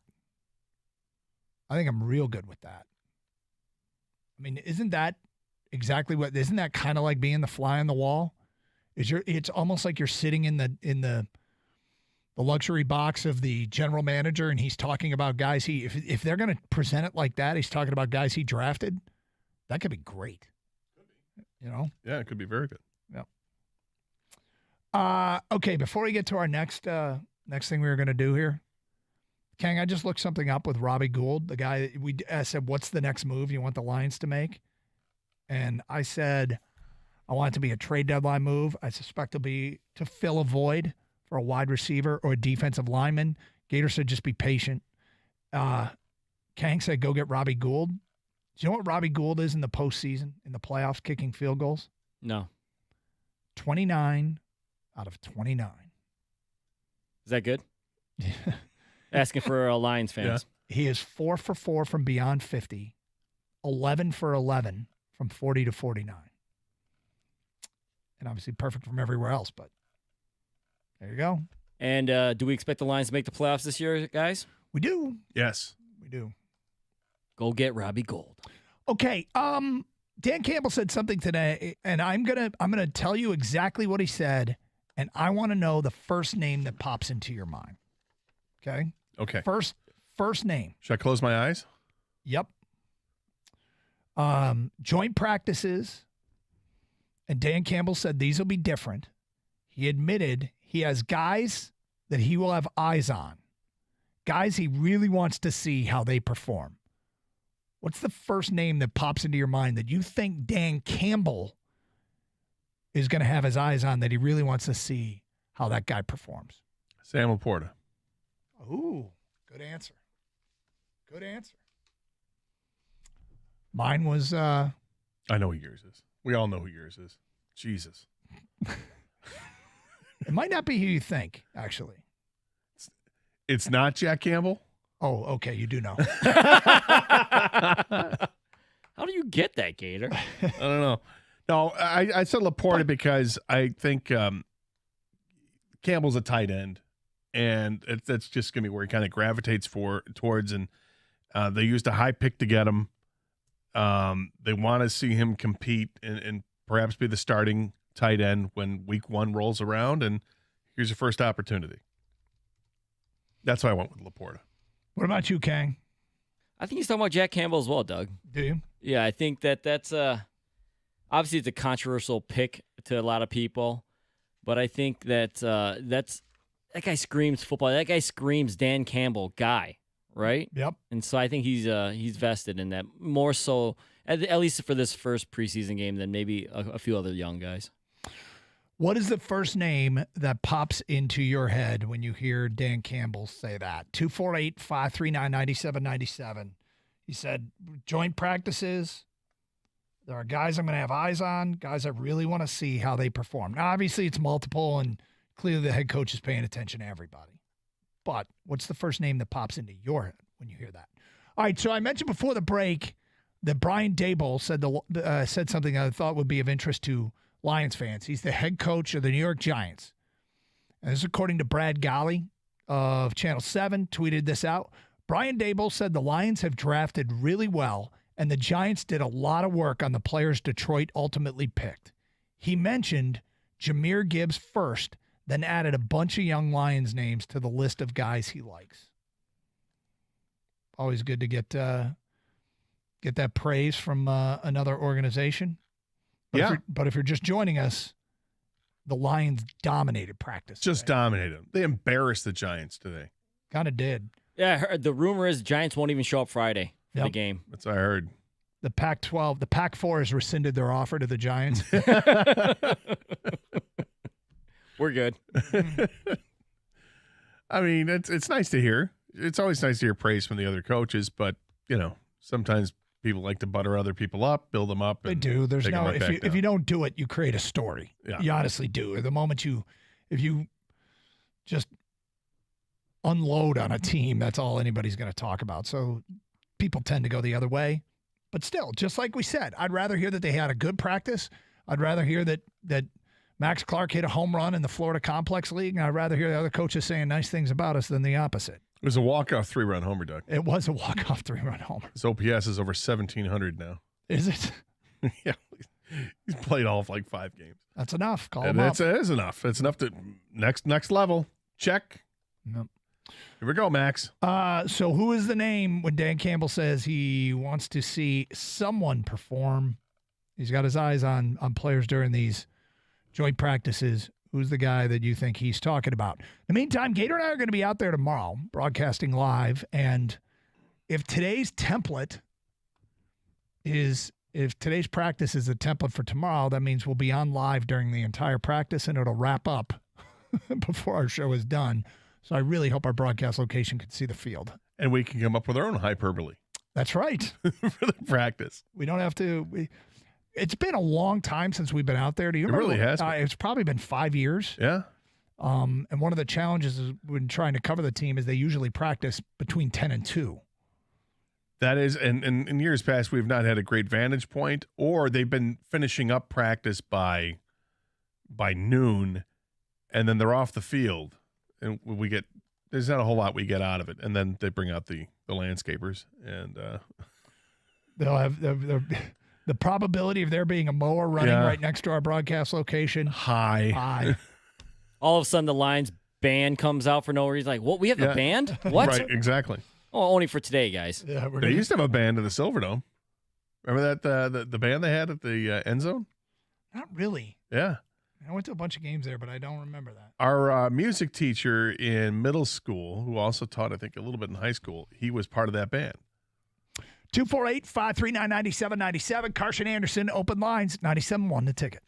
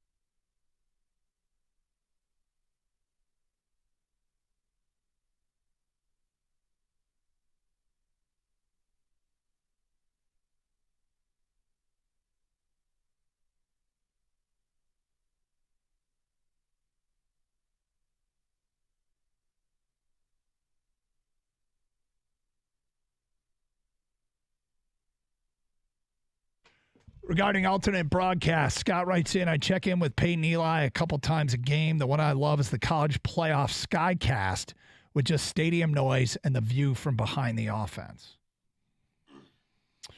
Who is Dan Campbell talking about when he says, I'm going to have my eyes on guys to see how they perform today in the joint practices, which just wrapped up this morning, and the Lions looked really good against the Giants. Mike O says it's got to be Broderick Martin. Well, I know, Gator, when the games start, and when I get a chance, I'm going to be watching closely Broderick Martin. Yep. I mean, it would be incredibly useful if he's a guy. He's a dude. We'd all appreciate that. Yep. Very much so. Unnamed texter, Dan Campbell will have his eyes on Levi Onwuzurike. If he can produce pressure inside, we can get after the quarterback. Our back seven will only benefit. Okay. More of your text, 248-539-9797. Starling Thomas to me, and maybe it's just because of the depth chart that was released today. Good to see him against other guys. It will be intriguing to see how he does. This is the cornerback out of UAB. And yeah, he's showing out really well in the early going here. The name that pops into my head is Broderick Martin. He's got a chance to be an impact player for the defensive line. That's from Will. Is Dan Campbell talking about Broderick Martin? That's from Jim and Trenton. Here's Marlin and Walled Lake. It's got to be Jamison Williams for obvious reasons. Suspended the first 6 games, was injured last year. First-round pick. It's time to see what he's got. Is there any reports on what J-Mo did today? Have you seen anything? I have not seen anything about other than he was the first one to practice. Yeah, that was the good news, is he was the first one on the field. Adam on I-75 says it's got to be J-Mo because of the 6-game suspension. Yeah, look, I mean, I don't remember seeing anything on social media about how he did. That doesn't mean he didn't do well, but I just don't remember seeing anything. Gator, got another edition here of Would You Buy? That's our last one. Did I see that it went up another $3 million? 30 million. 30 million, yeah. So it's 1.58. Yep. Good God. It's gonna grow, man. This thing's gonna over 1.6. You think by tonight, King? This is very possible. This is the Mega Millions drawing. Mega Millions drawing continues to climb. We like asking these two if they win. If you win, would you buy a motorcycle or a jet ski? I would not buy a jet ski. I do not like jet skis. No? No.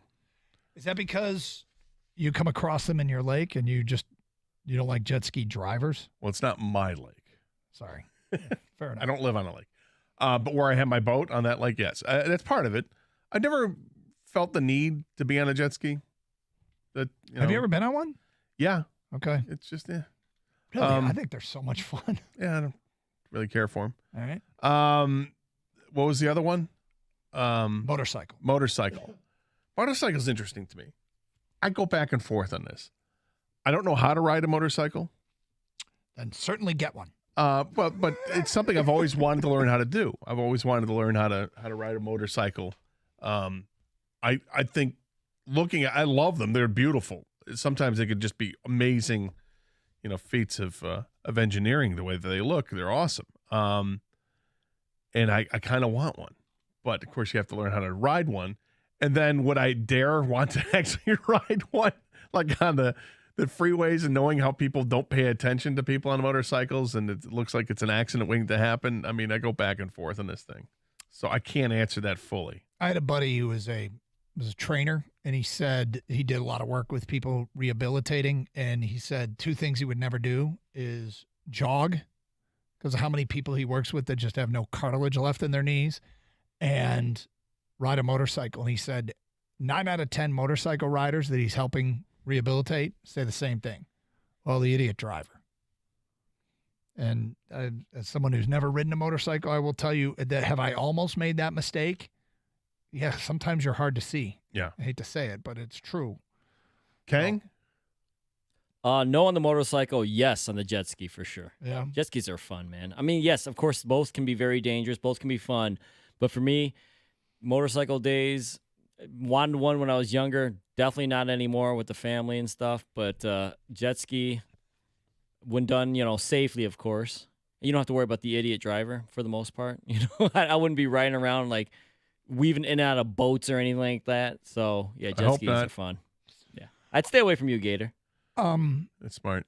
Final question for the day. Uh-huh. When you build your dream home, yeah, what is the minimum number of bedrooms required? Good question. Minimum number, because you see some of these people and they have like a 25-bedroom mansion. I don't need. Why do you need like that many bedrooms? 30,000 square foot homes or something like that. Yeah. I'm not looking to build a hotel. So my home downstate. Around here? Yeah, around here. Round these parts. Mm-hmm. It would be, I think, a minimum of 4 and probably a maximum of 6. Okay. But I've thought about this, and of course, and the every bedroom would have its own bathroom, be an ensuite situation for all the bedrooms, for up here and for the house up north. Yeah. Yeah. But no, I don't need any more than 6. Okay, so minimum 4, maximum 6. Yeah. Kang, what about you? Yeah, I mean, completely bare minimum before. I don't want like a humongous mansion or anything like that, but I think if you have Kalahari in your backyard, your house is probably going to be big, Well, you got kids. So yeah. you got to. Well, you've got a lot of extended family. Yeah, you got too. family. Yeah, well, I want guest rooms for sure. Kids have friends. They want sleepovers and the whole bit. And yeah, if you have Kalahari in your backyard, you need hotel space. You need rooms. You need a locker room. Yeah, you need a men's and women's. I could see Kang going with like 6 to 8 bedrooms, but one of them is just like a bunkhouse for a bunch of kids to have a party and just have fun, like bunk beds everywhere and a TV in there. That's actually a great call by the guy without kids. for sure. So yeah, like I said, with bare minimum, I just want to keep it. Hey, I want to live within the suburb. 4, but I mean, realistically, we're probably looking at least 8 bedrooms. So minimum 8? Yeah. Okay. Gotcha. Well, good luck. Good luck at winning the Mega Thank Millions. you, Doug. Yes. No, I'm rooting for you guys. Oh, thank you. Yeah. Thank you, Doug. Absolutely. Thank you. Yep. We're going to dominate like the Lions dominate today. That's right. You're going to dominate Mega Millions? Yes. Yeah. I want to make sure I don't think you got to this. You see this earlier. A player that was jawing? Yeah, I lost the tweet, so. Okay. So hoping you'd forget, Gator. Yeah, it kind of was. Was it? I think I know. Was it? It was C.J. Gardner-Johnson, and he was jawing at Amani Oruwariye. Yes. Okay. Yeah. Well, I see Nick Baumgartner tweeted this out a few minutes ago. Says favorite part of Lions-Giants practice, watching C.J. Gardner-Johnson yell offensive play selections or suggestions to Ben Johnson on the sideline. Not once or twice, but like after every snap for a stretch with the ones out there, Johnson had to go stand in the end zone. He got put in timeout? That's pretty funny. He also, Nick Baumgartner, some good reporting from the Lions practice. The Lions linebacker situation remains interesting. Jack Campbell is pretty clearly the future anchor in the stack. And Derek Barnes, more than Malcolm Rodriguez, looks like maybe the next guy up right now. Heavy battle going on there. That's, that's nothing but good news. They need their defense to get better. And they did get better as the year went on. Yeah, they definitely got better, particularly their pass defense. Nick Baumgartner also said that Barry Sanders and Saquon Barkley talked to each other alone for what seemed like forever after practice. Updated odds on where Dalvin Cook will sign and where Ezekiel Elliott will sign. Before I get to that, do you have any interest in either of them coming to the Lions? No, they're both going to cost money, and I like our running back room right now. I don't need to add. They're both really good players. I know I've always said don't be afraid to give the good for the great. Yep. I'm really intrigued what David Montgomery can do, and I'm excited to see what Jahmyr Gibbs is going to be with his team. So, do you remember the first call we got today? First call we got today was a guy mad because he did not like the Teddy Bridgewater signing because he thinks the Lions are going to get gashed in the run game. And I'm thinking to myself, okay, you can still improve the run game. Teddy Bridgewater is not taking up all the space under the cap. And backup quarterback was a need that needs to be filled. I would have a similar reaction if they signed Dalvin Cook or Ezekiel Elliott. They don't need another running back. And that will be an example of them taking up cap space that could be used on another position, one that's more of a need. Backup quarterback was a need. It's the strangest need in the world because they just went out and got Teddy Bridgewater, which is a player we hope we never have to see play. But he is a need. And I would have a similar reaction if they got one of those running backs. 248-539-9797. Carson Anderson. Hey, if you were at Lions practice and saw the scrimmage with the Giants, what did you see that stood out?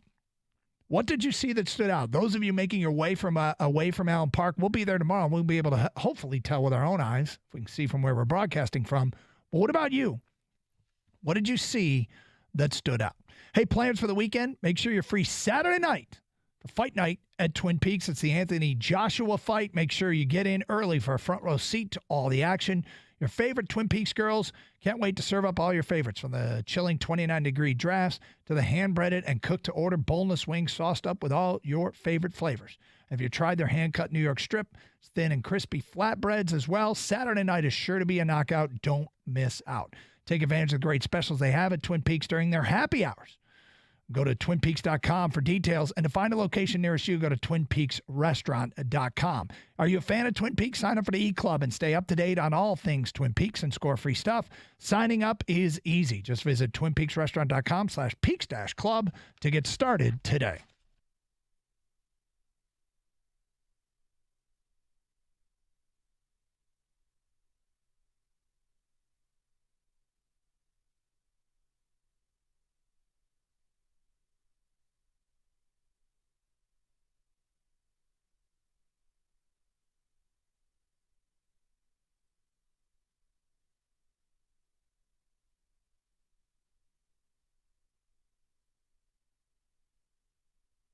Here are the defense.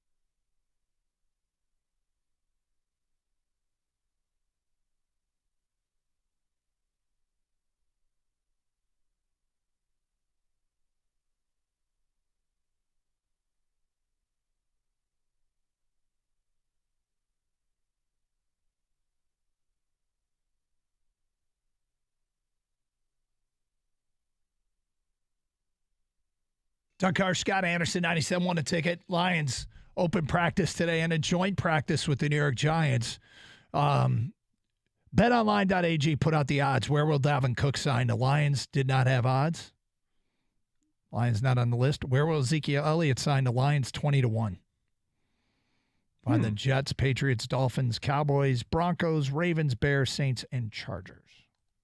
20-1. 248-539-9797. Okay. Let's get back to your phone calls. We go to Sam. You're on 97 with a ticket. Hi, Sam. Hey, what's up, guys? How you doing? We're great. So I was at the practice day. It was awesome, unbelievable. The guy Drummond, he's a wide receiver we just picked up from the thing. He looked awesome. Gibbs looked amazing. They ran Gibbs way more than I thought they would. And the team outplayed the Giants completely. I mean, it was great to see. So there was a lot of scrimmaging, huh? Yeah, man. And then CJ, we're going to love this guy.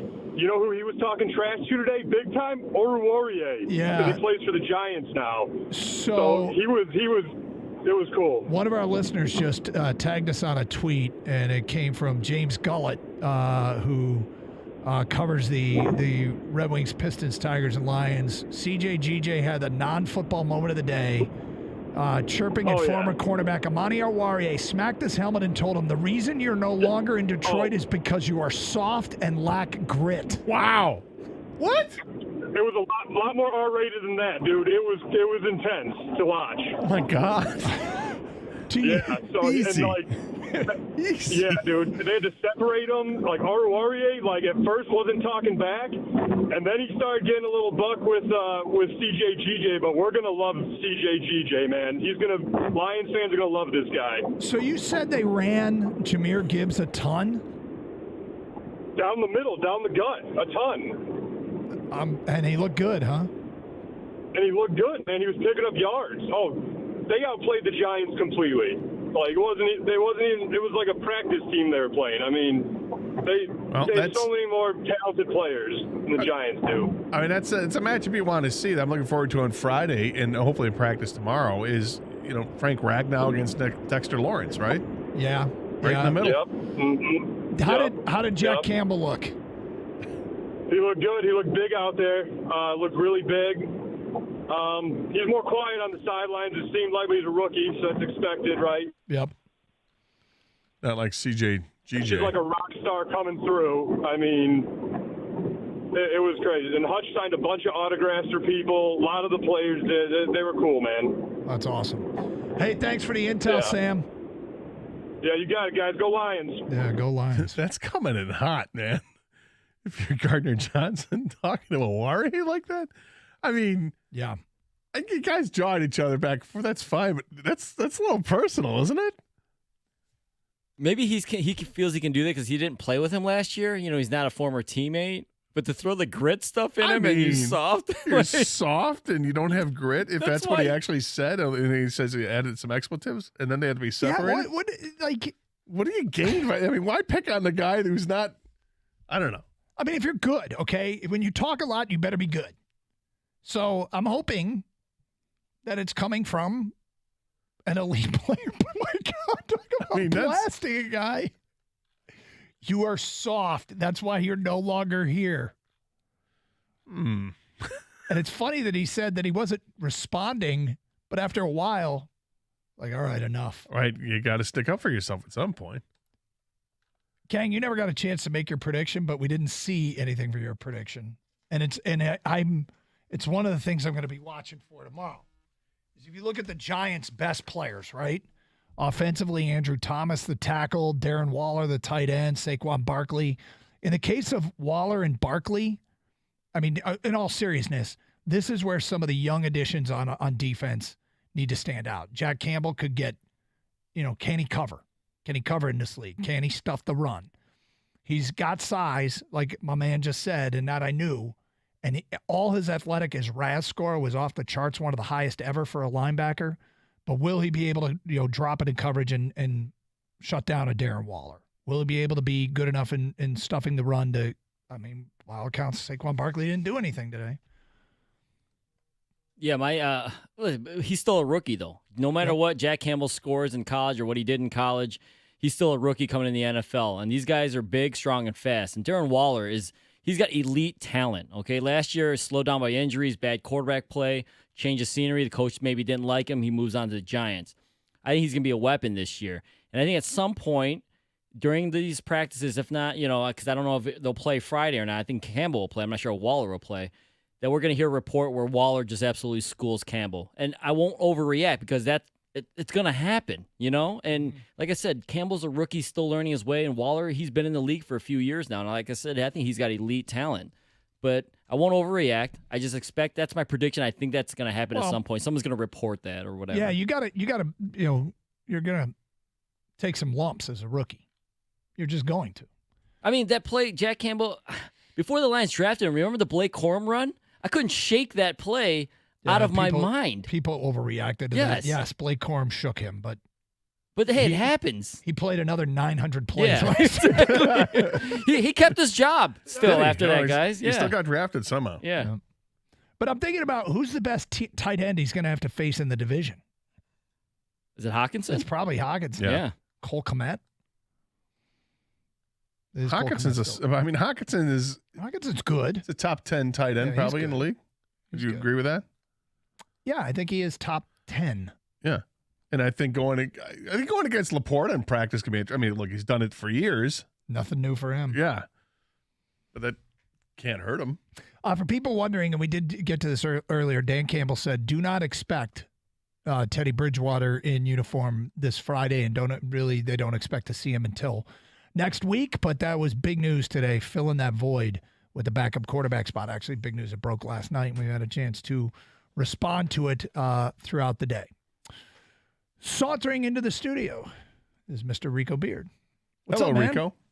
How are you? Good, man. Yeah. Good, man. How you guys doing? We're good. All right. We're good. What do you guys got planned coming up next? Well, that was one of the things that when I got the news, Teddy Bridgewater and the Lions, they signed him. I think this team's serious. Right. They're taking it seriously. You know what? I'm this close to saying, okay, maybe you guys will be everything that people think you're going to be. But I like the fact that they are going all in. They're not half-stepping, because I always thought, like, man, I would hate for something to happen in first second of the first game and Goff's done and there's your season. Backup QB doesn't sound sexy, but I know a lot of Detroiters wanted that. But this team has been void of a backup QB. It's been crazy. Ever. Yep.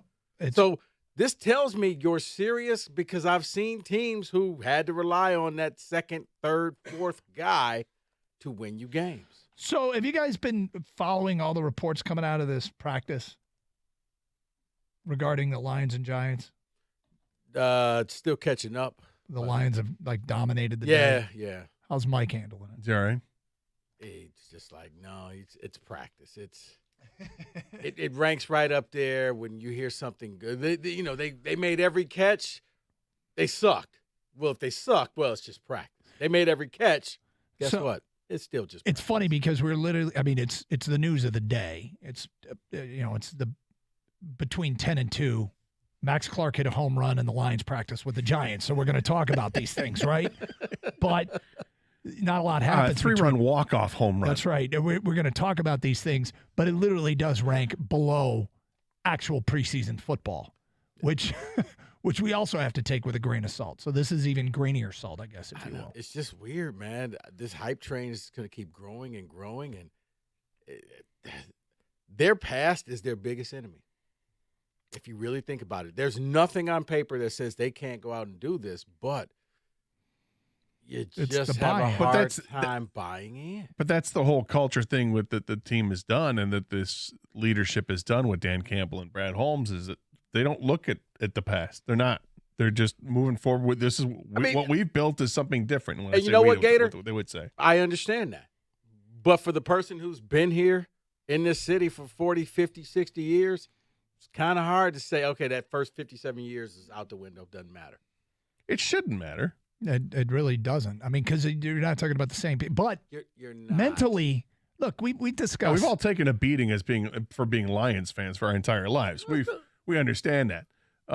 But this year, I guess I would think that the vast majority, of course, there's going to be some holdouts, right? But I think the vast majority of Lions fans that have paid attention for the last 30, 40 years, that there's a reason that there feels like it's different this year, that this offense has instilled more confidence, that what they've built up through the first year they were there, which the second half of the season, the offense got better. This past year, they went 8-2 down the stretch. The offense was just as good as they were the previous second half of the season, and the defense shows up, and their pass defense is really good for the last 10 games. Then they back it up by going out and getting moves in the offseason to shore up the secondary.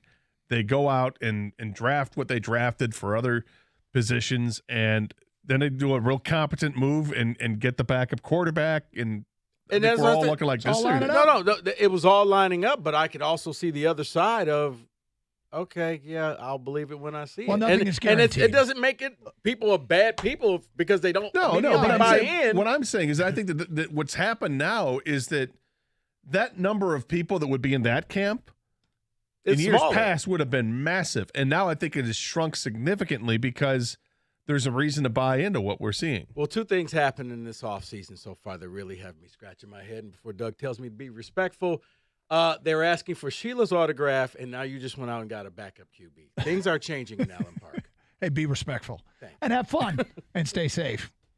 97.1.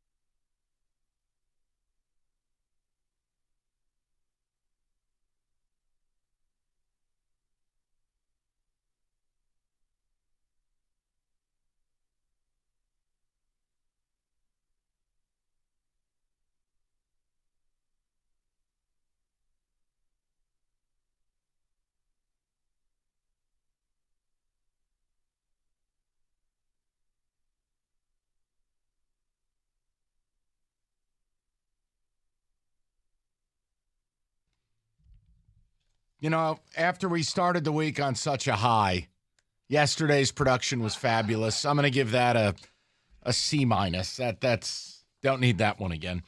It was what? It was the topic. I'm like, Roberto's going to have a field day, but we had to have the topics. I know. Yeah. That's all right. We'll just move past it. They were talking about their toes. It does not matter to me at this current state. I want to do something before we get to the Lions at 3. First of all, I'm in disbelief at what you just said to me regarding Doug and Scott. Was that a serious question on their part? Before I say it to the listeners, or were they totally doing this in jest? I don't think it was serious. They just wanted to know what was your level of concern for the from reports. The Lions are pretty much dominating the Giants in joint practice. I'm not dignifying that with an answer. So they were like, "Well, how's Mike doing?" I'm great. I'm like, guys, it's practice. Oh my!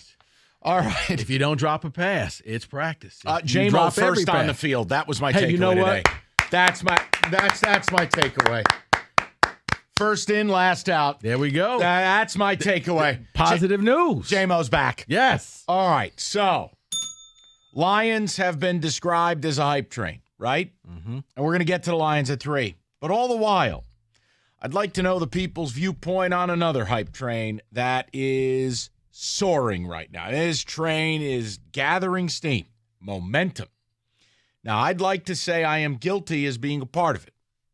I have said that this particular team is the largest threat to the established champion this year.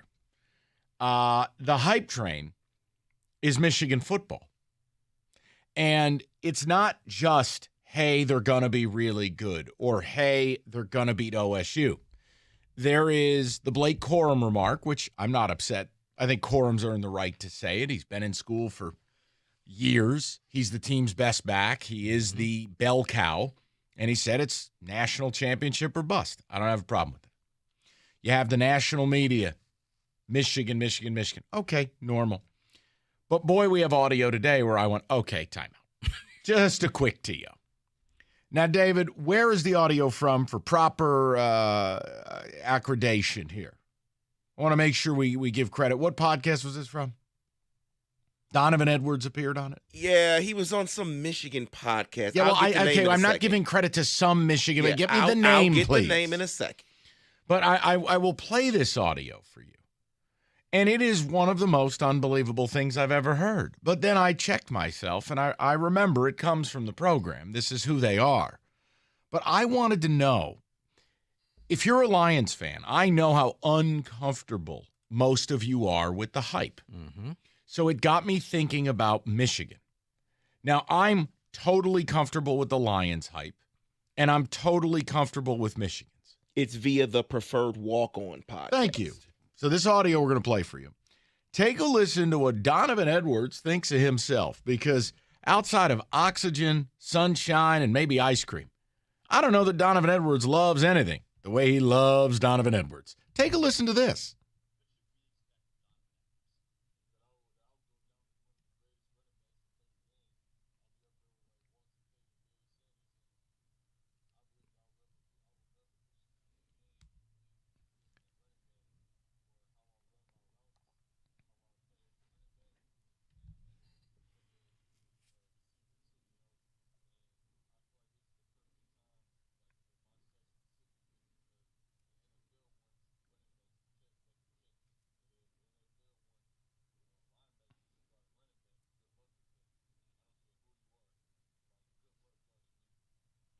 One problem.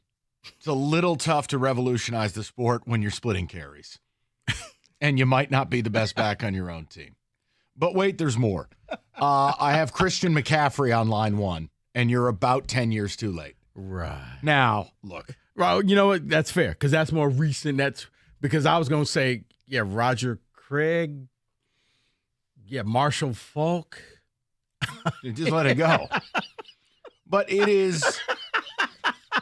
I mean, he's a good ball player, but gee whiz. I mean, the guy who knocked your ass out of the playoffs last year and was a third-round draft pick in Kendre Miller has played the same amount of time as you have in college, and he's got better numbers.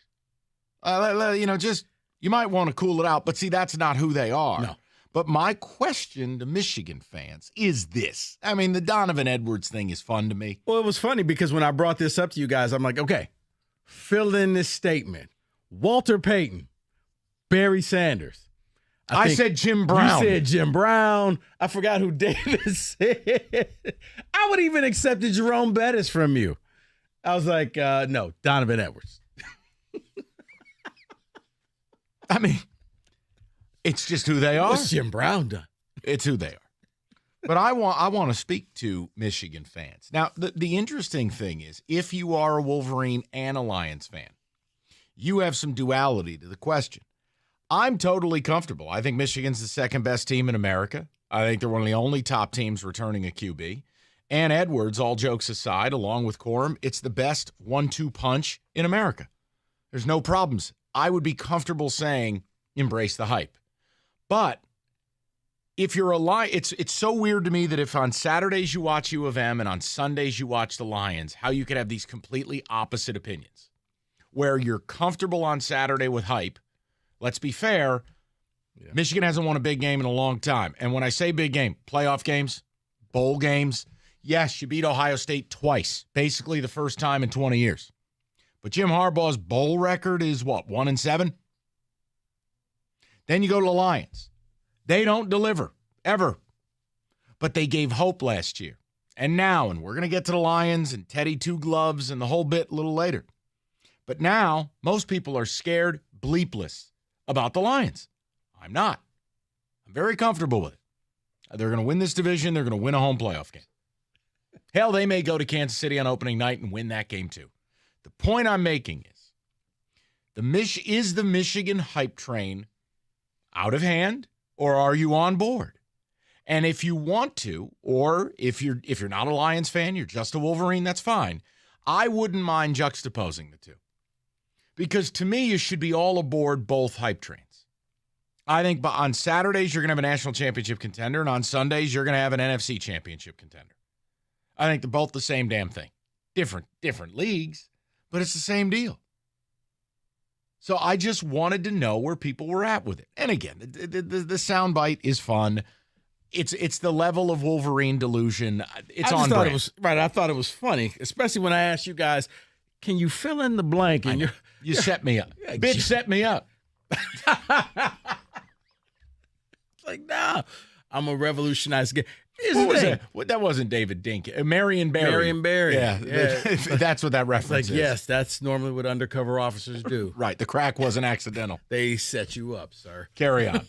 But no, it's like, come out saying, I'm going to be a potential Hall of Famer, a future Hall of Famer. Okay, you have high aspirations for yourself, but you're going to revolutionize the game? Like, well, they've already revolutionized that position. As you said, Christian McCaffrey's already in the league, and he's doing everything you're saying you're going to do to change the game of football. It's like, yeah, Walter Payton, Barry Sanders.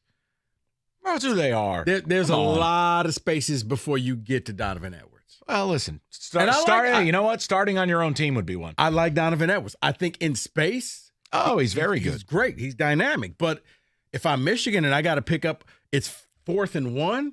It's Blake Corum. I'm giving the ball to Blake Corum. If I've got one yard to get, season on the line, game on the line, Blake Corum's getting the ball. Right. Sorry. But right, you move him and wide receiver screen, or out in the slot. He's a very good football player. That's Rico, that's where Donovan is dangerous. Listen, the only thing I'd be concerned with is you don't hear Lions speak this way. You always hear Wolverines talk that way. And the problem for them is they've gone to the playoff twice. Once, I don't even hold it against them. They got wiped off the field by Georgia. So would any Big Ten team who win. Last year, it was a great football game as an observer. But if you're a Michigan fan, that was a free square. The committee handed you a free square to the national title game. It was a bye week. Mm-hmm. You faced one of the most overmatched teams ever, and you gave up half 100. Your quarterback threw 2 pick sixes and fumbled, and you called an idiot trick play. That was brutal. So my thing would be maybe less talk. We know you're good, more walk. But you have to remind yourself this is who they are. It's who they've always been. So the Donovan thing is fun to me. Good player. It's not about good or bad. No, he's good. But I'm sorry. Extreme. Oh, that was just funny. But I want to know if you're comfortable with one of the hype trains, both of them, or neither.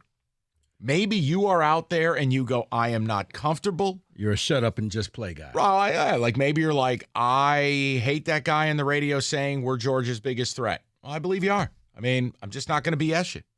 Well, you might be the second threat. There might be another team out there, but I'm saving it for later. The point is, oh, yeah, you know who it is, Rico. The point is, LSU? No.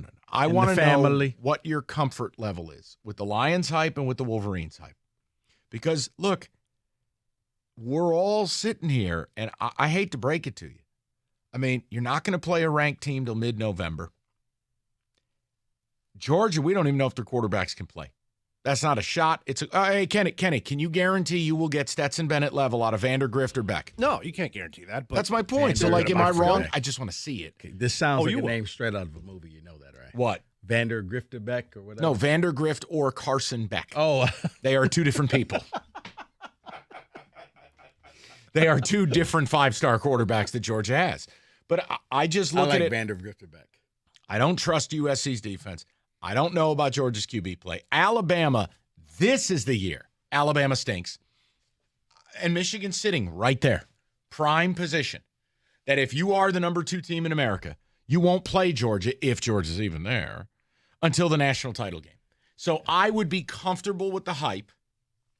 Lions, you know how I feel. But if you're not, tell me why. Tell me what holds you back.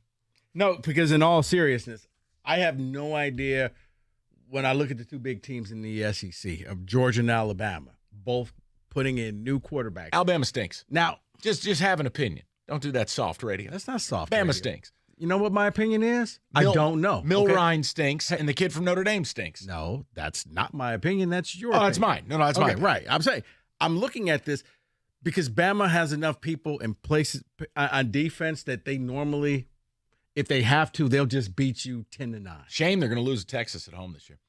248-539-9797. You want a cowboy hat for that one? Yep. I do. Yes, I do. And I've never said it with more conviction. Howdy. That's right. I will. Yes. Yes, Kenny. Yes. 248-539-9797. So is it one of the hype trains? Both? Neither. But the Michigan one, if you think the Lions hype train's out of control, have you been paying attention at all to some of the college football conversation? And I'm one of them. I'm guilty. I've said it. I think you're the biggest threat to Georgia. Because this is the year Nick Saban stinks. We'll get some of the calls, get the people involved. The Lions have signed a backup. And now I need to see what new problem Rico's going to create. We'll do that at 3. 97.1. Like how I'm just a bad guy. Right. Look, you've been following baseball all summer long. My team's in the division race, and I need the fastest internet to keep up with all the action. And Xfinity connects me to more of the great game that I love. And with Xfinity Internet, I get the speed that I need at a great price. So no more frozen screens or pixelated video, just pure uninterrupted streaming bliss. Xfinity Internet is built to handle all your digital demands with speeds that will make your head spin. So enjoy all your favorite apps all in one place with a Flex 4K streaming box, all with Xfinity Internet. And Xfinity also allows me to stream all my favorite shows. Heck, I was even giving Cookies some shows that he needs to watch with his lovely wife. And you get all of this without interruption. Choose from a variety of speeds depending on your needs, including gig speeds up to 1.2 gigabits per second, and enjoy reliable internet on all your devices. To get started, call 1-800-XFINITY, visit Xfinity.com, or just simply stop into a local Xfinity store today for more details. Maximum download speed of 940 megabits per second when hardwired via Ethernet. Actual speeds vary, not guaranteed, based on Xfinity's fastest available download speeds.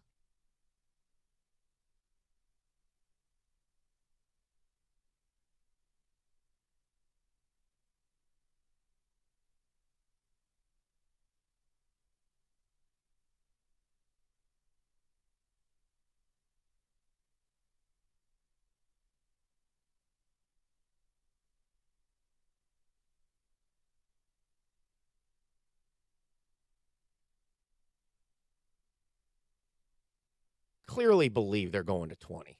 I think there's hesitancy on who it is. Well, I think the hesitancy is it going to be Cal and Stanford, or are they going to wait to see if the ACC, if there's a mass evacuation from there, because then you'd have a chance at schools like, if you wanted to dip into Florida, you've got Florida State, Miami, North Carolina, and Virginia seem like better fits as universities. But I think they're waiting to see if they want to go that route and leave 2 slots open, or if they just want to fill them right now with Cal and Stanford. But the SEC, if the Big Ten goes to 20, I think the SEC is eventually. And people think it's a given that the SEC is going to just grab 4 ACC teams. Yeah. I do think Oklahoma State and Kansas are potential possibilities. And it's because of the rivalry with Oklahoma, Bedlam. You're keeping that. And I think a respected football program, and then Kansas from the basketball standpoint. I think they have populated this roster with good players. They have populated this roster with professionals. There's less nonsense, and these guys can play. Dan Campbell has kind of set the tone for the culture, and Brad Holmes, who built draft boards with the Rams and did a great job without first-round picks for Les Snead, setting up picks in second, third, fourth, fifth, sixth round, and helping that team. They basically drafted well and supplemented with huge moves. Brad Holmes has come here, and he has drafted well. I fully believe that. And I think this is going to be one of those seasons where when the final 53-man roster comes out, there are going to be some painful cuts. We're going to be like, oh, I didn't think they cut him. And for the first time. Well, you spend a third of your life sleeping, more if you're MSU special teams coordinator. But now that you sleep so much, why aren't you getting some better rest? Probably for the same reason MSU can't kick a field goal. Past many of these teams talent-wise that they're not even going to be able to do it right. or want to pick up other teams' teams' iComfort Eco, supportive, designed to keep you cool, comfortable, and feeling restored. Check out Serta's Perfect Sleeper for pressure-relieving comfort and support while maintaining a balanced sleep temperature. It's Serta. They're made in Michigan, have been for over 100 years. Go to Serta.com. Find a retailer near you. That's Serta.com.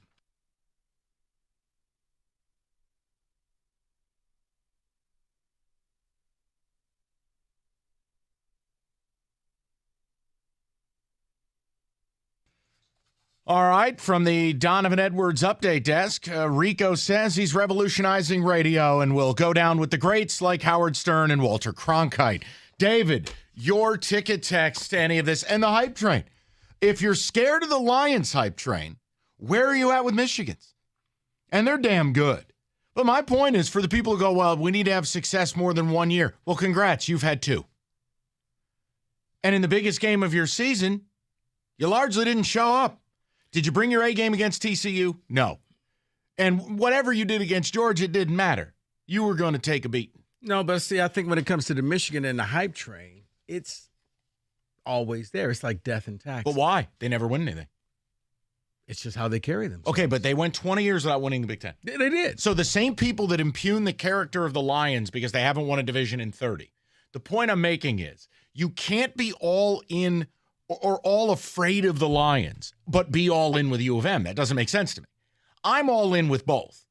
I think they're both really good and primed to have really big years. I'm trying to understand the psychology of it. And then, of course, understanding what level of delusion you need to be diagnosed with to be Donovan Edwards. Yeah, because I think with Michigan, they disappoint you. Normally, they just lose their final game. The Lions find just new ways to disappoint. And I think that's where Lions fans are just a little superstitious of, no, I'm going to back away from this. Nah, I can't do this. I need to see. It's a baseball team when the pitcher's throwing a no-hitter. They get all, don't look at the pitcher. Well, that has nothing to do with what he's going to do on the mound. Yeah, I just view it. Lions are a really good team. Michigan's a really good team. Roll with it. Enjoy the hype. Like, I don't know. Like, why fight it? Look, I have no problem with what Blake said. Corum said it's national championship or bust. Good. That's a senior leader. I'm fine with it. But Donovan, you're not even a starter. Donovan, I don't need to hear from you. I probably would have reworded that. I think he's a phenomenal player. But Walter Payton and Barry Sanders. Bro, Bijan Robinson didn't talk that way, and they comped Bijan to Saquon and AD. And I've seen Bijan run. Yeah, we all have. Right. David, ticket text, please, and your response to the hype train. I am all in on both hype trains. I'm in on the Lions hype train. They're going to win the division. I am in on Michigan's hype train. There is something in the back of my head, though, that I keep going back to when it comes to Michigan. Mm-hmm. It's the betting.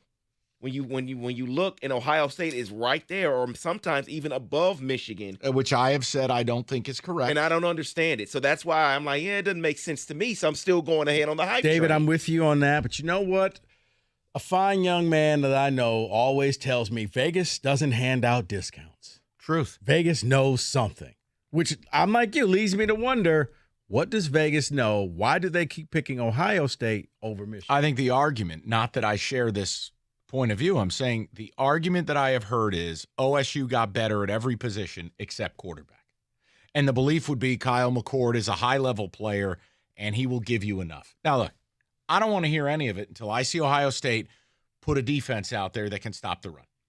Michigan has cracked the code and broken them. Right. So I just wouldn't buy into anything OSU until proven otherwise. And I feel like Vegas is that old man saying, I got you a dollar. And it's just like, it seems that simple. Like, they've beaten Ohio State. Yeah. You said they cracked the code. Why? No, it's more. It's probably just hedge in my mind. I don't know, Put David. Ohio State there, they'll bet it. It doesn't make sense. And then, once again, this same person says, if it doesn't make sense, you know which way you got to go. Ticket text, David. What do you got? I'm a huge Michigan fan, but I wish the media and the fans would just stop. It makes the few of us good fans look like the rest of the obnoxious ones.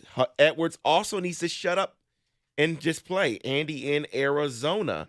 I have been growing more and more comfortable as time goes on with the Lions hype train, especially after today with the reports that they absolutely worked the Giants over at practice.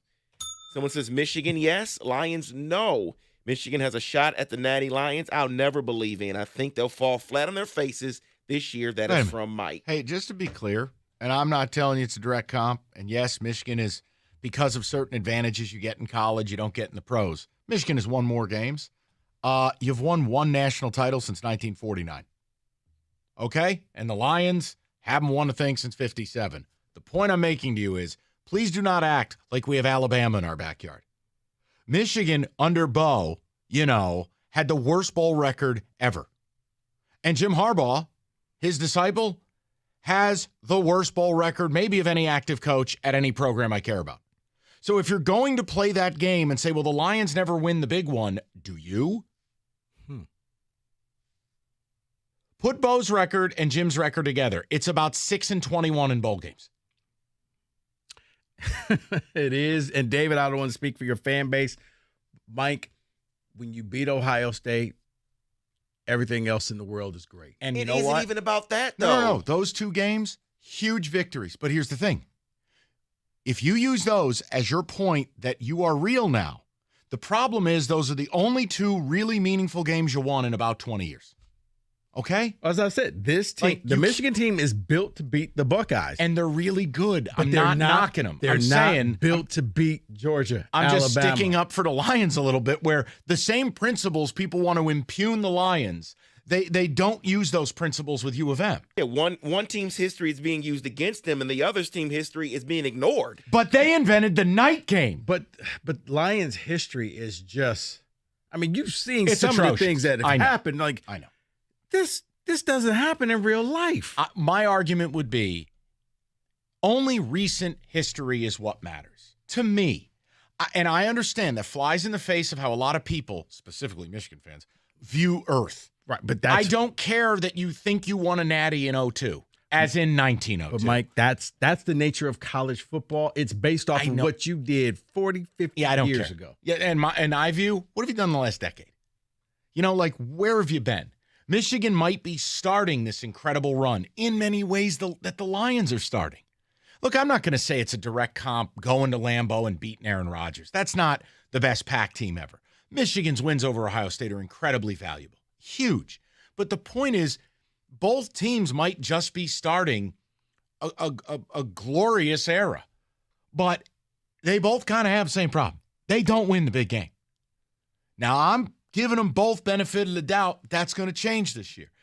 For me, I'm different than most people. It's not enough to make the playoff if I'm a U of M fan. They have to win a playoff game. I have to be playing for it all.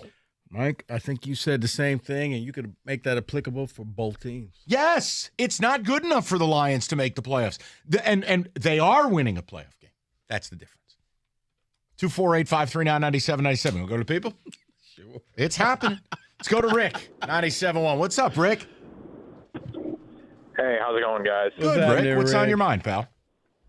So I am a Lions fan and a big Michigan fan, and I am not comfortable with really either of the hype trains for these guys. Okay. Michigan, well, what Donovan Edwards said doesn't really bother me. He's probably just, like a lot of other college running backs, a little arrogant. But I think that with Michigan, they were told leading up to TCU that they were great, that they were just going to walk all over them, and then they laid an egg in the game. And I'm worried that they're going to do the same thing. And then from the perspective of J.J. McCarthy, he needs to prove, if I'm going to get on their hype train, he needs to prove that he's going to be able to throw the ball, because we showed that we cannot run the way what we do against Big Ten teams against these SEC teams. So, and their expectation is a championship. So if we can't show that we're two-dimensional, and I know he did for a couple games, but if he can't do it on a consistent basis, then I don't really give us a chance winning the national championship. So let me ask you this. If I asked you to pick one, which hype train are you more comfortable with? If you had to pick one, who is it? Well, it's tough because my expectations for each team are different. So if you're talking national championship or Super Bowl, I mean, I would have to say national championship with Michigan.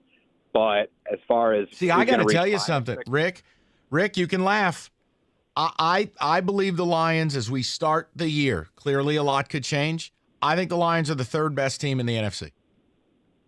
I think it's absolutely plausible that they could be this year's Eagles. And remember, I hope you're right. The Eagles went 9-8, got throttled in a playoff game at Tampa. People questioned, is Jalen Hurts even a starter? That's how it was before last year. So, I don't know. Michigan has to show me they can win a playoff game. So are you talking win the national title or win the Super Bowl or win a playoff How about just get there? I was about to say, or each team. Yeah. What are winning a playoff game, I have more belief in the Lions. Correct. That's where I'm at. But it's hard not to forget that the Lions did start 1-6 last year, and I don't foresee them going on any type of Here's run. the counterpoint, though. The Lions don't get to play the Windsor Surgeons Club and Betty Crocker Tech. Now, if you think that's just me being Sparty, no, it's factual. You have the worst schedule ever.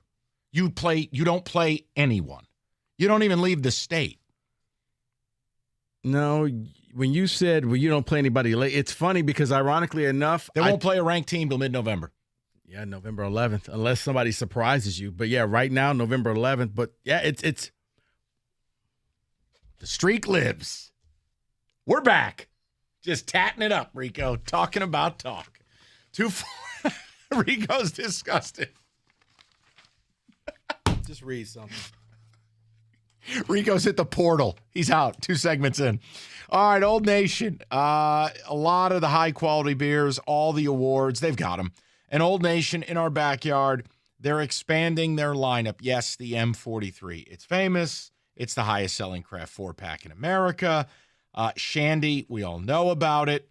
It's the beer of summer. If it's your thing, try it out. Ask for it by name. They've just rolled out the World Tart. It's not a sour beer. It's not one of these cloudy, dank, nasty things.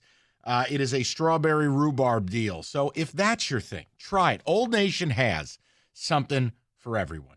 What you need to do is go to oldnationbrewing.com. That's oldnationbrewing.com. 21 and up. And as always, please drink responsibly.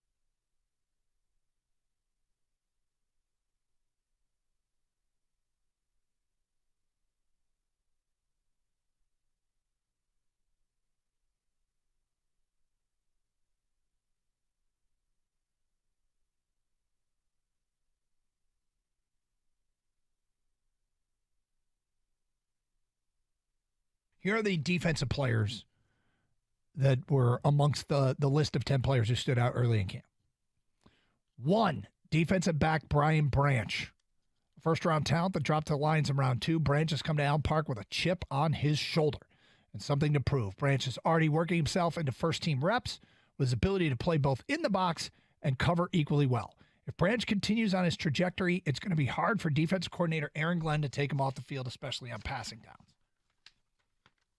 Okay. That would be useful. That's very useful. And I know Gator subscribes to this, is the guys in the secondary seem to always get hurt, and they get hurt often. Yep. Whether it's for a play, a week, or a month, you have to have depth there. And if you have quality depth, that's huge. Because going against someone's what happens in a game, Doug, when a starting cornerback goes out of the game and they replace him with someone off the bench? That guy he's covering immediately gets targeted by the other team. Okay, so to have Brian Branch or anybody, Jerry Jacobs, whoever it is, ready to go if they don't start, that's huge. Also off the defense, who else has stood out? Defensive lineman Aiden Hutchinson. Hutchinson focused on gaining strength and polishing some movement skills this offseason, and the results have him looking like... So I was wondering, 248-539-9797, real quick, who's the worst Lions quarterback in your lifetime? Well, that's a terrific question. And in your Lion fandom. Unfortunately, there are many to choose from. And if how far are we going back? We just going 30 years? Training camp rolling on. Lots of NFL stuff. Apparently the Lions dominated the Giants today, so Super Bowl. David, let's do a little football today, shall we?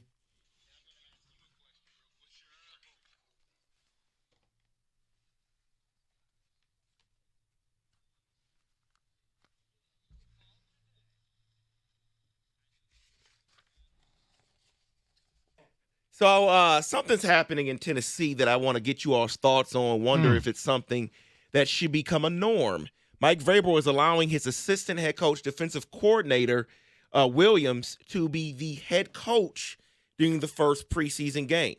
So Williams will deal with the training staff during the week. He will craft a message to the team, and he will be the actual nerve of the organization for 48 hours leading up to the game. So he'll be handling play calling responsibility, everything the head coach does, the in-game interviews, all of that. Sounds like something that's okay and nice to do, but should this become the norm when you're trying to get guys to the next job, which is the head coach? Well, David, what I'd like to do for the rest of this month is turn you into me, and I'm just going to leave. Like, this just sounds like Vrabel wants a day off. It really does. No. See, I actually like this idea because you want to prepare your guys because it's a badge of honor to say, hey, my coaching tree, all of these people, and they were ready. They didn't get the job and fall on their face. Yeah, it's a nice internship. I just don't know how you get away with it as a head coach. I think you can for preseason games. You can't in the regular season. Are these preseason shows? Can I go back on vacation in the name of training? David is getting some reps. Yeah. I mean, but yeah. You know what I'm saying. It's like, really? A preseason game, it's a little different. Now, though. it's great for the assistant. I'm with you there. I mean, because I'm not. Maybe Michigan should do the same thing during their non-conference. But it's just like when we go on vacation and Costa steps in for one of us and we keep the train going. Yes. And Costa's building up reps. Maybe Michigan could have a fan coach when they play Eastern. That would be amazing. What difference would it make? It'd be like that movie where Whoopi Goldberg coached the Knicks. They could have a fan. Oh, Eddie. Yeah, they could have a fan coach their non-conference. Harbaugh's not there. You could have a contest and have 4 different people win. Right. And they're still going to be 4-0. David, next question. So on the opposite end of that, I guess a little bit, is something that's happening in Washington. So Ron Rivera made it known that players have come up to him complaining about the intensity of Eric Bieniemy. Said I had a number of guys come to me and I said, hey, just go talk to him and understand what he's trying to get across. He says, it's a whole different approach. Again, you're getting a different kind of player from the players back in the past. And Eric Bieniemy then told reporters this morning that the players will grow to learn that there are reasons for his intensity. Now, that's a little bit opposite because now is he throwing Eric Bieniemy under the bus, and he's never going to get a chance to be a head coach because he's like Matt Patricia, and he can't get the respect of the players. Well, that's why he's never had a job. He's been viewed as a red ass, arrogant, hard to get along with, but he's got a special bond with Reed, and it's worked in Kansas City. Wow, who does that sound like? Huh, Matty Patty. Now listen, Rivera, this isn't new. He threw his franchise quarterback under the bus last summer. Here's my issue in Washington, 30,000 feet view. This is why I never understood when you buy the team, Ron Rivera either gets an extension or you get rid of him. Like, Rivera's a lame duck coach who's going to be asked to play Sam Howell and immediately will go cover his ass mode if he has to. That's the issue I have with the whole setup. Well, and I think when you look at it, I think that the Commanders or whatever the team name is going to be has pretty much said Bieniemy is the next coach. He's the coach in waiting. So if this experiment works, hey, you better get used to him because he's going to be the head guy. He's going to be yelling at everybody and not just the offensive players. So we've seen reports already about the Detroit Lions dominating the New York Giants in their joint practice. What does that mean? I'm going to get to that question. Oh, okay. I'm going to get to that question because we've also seen video of Tyreek Hill today dominating the cornerbacks in Atlanta. Of course, Atlanta fans are going crazy. Oh, my gosh, I guess we're not that great. What does it mean? Absolutely nothing. I hate to break it to you. First of all, you're already better than the Giants. We talked about this last year. You came to MetLife and kicked their ass. You were a better football team than the Giants were, even though the Giants got in and you didn't. So it means nothing. Sorry. If you value this, God bless. Oh, no. Enjoy. No, I don't value this. I'm just thinking about what you're saying, how you were so much better. But if the seasons were reversed and the Lions had a playoff victory, it would have been a parade. Giants got a playoff victory, and it was no big deal. I know, but I'm not a loser, so I don't celebrate I didn't say things. it was. I just thought it was funny. It means nothing, David, because as I've stated, if you go out there and you catch every pass and you execute perfectly, it's practice. You don't win anything for that. If you are horrible, it's practice. It's the only thing that we have to talk about now until the games happen. But I was just laughing because everybody wants to know how Mike is feeling because his Giants just apparently didn't get off the subway and didn't show up to Allen Park. With this next story, I'm going to categorize it as I believe it when I'll see it, okay? Shaquille Leonard, the linebacker for the Indianapolis Colts, is talking again, and he's quoted as saying, I'm starting to see somebody that resembles the guy that I used to know.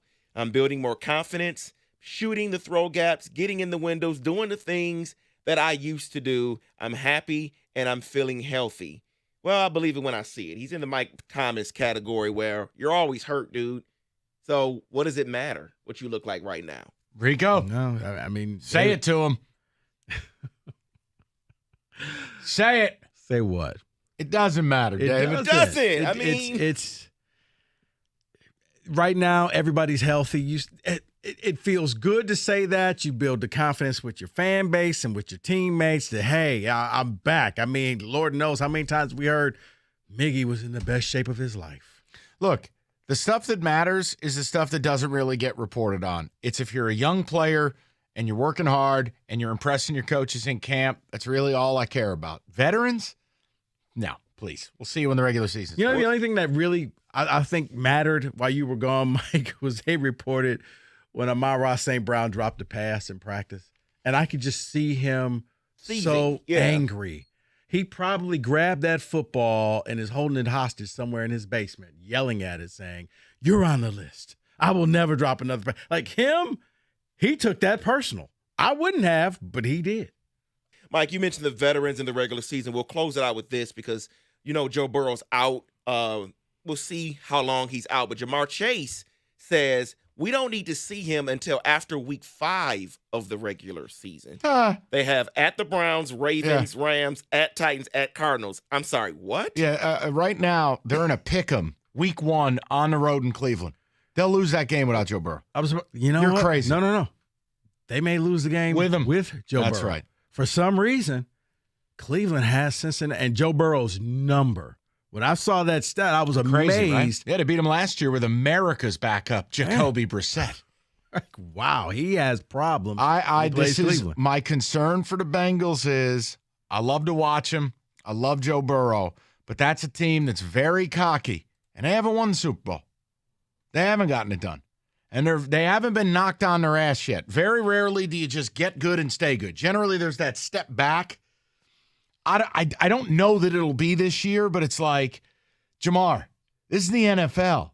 With Joe Burrow, you're going to lose games. We don't need him to week 5. Who the hell's their backup? Good question. This ain't college football where you get the automatic build. This is the NFL. Seriously, where most games are normally like within 4.5 points of each other, which that's one score. You don't see, well, we're favored by 31.5 points. Yeah, you don't need to play that game. And that is in football today. All right, John Jansen weight loss fiesta. If you're looking to lose 10 or 100 pounds or anywhere in between, don't wait. Go to idealu.us, just like John did. Get the free consultation. You get $200. Now, what do you have to lose? You could be 15, 20, 30 pounds lighter in just 30 days. Go to idealu.us right now. They're local. They're based right here in Metro Detroit, and they've helped thousands, including our very own John Jansen. 90% of Ideal U customers lose 20 pounds in 40 days. John lost 10 in his first 10 and 63 overall. You can lose weight like John and see a big difference even before summer ends. Lose the weight, get the Visa gift card. It's idealu.us. Jansen did it, so can you. It's idealu.us.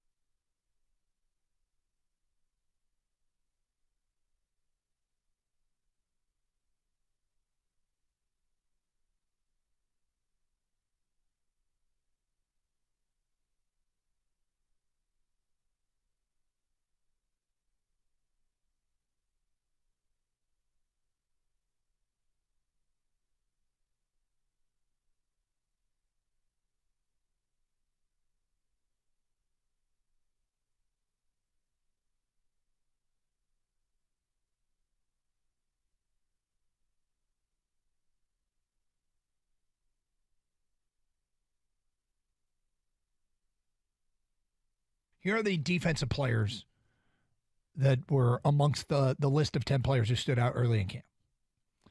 1, defensive back Brian Branch. First-round talent that dropped to the Lions in round 2. Branch has come to Allen Park with a chip on his shoulder and something to prove. Branch is already working himself into first-team reps with his ability to play both in the box and cover equally well.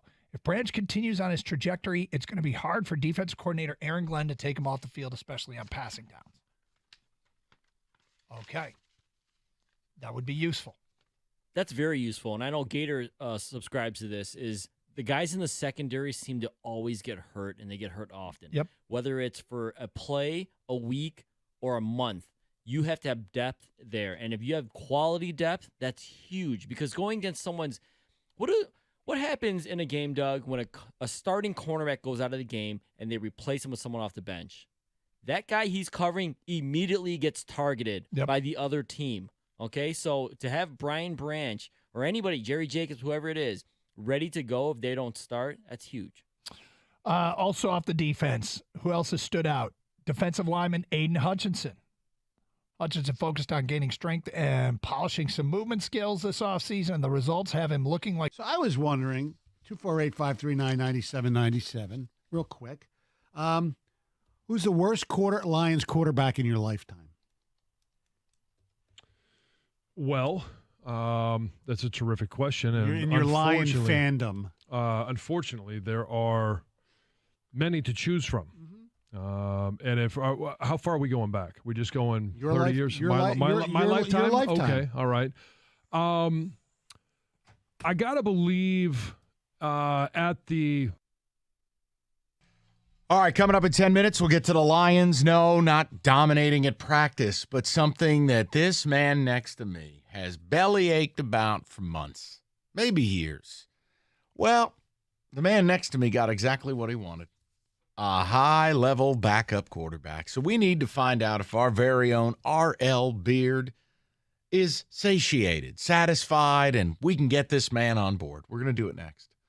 Right now, some ticket text, and we're going to go on the board. We're going to continue our college football cavalcade. Cash the Ticket Season 2 is out. Conference previews en route. And I've got a bet that Rico's going to mock. It's going to be exciting.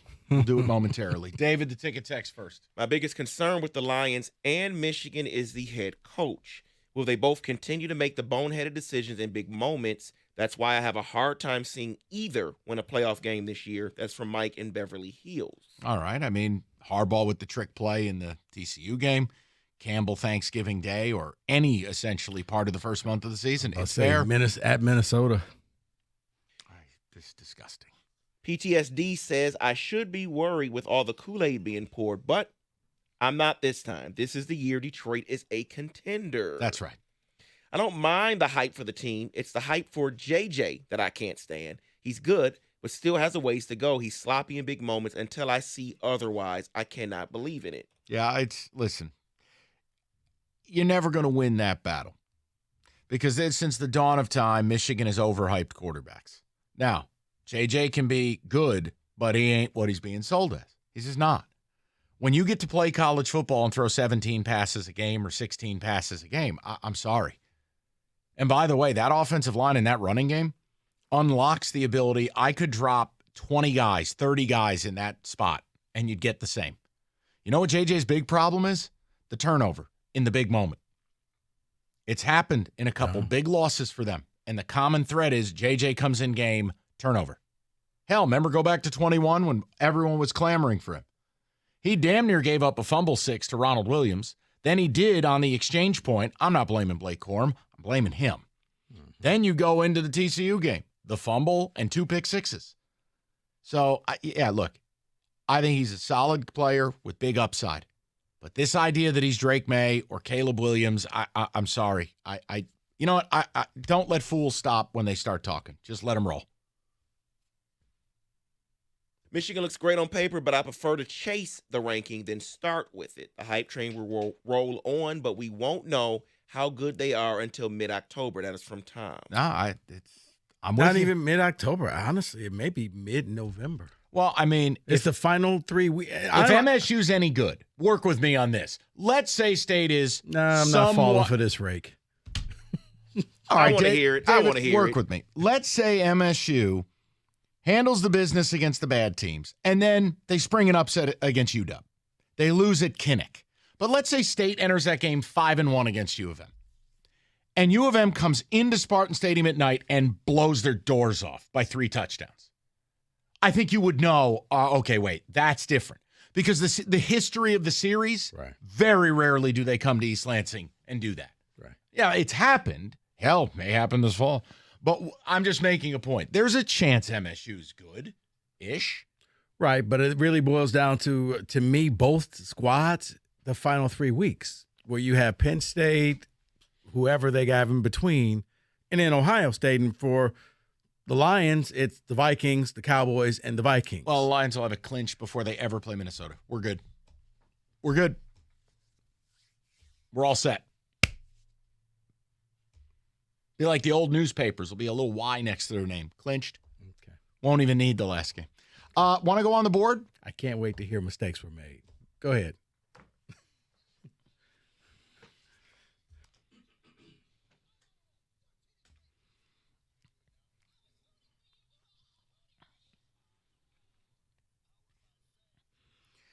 So continuing the I don't bet baseball, but I want to get you excited for college football and the launch of Season 2 of Cash Ticket, I want to offer you another win total. Rico likes these, the futures market.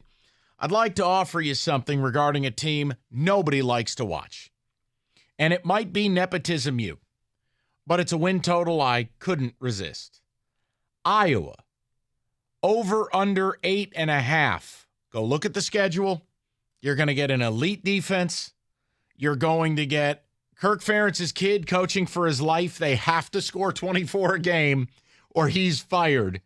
And they play in the clown car that is the Big Ten West. 2, 3. Wisconsin's going to an air raid. Huh? Purdue has a new staff.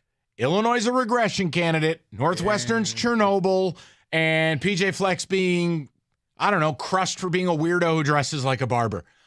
Home against Utah State, at Iowa State, Western Michigan, at Penn State, Michigan State at home, Purdue at home, at Wisconsin, Minnesota at home, Northwestern at Wrigley Field, Rutgers at home. Yeah, this is. They don't play OSU. They don't play Michigan. Illinois. Listen, and then at Nebraska. Yep, so I just thought over 8.5 could be.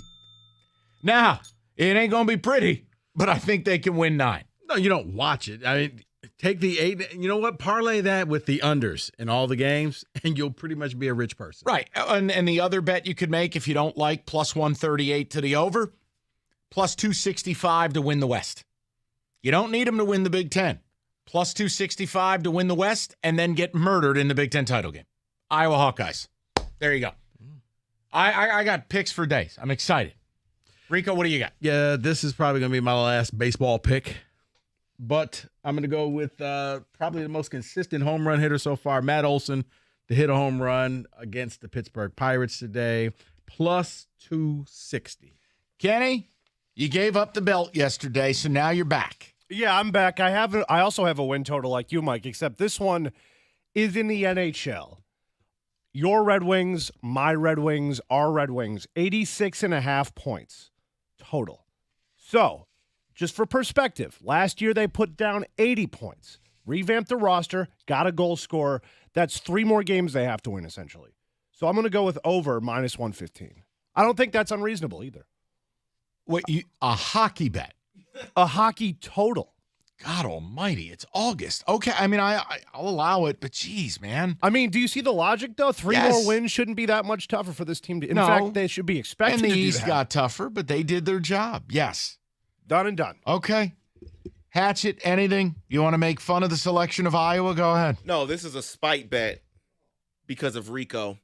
I'm going week 1, 49ers, Steelers. Money line for my Steelers right now, plus 136. That's all. Rico, I'm sorry, you say something? Yeah, there it is. There's the arrogance. I'm sorry, David, were you saying something? You know what, David? Let Rico save up his words. He's going to need them next because this team catered to R.L. Beard. And I want to know if any voices of dissent remain. We'll do it next, 97.1.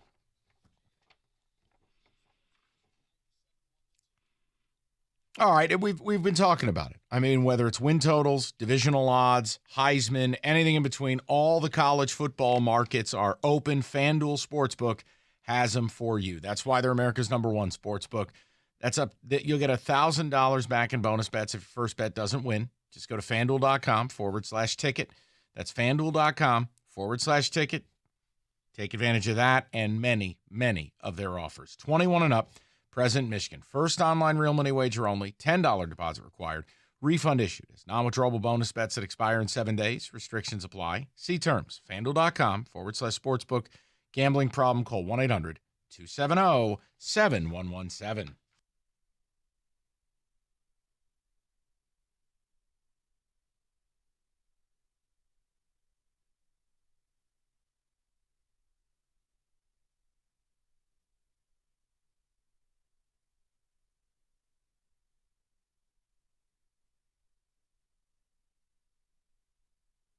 Clearly believe they're going to 20. I think there's hesitancy on who it is. Well, I think the hesitancy is it going to be Cal and Stanford, or are they going to wait to see if the ACC, if there's a mass evacuation from there, because then you'd have a chance at schools like, if you wanted to dip into Florida, you've got Florida State, Miami, North Carolina, and Virginia seem like better fits as universities. But I think they're waiting to see if they want to go that route and leave 2 slots open, or if they just want to fill them right now with Cal and Stanford. But the SEC, if the Big Ten goes to 20, I think the SEC is eventually, and people think it's a given that the SEC is going to just grab 4 ACC teams. Yeah, I do think Oklahoma State and Kansas are potential possibilities. And it's because of the rivalry with Oklahoma, Bedlam. You're keeping that, and I think a respected football program, and then Kansas from the basketball standpoint. I think they have populated this roster with good players. They have populated this roster with professionals. There's less nonsense, and these guys can play. Dan Campbell has kind of set the tone for the culture, and Brad Holmes, who built draft boards with the Rams and did a great job without first-round picks for Les Snead, setting up picks in second, third, fourth, fifth, sixth round, and helping that team. They basically drafted well and supplemented with huge moves. Brad Holmes has come here, and he has drafted well. I fully believe that. And I think this is going to be one of those seasons where when they final 53-man roster comes out, there are going to be some painful cuts. We're going to be like, oh, I didn't think they cut him.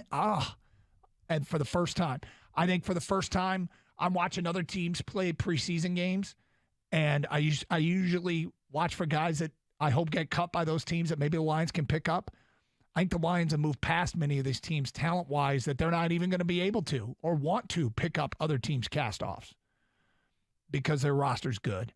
I think the talent is here, and there's some prove it to it. There's some prove it to it. But my God, it sounds like this rookie class is going to make an impact.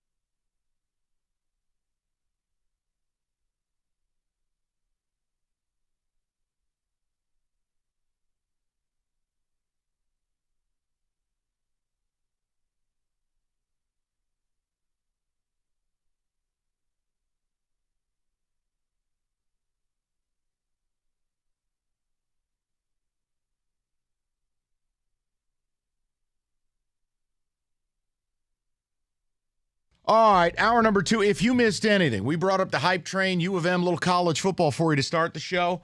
Odyssey.com rewind for you there. We need to talk Lions. This is an exciting moment for me because my line of work requires I have to listen to the complaining and moaning of the man next to me about things like backup quarterback. Well, the Lions have gone out and I think in almost like a catering company, they have presented exactly the meal Rico wanted for his coronation.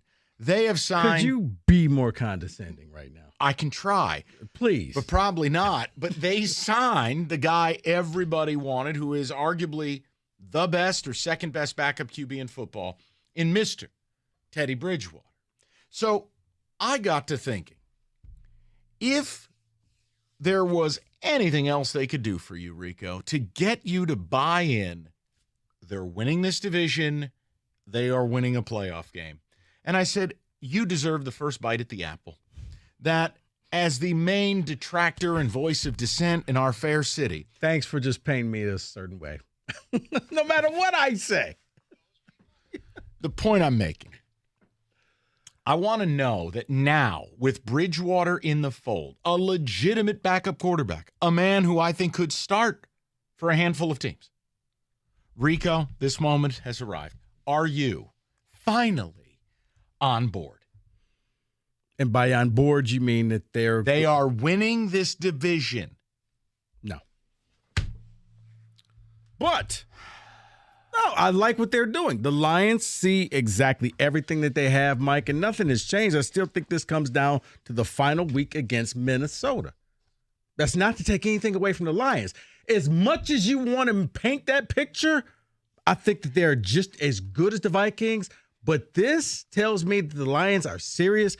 This tells me that the Lions are investing in themselves, because now if something happens to Goff, and let's face it, Lions were very fortunate Goff didn't really miss any games last year. That's not the norm. But now if he does go down, He's not going to. You have a quarterback that can lead you. And even if he goes down for a quarter or a half, you can bring in Bridgewater. There's nothing they could do to get you to buy in and join the rest of your community. Win it. Win it. But I don't have to believe right now. People, I'd like to know where you're at. Maybe some of you would like to crawl out from that mold-infested rock you live under and join Rico. Maybe you too, that maybe Rico speaks for you. Maybe nothing they do will get you to believe until it actually happens. But I will tell you, I was already on board. I think the signing of Bridgewater is something a winning team does. Yes, I think it's a team that has aspirations. You make this move. I think it's a sign you're an attractive place to be. Bridgewater could be starting somewhere. Well, that shocked me, because I really thought that he would wait for a couple of weeks just in case another QB went down. You can't pass up playing here. It's just too good. I can't do this today. Come on. It's 85 and sunny. Detroit is paradise. A serious conversation. I am too. I would like to know. Says the man who slanders everything about Detroit. I can't take you serious right now. It has its struggles, but its football team is not one. 248-539-9797. I want to know if signing Bridgewater now will shut some of you up, that you will just jump aboard the cruise liner. Why do you make it a bad thing if you don't want to jump aboard the cruise liner?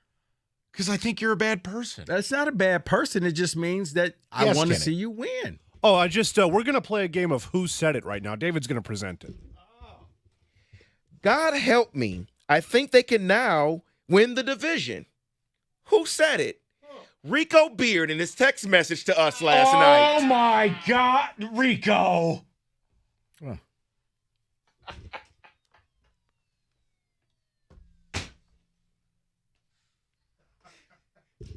I think you believe, Rico. That's what you told us. David, when I saw Rico, that. Rico, be vulnerable. I'm not being vulnerable because I don't like how you're painting me. So you ruined this. You harpooned this topic already. No, I am not. Yes, you did. You're painting me like if I don't jump aboard, I'm a bad person. No, David, what I saw was a team that said we're serious. We're not messing around. We know our window is right now. It's not 2 years from now. It's not 3 years from now. Don't know what you're going to do with Jared Goff, but you know what? If Jared Goff goes down, that will not be the reason we lose this year. We are going to bring in a backup. This is what responsible teams do.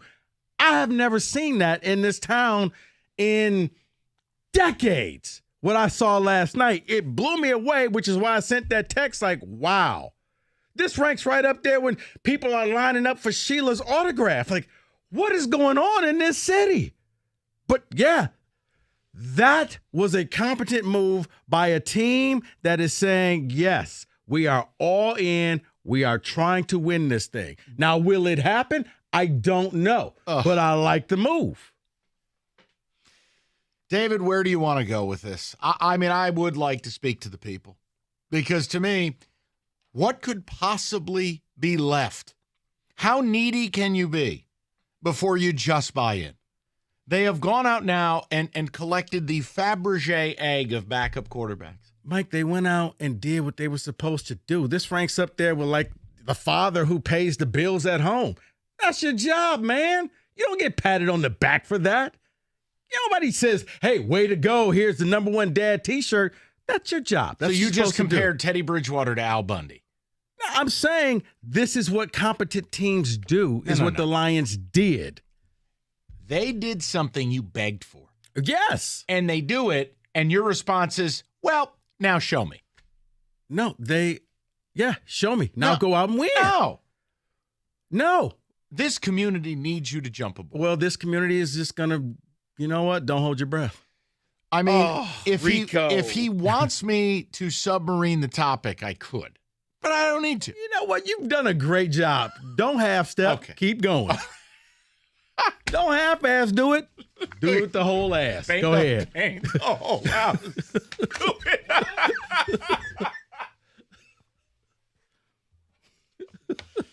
248-539-9797. David, now they have signed an elite backup. Are you on board?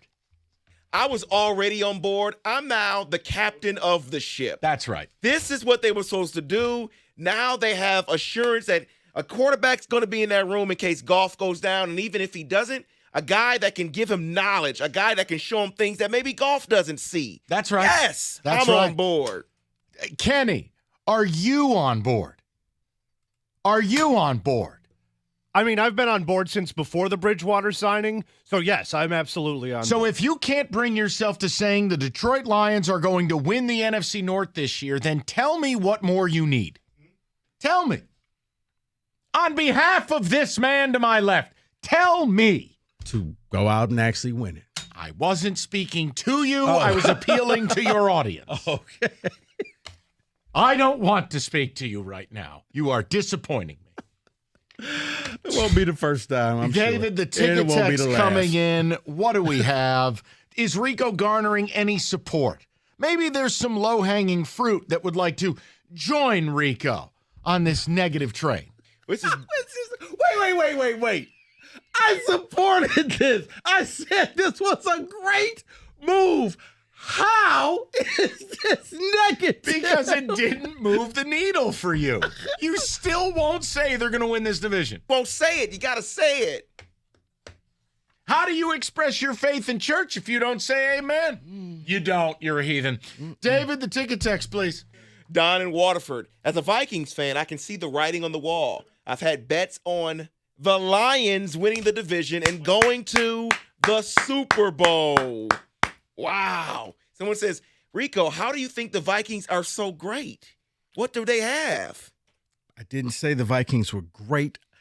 I'm saying I think that the two teams are neck and neck. And yeah, asking anybody in this city, even though the Vikings beat you by 4 games last year, the Vikings probably only won 1 in your mind. They were the luckiest team ever. It's like, guys. Hold on, time out. They went something, it was an astounding 10-1 in one-score games. Right. That is fake. I called them fake all year last year. I told you the Giants were going to Minnesota and beat them, and I don't even think my team's any good. The Vikings are fake. Okay. Well, that fake team beat you by 4 games last year. So last year is last year. Okay, so they were fake last year, and they're fake this year. No, they won't get a chance to be because the Lions will impose their will. Okay. We don't even need the 2 games at the end of the season. It is written in the stars. If signing Bridgewater does not bring you home, tell me what they got to do, people. If you would like to support Rico Beard right now, I want you to imagine this is the commercials, and they show the sad animals, freezing in an oil drum, and they're like, give us your money so this animal can be adopted, which, by the way, great cause. The point I'm making is This is the last time I will say that the Lions made a great move. If you want to support Rico Beard, who currently is freezing, hiding out inside of a rubber tire in the woods, call up and tell me why you agree with this man. That's what I need. That the Lions made a great move in getting Teddy Bridgewater. That despite giving you the deluxe backup QB that I had to listen to you about, it still doesn't get you to say they're winning this division. Drawing a line in the sand, real radio. Line in the sand. Nah. See? I think it's just to spite you. You can do whatever you like. Nah, it's a great move. I need to see you do it. And I think, oh my goodness. I think that the Vikings and the Lions will be battling in the final games of the year. You don't believe that, Mike, but I do. Vikings are going off a cliff cliff but you know this what? year. That's your opinion. Mine comes down to the final week. But the NFL. Yours is born of hatred. It's not born of hatred. It's born of I'm looking at it. Kenny agrees. Mike, you can just call him a hater. It's fine. I agree. No, he told me he didn't want me to submarine the topic. No, I told you go full. Here's the thing. The NFL agrees with me. Do they? Yes. Because the NFL scheduled these 2 teams to play at the end of the year. The NFL sees what I see. This could be compelling. Well, Vegas sees what I see. You're the prohibitive favorite in this division. So Vegas is you use Vegas. No, you use Vegas when it's for your advantage. No, I'm telling you. Because we talked about the Michigan stuff. Well, Vegas doesn't know what they talk about. No, I said they know what they're talking about. I would bet Michigan over 10 No, and a half. they got Ohio State for the Big Ten. Yeah, that one I do disagree with. But they're razor close. Okay. Plus 165, plus 180. I'm looking at this, and this is okay. People. I think the NFL sees what I see. Mm-hmm. These teams are going to play 2 times in the final 3 weeks. There was a reason for that. Okay. David, you don't want to speak to Rico. Kenny is now. Okay, yes. Come on, Rico, man. Speak to him. You got it. Speak to him in that Holy Ghost language. Communicate in that special way that you do with him. They have done what you asked them to do. And that's all we ask as fans, right? Can the team... Can they do? Speak to him, David. And this is even after the draft, when you didn't want to draft a running back in the first round. You didn't believe in that move, and you still got to this point and says, if they get Teddy, I'll believe. I'll believe, and I'll be speaking that language. Rico, but you're not speaking that language. Rico's side hustle, he ain't selling Pokemon cards. He operates a goalpost moving company. How unfair. 248-539-9797. Rico, tell them all about it. Might as well. Wow. Might as well be December 7th right about now. Let's talk about the Chevy dealer in the area leading the way. It's Hamilton Chevrolet and Warren. Andrew Pavlik and his sales staff want to be your Chevy dealer. They will guarantee you the lowest payment on your next Chevy, period, by finding you every discount, incentive, and opportunity to save you money. And with the new 2024 models rolling into Hamilton, they're making one of them the Rico deal this month. Get this, a new 2024 Chevy Equinox LT, $309 a month for 27 months. You walk in with $995 down, you get 10,000 miles a year. Yeah, a Chevy Equinox for just $309 a month. You know what I say. The best deals are found at 14 Mile and Mound. Stop in and see my guys at Hamilton Chevrolet for details. Make Hamilton Chevrolet your Chevy dealer. Drive away in the Rico deal. Visit HamiltonChevy.com. That's HamiltonChevy.com. Chevrolet, find new roads.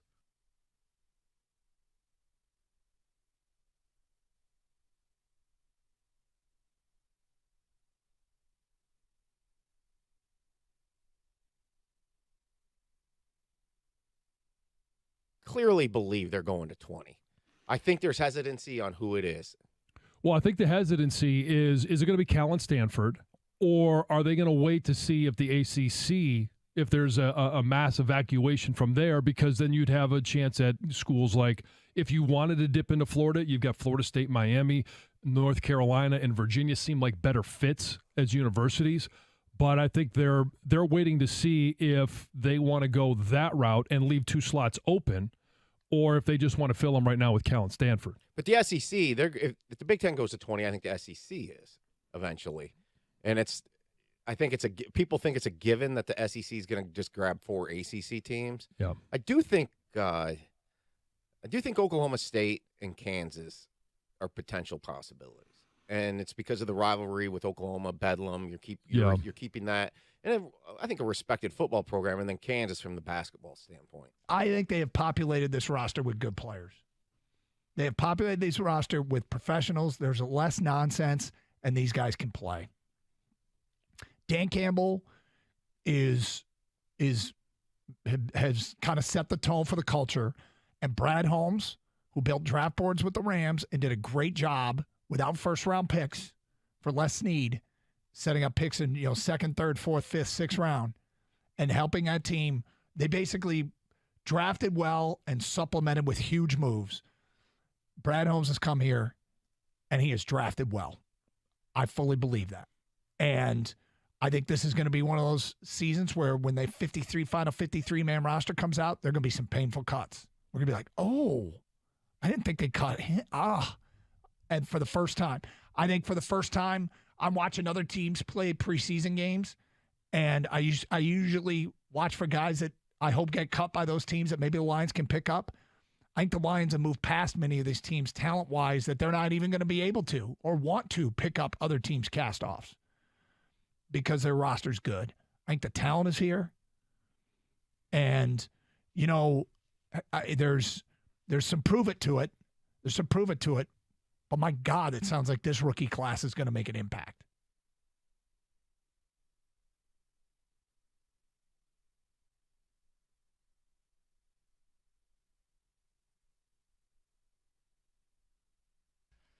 If you're headed to Vegas, go to the D Las Vegas. They've got it all. Football trips, football season on tap. Vegas, a great place to go.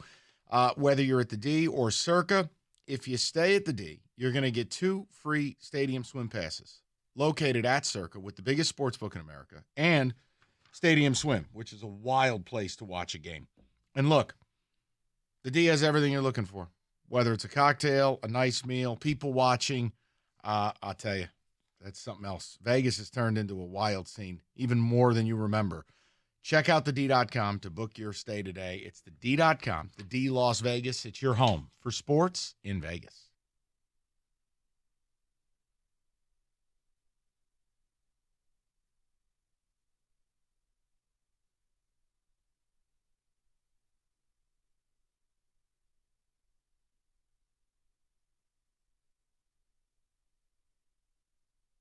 All right, let's get to the people. We have Rico representing a segment of the fan base that maybe is underrepresented, but Teddy Bridgewater doesn't move the needle for him. He says it's good, but it doesn't move the needle. He will not say they're going to win this division.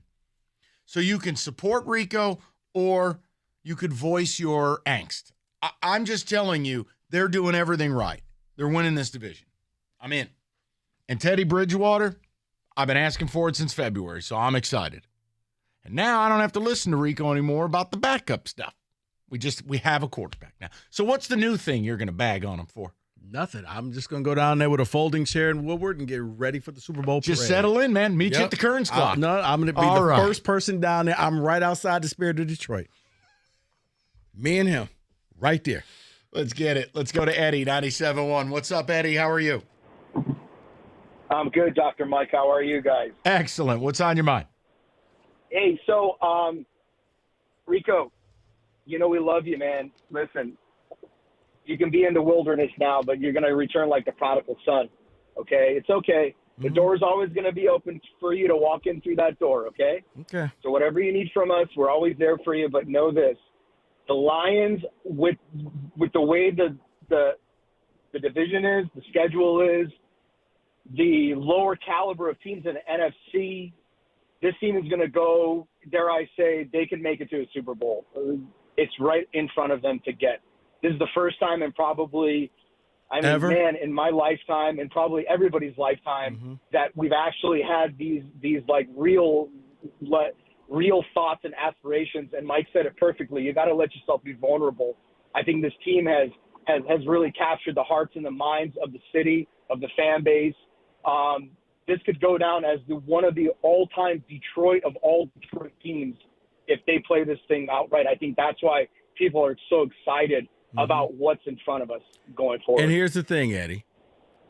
You and every Lions fan out there, I don't begrudge you. You feel the way you're supposed to feel. I'm cool with that. How arrogant. I don't have to be able – Rico, the door is always open. Mike, real quick, you were talking about the psychology of the Michigan and the Michigan and the Lions fan. Okay, so you and I are about the same age. We're in our mid-40s.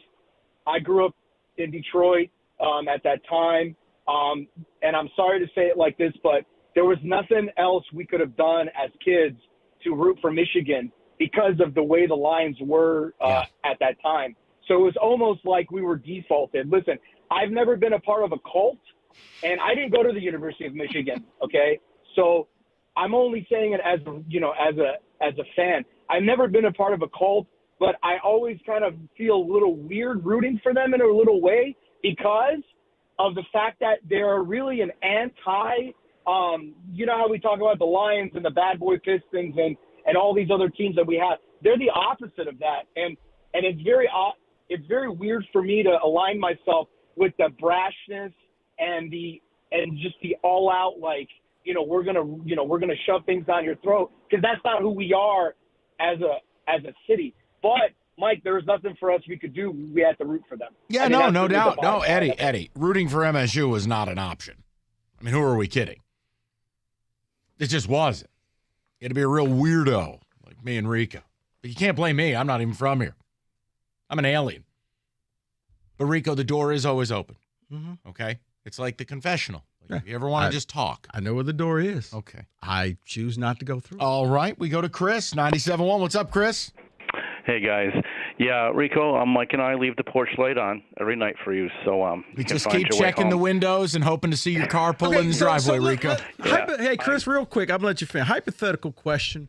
So if this thing doesn't go the way that you guys keep preaching, do I get to take my victory lap around the city of Detroit? Okay. And you're going to delight in people's pain. No, I'm not, because I actually hope the Lions fans deserve this. They deserve. That's why I'm not going to sit here and tell you what to feel and, man, you crazy, because I've seen it firsthand.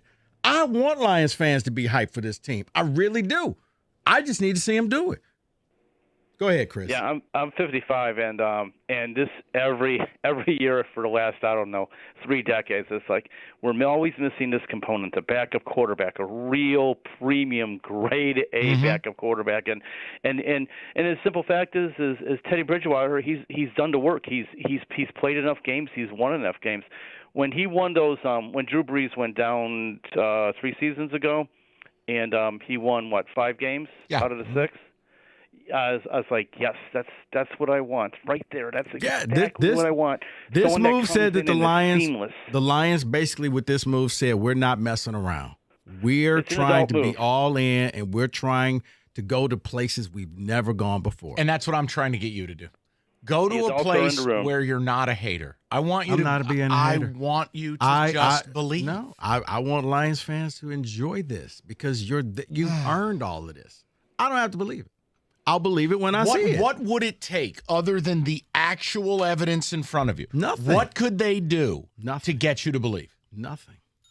I just need to, because Mike. You know, Rico, I see a lot of pain in those eyes. It's not pain, Mike. I've seen things happen. I've seen hype trains come and get derailed. When have you ever heard me speak of this team this way? I'm not talking about you. Well, you're my radio partner. Yeah, I don't care about anybody else. I'm talking about the life that I've seen. And every time. When's the last time the Lions had this amount of hype? Probably coming off the playoff when they started the year. 2012? Like 2-7 or something like that. So 2012. Okay. That it would be 14. Yeah, either 14 or 15. It's almost a decade. Once a decade, you can't just be like, you know what? Let's get aboard. No. Golly. You know what? Or you haven't upset David. You haven't upset him. But you know what? You've disappointed him. David disappoints me all the time. Oh, wow. Jeez. Whoa, shots fired. Good Hey, God. you know what? I'm just taking cover. Let's go to Aaron. Kenny's over there trying to be all quiet. I'm looking at you, Kenny. Wow. Aaron, what's going on? Hey, what's going on, guys? Hey. Hey, I think that first off, Rico, you need to get on board. Because I think that this Bridgewater signing is more than just a backup. I think that it gives us an option for kind of a speed package for Ben Johnson to really come up with some interesting plays. So we get Bridgewater, throw him in the game a few times, and then we have our running back core and our receiver core, which is all speed. I think that it's going to give us the ability to really trick some teams because Bridgewater can run. And I think that's going to get us maybe 3-4 games this year. So I'm putting the Lions at 13-14 wins and possibly going to the Super Bowl. Rico, get on board, dude. Just embrace it. Yeah, that's not going to happen. But, hey, Aaron, I hope that for your sake and the Lions fans out there, they make it to the Super Bowl. People, if you feel like Rico's patronizing I'm not. 248-539-90. I'm just saying, your happiness is not based on what I think or what I say. Go be happy about your team. Go believe in your team. I think you know deep down they're winning this division, but you feel like you can't bring yourself to say it. No, I think you really think the Vikings are going to win this division. No, I believe just like the NFL, that it's going to come down to the final weeks. You go out there and you win your game, you're in. But the NFL sees exactly what I see. They didn't stumble upon that by a mistake. That wasn't happen chance. That was legitimate drama. This thing could end up being, between these two teams, hold off for the entire year, finish off week 15 and 17, playing each other in Minnesota and then in Detroit. We're going to continue this. We're not done with this. We got a lot of people who want to talk about it. David was just in my ear, though. David, you have some sad news? Yes, I do. The Tigers are passing along that Jim Price has passed away. They sent a statement saying the Detroit Tigers mourn the passing of World Series champion and broadcaster Jim Price, and their thoughts are with his wife, Lisa, and the entire Price family. Yeah, and a statement from Dan Dickerson, who was his broadcast partner for 24 years. Sad news. Jim and I were together for 24 seasons, experienced both ends of the spectrum with our beloved Tigers, from a tough season in the first year after Ernie retired to 2 trips to the World Series. Jim helped me get through that first season, which made what happened 3 years later all the sweeter. Jim Price passed away at 81 years old. We'll take a break. 97.1.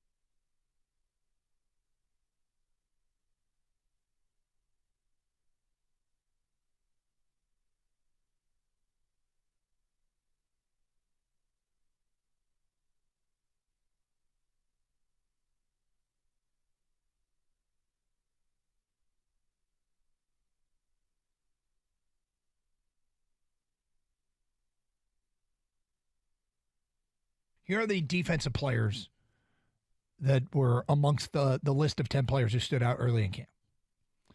1, defensive back Brian Branch. First-round talent that dropped to the Lions in round 2. Branch has come to Allen Park with a chip on his shoulder and something to prove. Branch is already working himself into first-team reps with his ability to play both in the box and cover equally well.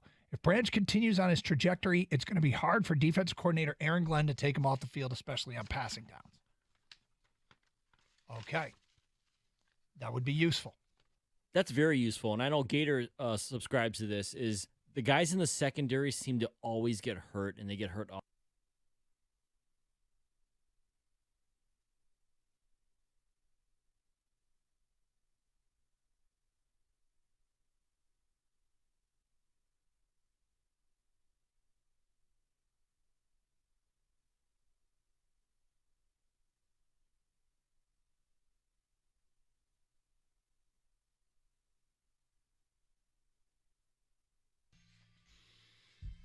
All right, 97.1. If you missed the start of the show, talked about the hype train, but not the Lions one. Talked about the U of M one. And what I thought, look, a good player making some delusional remarks. But Odyssey.com rewind if you want it. Don't worry. I think you're a hell of a good team, and I think you are a huge threat to Georgia. But I just want to know if you're comfortable with the way it's being talked about. Right now, this is all about figuring out a friend. It's about a man who's in a lot of pain right now. It's about Rico Beard, who said the Lions must sign a backup. They must. Wait, who's in pain? You. You. There's a lot of pain in those eyes. I'm not in pain. They signed Teddy Bridgewater, and to me, it cements they're winning this division. But you're doing the Stoney. What's that? Shaking both hands. No. You're doing a little bit of this and a little bit of that. You're saying, oh, my God, it's a great move. It's a great move. Except it doesn't move the needle enough for me to say they're winning the division. That's Stoneyism. That's not Stoneyism. No, that's just how I feel. Well, listen. They're going to win the division. That's your opinion. It's fact. I talked to David about it. Okay. David, ticket text? Ticket text. The Lions could trade for Mahomes, Donald, Sauce, and Jamar Chase, and Rico would still be sitting on that island all by himself. I agree. Hater Harbor is where he resides. The Lions are the best team in the division, and not only will win the division, but compete as one of the top 3 teams in the NFC and could be NFC champs. Bang. They did it, Rico. They violated the sanctity of the group chat. The floodgates are open, not spill more tea. I didn't do that. Joe in Sterling Heights. I did it. I was just surprised by Rico's approach, knowing what I knew. And I went, man, what has changed? Keep reading, David. Honolulu Blue is winning the division, being in Monroe. Someone says, did David just Mariah Mills, Rico Beard? Those revealed texts. Glad somebody else said it, not me. 248-539-9797. Let's get to the people who have a lot to say. And maybe they support you. I have said if you want to support Rico Beard by being negative, we're here for it. I don't understand how me saying that this was a great signing is negative. Well, how about this? I've positioned it as what else could they do to get you to believe? What is so bad about them just going out there? No. What is so bad about just going out and winning games? Don't give me hype. Don't give me the rhetoric. Just win the game. We can't do that on August 8th. Okay, That's then the problem. I don't have to believe on August 8th. How about that? Well, So you're not going to believe until December 8th? Huh? Maybe? What's the fun? No. Who says Rico's I'm trying approach to to have fun? sports is like waiting for your taxes. I mean, that's God, Rico. It's like you're betting the don't pass line. Or how about this is just what I do? My goodness. I'm Dave. sorry. You know what? From here on out, you're right. What has this team done to you? I'm going to think like everybody How tells have they me hurt this you? thing. You They left, haven't hurt me. You I simply abandoned them said- 30 years ago. How are they still hurting you? They're not hurting me. I actually gave them a compliment, but it somehow got twisted into this where now I got to sit here and I'm a bad person because I said you did something that said you were all in and wow, that was impressive. You got to back up QB. But all that went for nothing. No. Because I'm a hater. Said it, but Let's take the phone calls. All right, he's upset. Now, that's just not the design of the topic. I wonder why. We'll go to Sully, 97.1. Sully, how are you? Man, I don't even know how to jump in on this one. You guys got me flabbergasted. Talk to me. What's up, Rick? Hey, man. Bridgewater, that's a dream come true, man. It's like, dude, you didn't sign a backup quarterback. You signed a starting quarterback. I'll dial back the hands of time and give you a hypothetical right now, which isn't basically a hypothetical because it's kind of the way it played out. Stafford leaves. Okay, what's the free agent market look like? Well, we got this West Coast surfer boy, Jared Goff, and we got a tried and true guy with grit from the black and blue division who's battle proven. I mean, they gave Goff everything in the world out there, and he lost the Super Bowl, and the minute Stafford steps in, he wins it, and now Bridgewater, he's playing with a bunch of clowns up in Minnesota. I mean, he had some talent, but not enough. And he's here now backing up Jared Goff. And here's my question to you guys. If you had the chance, Stafford exits and you're looking at 2 QBs to draft, would you take either A, Goff, or B, Bridgewater? Goff. And I'm thoroughly confused, and I'm not sure we're on the same planet, Sully. I gave Love a chance right there. I don't know that plane kept circling. It was not cleared for landing. I don't know what the hell just happened, and I'd like to apologize to all of Detroit. I think he was saying that Goff is the future, if I'm not overreaching. I think he was saying Goff is the future quarterback. This is a rare reprieve for you. I think now as a show, we blame Kenny. Kenny just ruined this segment. It's all good, Kenny. Just, you know what, Kenny? Just throw it all back over this way. All right, Rico's a hater. Who's on next? And you know what? We have somebody. There we go. You know what? We have somebody who wants to support RL Beard. I give you Paul, 97.1. Rico, I'm 100% behind you. Thank I'm you. 74 years old. The Lions won a championship in 57. I think we had a playoff game in 91. This hype is really getting to me like it's getting to you. And, Mike, I really appreciate what you're doing. It's given me excitement. I'm really enthused about the Lions like I've never been before. But I'm like, Rico, win. Show me. They haven't shown me yet. Mike, last year, the Lions were in a position to get to the playoffs, correct? Sort of. They were on the fringes. Yeah, and what happened? They lost. They lost. They Who lost. did they lose to? The Carolina Panthers. If they won, Mike, what happens? They go to the playoffs, right? Okay. Now, by your own admission, Mike, Michigan was given the opportunity by getting TCU. And what did they do? They lost. They lost. They had everything set up for them. Mm-hmm. And they didn't come through. So that's my whole point, and I understand where Rico's coming from. I'm 74 years old. I've been a Lions fan since 1957, and they've never come through. And I'm praying, Mike, I support you. I support everybody who's on this hype train, but I can understand where Rico's coming from because I feel exactly like you do. I think you guys should enjoy it. I'm trying to enjoy it, but until they actually do it. All right, Paul, here's what we're going to do. On board. Kenny, I'm asking Kenny this question, Paul, because I just sit tight with me for a second. You know what? I got to tell you something, Kenny. I like this guy. I think since Rico's not invited to the playoff game, right, I want to take Paul. Oh, he's going in the luxury box with us? I want to take Paul to the game with us. Excellent. Paul, would you like to go to the playoff game?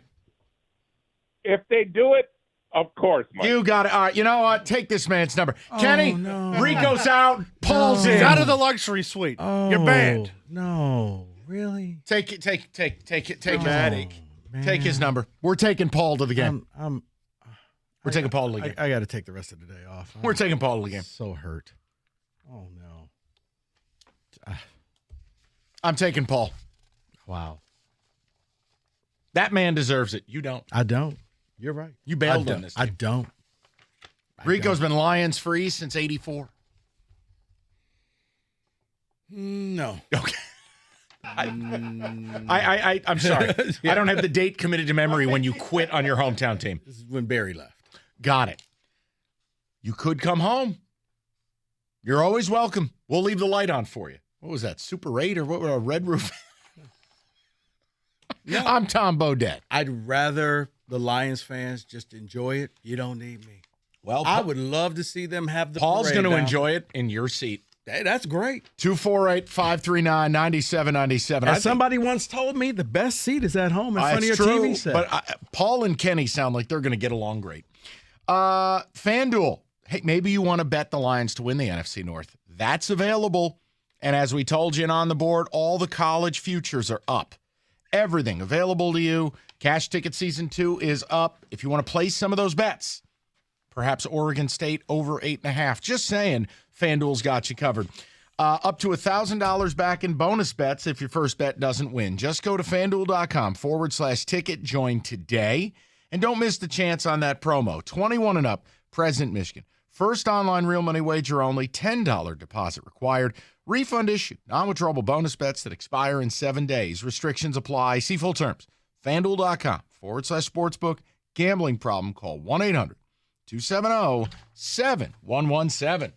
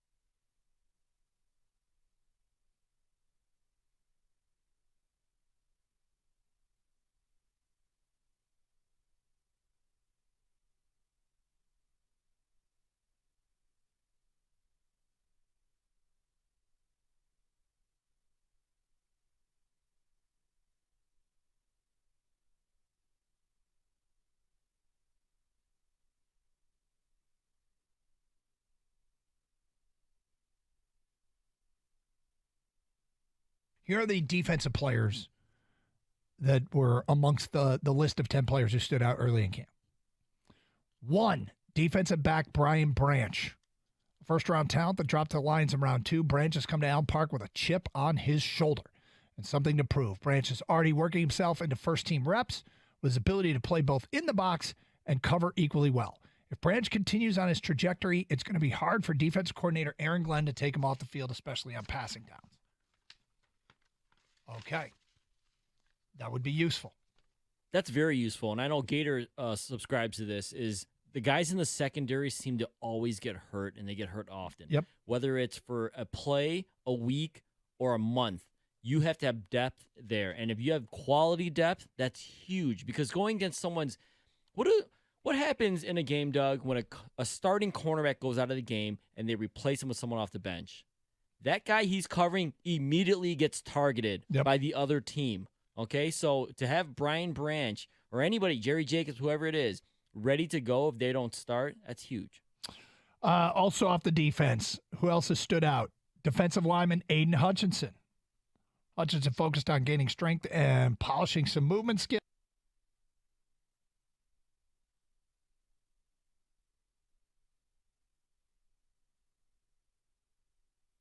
Rico, are you okay? Look at this man's half crying, half laughing.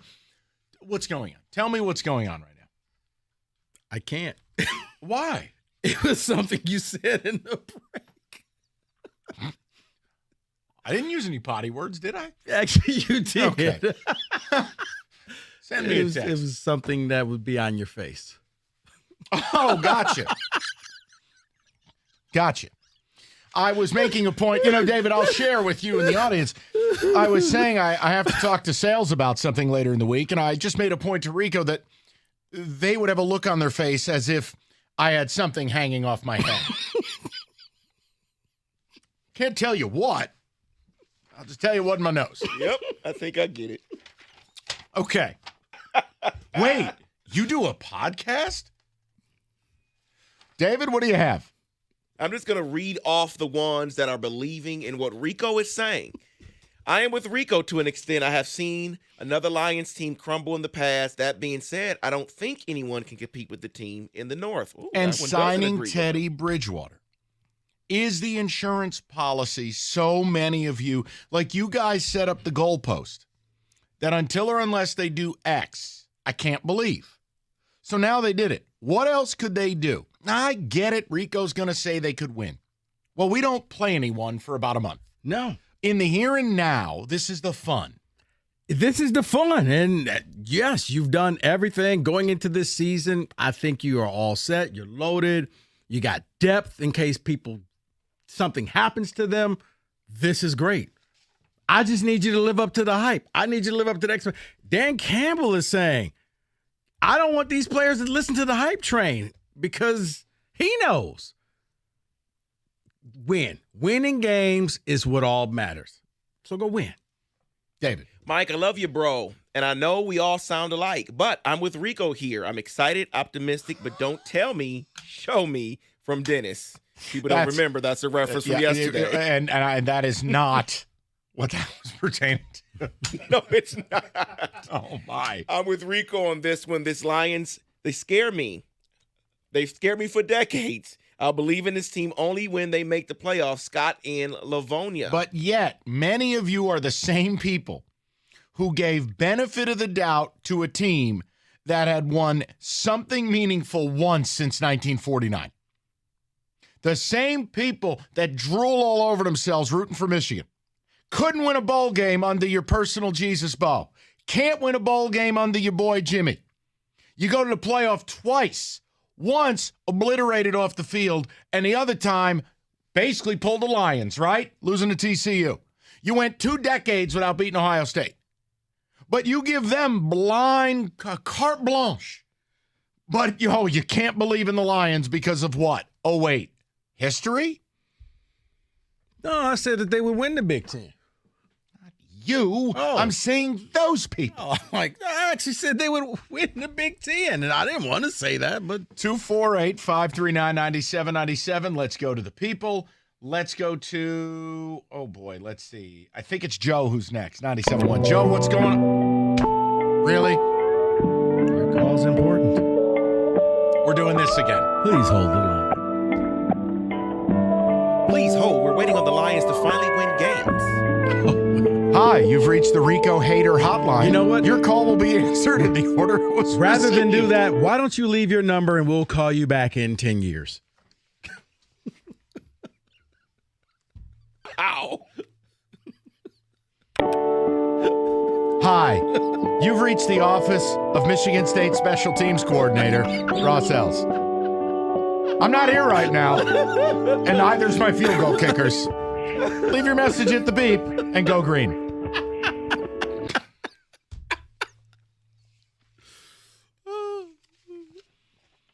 All right. We'll try, I don't know. Did he hang up? No. Oh, maybe. I don't know. Let's go to Joe. We'll try it again. Nope, he's there. Okay. I can't take it. We'll go to Eric, 97.1. Eric, how are you? Hey, fellas, how you doing? Good, bud. I'm calling because particularly what I want to touch on is, as a Lions fan, history is on our side that they're going to find a way to lion. And I'll give you a great example. I was offered a discount on my credit card to buy the NFL YouTube TV package. Just can't buy it because I know the Lions are going to lie, and I don't want to disappoint myself. And I'm with Rico on this one. Until they prove it to me, year in and year out, game in, week out, that they can win, I'm not going to buy it. So not buying the ticket, not buying the Lions merchandise until they prove it. I want to see some wins. So, all right, in the short term, the signing of Bridgewater, did it improve your viewpoint, or is it just a non-factor for you? Yeah, great question, Mike. You know, it obviously is a sign of good things, but we need multiple signs. We don't need just one good thing. We need wins. And Rico's right. Wins buy you time. They buy you customers. They buy you a loyal fan base. We need wins. We don't need more hope and optimism. You don't win on that. And you win on Sundays from 1 to 4 p.m., just like you guys do from 2 to 6. Thank you so much. All right. I mean, I think it's a tough way to start your season. I got to be honest. It's a tough way to start your season when you got this amount of good vibes and you have an actual football team. Like, this isn't flash and dash like so many times with the Lions of the past. Look at all the times we had to hear about how Stafford didn't have a running game. Wah. Or your only legitimate player was Calvin Johnson. Look at what this team is. They are built up front. They win with the tip of the sword. And they have diverse weapons. You have a top 10 wide receiver who's not a diva. He's just a hard worker. He's a red ass. You got a quarterback who in his time in Detroit has been the third best QB in the NFC. If you look at his overall passer rating. Golly. Look on defense. How exciting is it that Aiden year 1 to 2, a jump that. Well, that's when the biggest jump happens. But the thing is, as lucky as Minnesota was, and let's just say they come down to earth, which I think that they will. They will. Okay, the 4 games that they beat you by. Okay, you lose those 4 games now, meaning that final week, NFL sees what I see. That's going to be a de facto playoff game at Ford Field. You have the advantage. My heart can't because take it's here. My heart can't take that. It's here. We need to wrap this thing up by Christmas Eve. Nah, I think that's right. We will be doing a show saying, what do you expect to happen? Oh, here, let me give you a preview of Rico that day. You're going to lose. You always do. A little more bass. Okay? A little more bass. If you're going to get me, do it right. I mean, geez. Do it right. Oh, why don't you show me you can win the Super Bowl? Rico, they're in the Super Bowl. Trust me. If the Lions make it, I'm not going to go full Jeff Rieger and say, well, now do it again. I'm not doing it. Okay. I want this city to experience happiness. I want the Lions to exceed expectation. What they just did last night is what real teams do. It's a great signing. I'm buying in because I like the fact that for the first time, probably in my lifetime, your coach, your GM, and owner all appear to be competent people. And I didn't believe that at first. But now I'm looking saying, it's not just lip service. These guys all seem to be there. When I'm looking at people begging Sheila for an autograph, I couldn't imagine the old man being asked for an autograph. They wouldn't have put him out on the field. They would have had security all around him. So things are changing. I want happiness for this fan base. All right. I don't believe a word of what he just said. Hungry Howie. I quit. Hungry Howie is celebrating 50 years of flavor. That's 50 years creating delicious pizza. All right, you are using real toppings, real mozzarella cheese, and in-house made dough. New menu items. You know what we should do, Kenny? Let me call my guy Rob over at Hungry Howie's. We're going to create Rico's Hater Pie. And the Hungry Howie's driver is just going to show up and punch you in the nuts. Because that's really what Rico's attitude is today. But for real, if you want to have dinner on the table in 20 minutes tonight, Hungry Howie's got you covered. Mix and match deal, $6.99. Each menu item, pair them up, away you go. Special menu items. We do need to create the Rico Haterade Pie. I don't know what would be on it. We'll work on that. It's Hungry Howie's, new menu items, all for football season. Try it today. The mix and match deal. It's Hungry Howie's. And on the new menu items, limited time only, always. That's Hungry Howie's.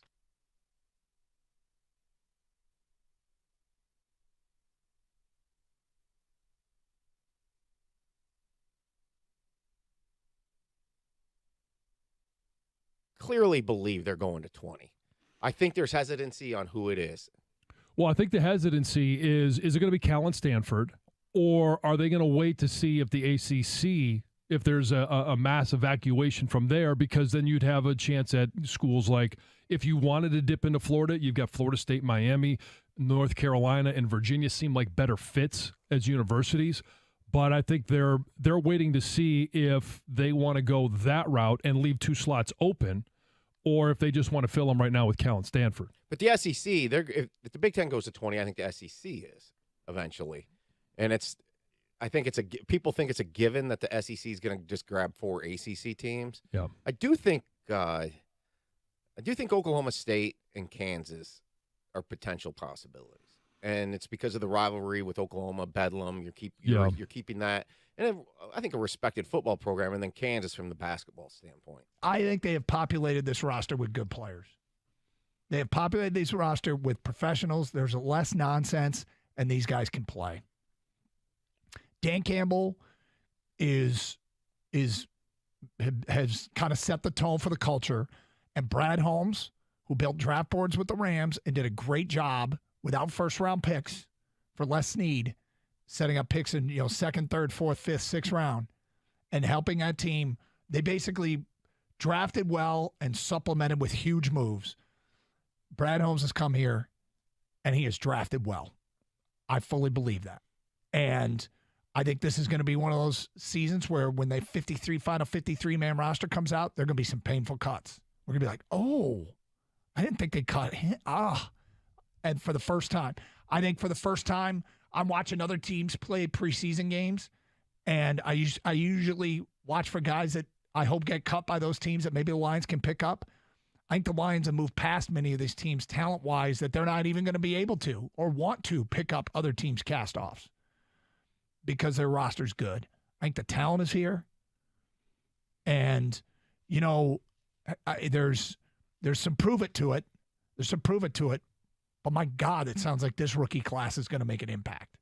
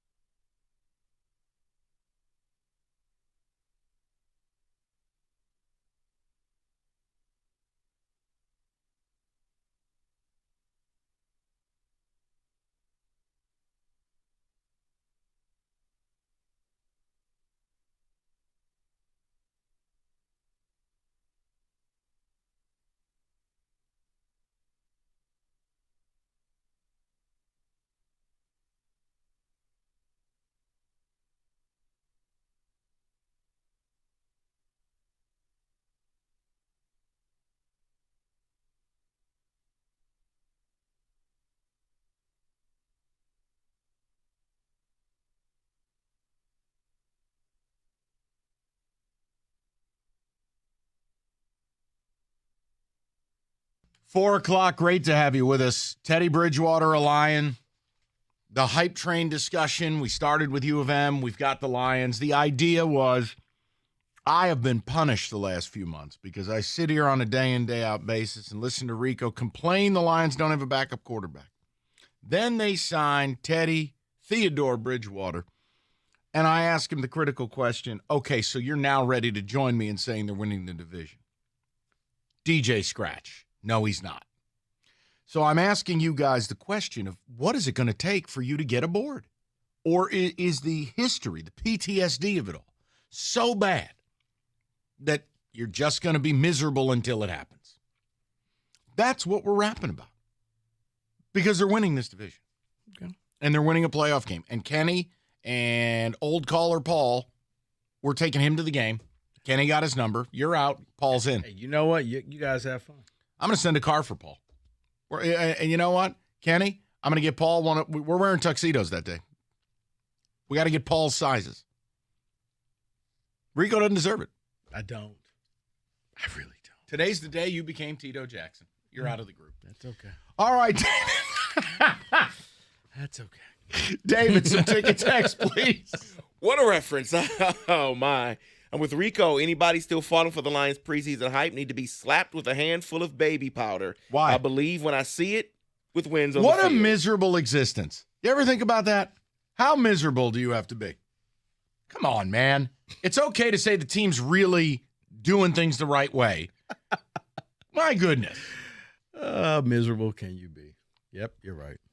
All on board with Bridgewater, pushing the shut up button to every hater around. Okay. All right, let me ask you a question. Yes, so, sir. do you believe in your heart that I have no faith that Michigan State could be better this year? Do you really believe that? You want to keep your streak going? No, I just do this to get under your skin. My point is, no, I don't think they're as bad as they were last year. And even though I don't have I don't have nearly the tangible proof that I have with the Lions, I still believe they're going to be better this year. Like, I don't like being unhappy. I don't like being unhappy either. That's why I said I think this comes down to a game you have at home against Minnesota. The NFL has deemed it to happen. How is that being miserable? Well, I mean, the Giants and Commanders played twice in 3 weeks. Okay, we're not talking about Giants and Commanders. Well, you're we're acting talking like about the NFL has preordained, like Vince McMahon, that it's going to come down to those games. The fact that they're playing each other twice in 3 weeks, yeah, they kind of see what I see. You'll win this division by multiple games. Okay, I said it. Then you know what, Mike? At that point, I'll come on here and say I was wrong. I don't need you to. I just need you to enjoy the ride. I need you. It's your hometown team. Me enjoying the ride is watching them go on this journey. As I've said, I think that this team is going to be good. I think they're going to continue the success that they ended the year with. And it's going to come down to the games against Minnesota. Because even if Minnesota comes down, they still lapped you last year. They were the luckiest team in football. Ask anybody. Okay, so they go in the games that they now go 6-4 in those lucky games. It still comes down to you got to go out there, you got to win. They are. And you have to beat them at home in the final game. Lions are going to win 11 games. It'll be fine. We're going to Jason, 97.1. What's up, Jason? Not a lot, fellas. I wanted to start off by saying I do not agree with Rico. In fact, I think he's being kind of a poopy pants right now. Isn't it too right? Too right. Now, I do want to set my expectations. But hold on. But Jason, would you rather me be disingenuous and just sit here and say how great the Lions are? No. I say signing Teddy Two Gloves puts them in the right direction, yes. But my expectations are a little more realistic. I think their floor is at 10-7. I think their ceiling's at 12-5. And I hope, if everything goes well, they win the North and they host a divisional game. Those are my expectations, realistic expectations. Anything more great, anything less, well, they are the Lions. Yeah, and I'll be the first to tell you, I don't think it's good enough to just win the division, like just creep into the wild card and lose. No. Win the damn division. Really? Yes. See, I'm okay if they, you know what, you got to make the playoffs. And if you make the playoffs as a wild card, I'm not going to sit here and be like, well, you didn't win a division. Better win a game. I'm not doing that. Better win a game. I'm not doing that because you've now hit territory you haven't been for a long time. As Michael Jordan once said, the ceiling is the roof. I still don't know what that means. Nobody does. But if they back in, like last year, if they would have backed in, That was I'm okay last year. That's okay. Not this year. You didn't make it. So if you back in this year, that's okay. If you're the Eagles, that's not okay. Win the division because Kenny wants a home playoff game. Win the division. Oh, my heart bleeds for Kenny. Joe. You know we just got to leave Joe up for the rest of the run of the show. Do not hang up on Joe. I want to see how long this can go. It's unbelievable. I like, who is he on with? Joe must have did something at home, and the wife is giving him an earful. Oh, you're listening to that stupid radio show again, huh? No. They can wait. I'm more important. We'll just keep going down the line. Let's go to Varn, 97.1. What's up, Varn? How are you? Good, Valenti. I feel like I'd like to set the tone with this exchange. I hope you have your Valenti shut-up button ready because you might need to say it to me. No. All right, so Rico, a lot of people are saying to leave the door open for you, but I'm with you, Rico, because there's a certainty in Minnesota. They have the number one wide receiver in the NFL, and as of the rankings, Valenti, you're not going to like this, the sixth best quarterback in NFL. The sixth best. Do you believe that, Varn? Do you believe Kirk Cousins is the sixth best He's QB? elite, all right? I've called in this show a lot of times, and I've tooted his horn. I really do. All right, since Washington, 2015, there are like five quarterbacks who have been more consistent, which makes sense because he's the sixth best. All right, Kirk is the man. All right, so I think we'll see how it plays out. I do agree it's going to come down to it, or we'll see if Minnesota has it wrapped up. But look, you can call me the Cousins crew leader of Metro Detroit, but Minnesota, don't forget about Minnesota and Kirk Cousins. Okay, Yeah, well, I don't need to hit the button. I'm just going to hit you with some facts, okay? Patrick Mahomes or Kirk Cousins? Josh Allen or Kirk Cousins? Joe Burrow or Kirk Cousins? Aaron Rodgers or Kirk Cousins? Justin Herbert or Kirk Cousins? Lamar Jackson or Kirk Cousins? Jalen Hurts or Kirk Cousins? Trevor Lawrence or Kirk Cousins? Dak Prescott. Wait, so you would take Lamar over Cousins? Absolutely. Okay. Dak Prescott or Kirk Cousins? Tua or Cousins? Deshaun Watson or Cousins? Yeah, we're now getting into the... You're getting into we're in the about Spider-Man memes But now. my point is, you're getting into that 14 to 18 range where Kirk Cousins belongs there. But if that kid thinks he's the sixth best quarterback in the NFL, then I'm hosting a show with Teddy Pendergrast. Turn off the light. Just stop. Sixth best. Light that candle. Right. Close the door. I will sit here and say I did not say that he was the sixth best quarterback. Kirk Cousins, to me, is in the Spider-Man meme quarterbacks where they all are pretty much about the same. And by the way, Joe hung up on us. Oh. The elevator music? Hang up the phone on them right now. They're talking about you again. I need your undivided attention. 248-539-9797. We'll get more of the people. David with some ticket text. Get a little college football, bottom of the hour. I do have a question for Rico because there was a report yesterday. We'll mix this in. You know what? I can't get Rico to say the Lions will win the division. But can I get him to say we have reached a point of complete lunacy that he won't use TV markets to defend it? Maybe that's my victory. I'm going to ask you a question next there, Buckaroo. You're going to be disappointed. Yeah, you, Kenny, and Paul going out to the game. You really are a disingenuous turd. You know that? You know what, Mike? I have to tell you. Sell him some pizza. Turd Ferguson. This guy. All right, listen. Your summer road trips, Moran Buick GMC has you covered. Heading up north, the family, the crew, whatever it may be, Moran Buick GMC has the vehicle for you. The GMC Sierra Crew Cab 1500. Lease it. $309 a month, 24 months. Or the 23 Buick Encore GX starting at $269 a month. If something's wrong with your vehicle, no problem. MoranExpress.com, you get the certified appointment, you get the free loaner, you go about your day. You don't waste your time. It's Moran Buick GMC. Stop in where you always get the best price, period. It's on Telegraph, just north of Eureka and Taylor, or at MoranExpress.com. It's Moran Buick GMC. We are professional grade.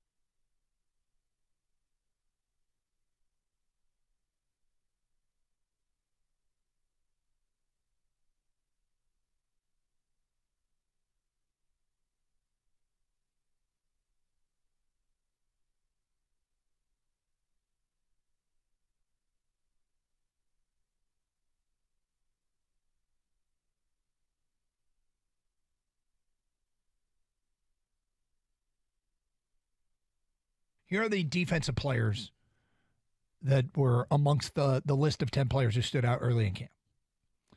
1, defensive back Brian Branch.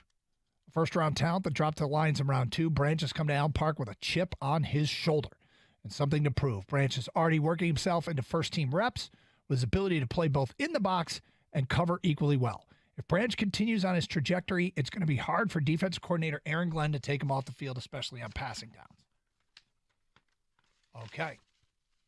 That would be useful.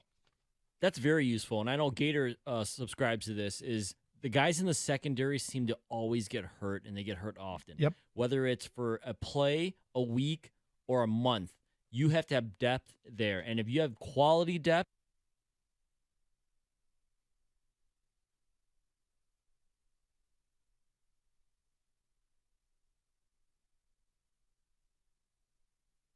So the Lions signed Teddy Bridgewater. They're on the verge of signing Teddy Bridgewater. They said that he would not be joining them until next week, so you won't see him this week against the Giants. I think that that's a step in the right direction for this team.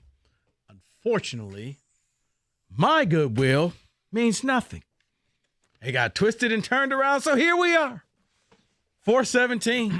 I do have a question for you. 4 o'clock is the haters' hour. I have a question. Yes, because this will be our small victory as a community.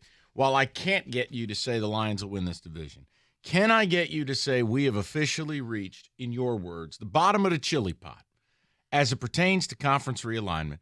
Did you see the report last night that the ACC, which in case you didn't know, stands for the Atlantic Coast Conference, picked up the phone and called to invite Stanford and Cal, where, unless you are geographically challenged, are on the Pacific Coast. Yeah. I dare you to defend this with television markets. I dare you. Are you serious? Yes. Cal and Stanford, Mike. You know what markets they have? No. San Francisco and Oakland. You're in California. Now, once again, I wasn't trying to defend this because I thought this was ridiculous. But you, my friend, keep painting me into corners where I have to say stuff I don't want to say. I'm with you. But no, this all ended. The beginning of the end is when West Virginia went to the Big 12.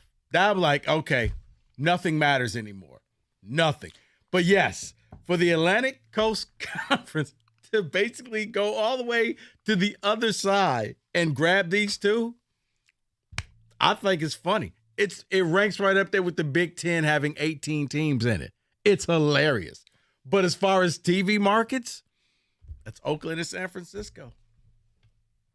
No, it's not like the Big Ten having 18 teams. How is it not, David? Just starts with no. I understand about the number. I get that.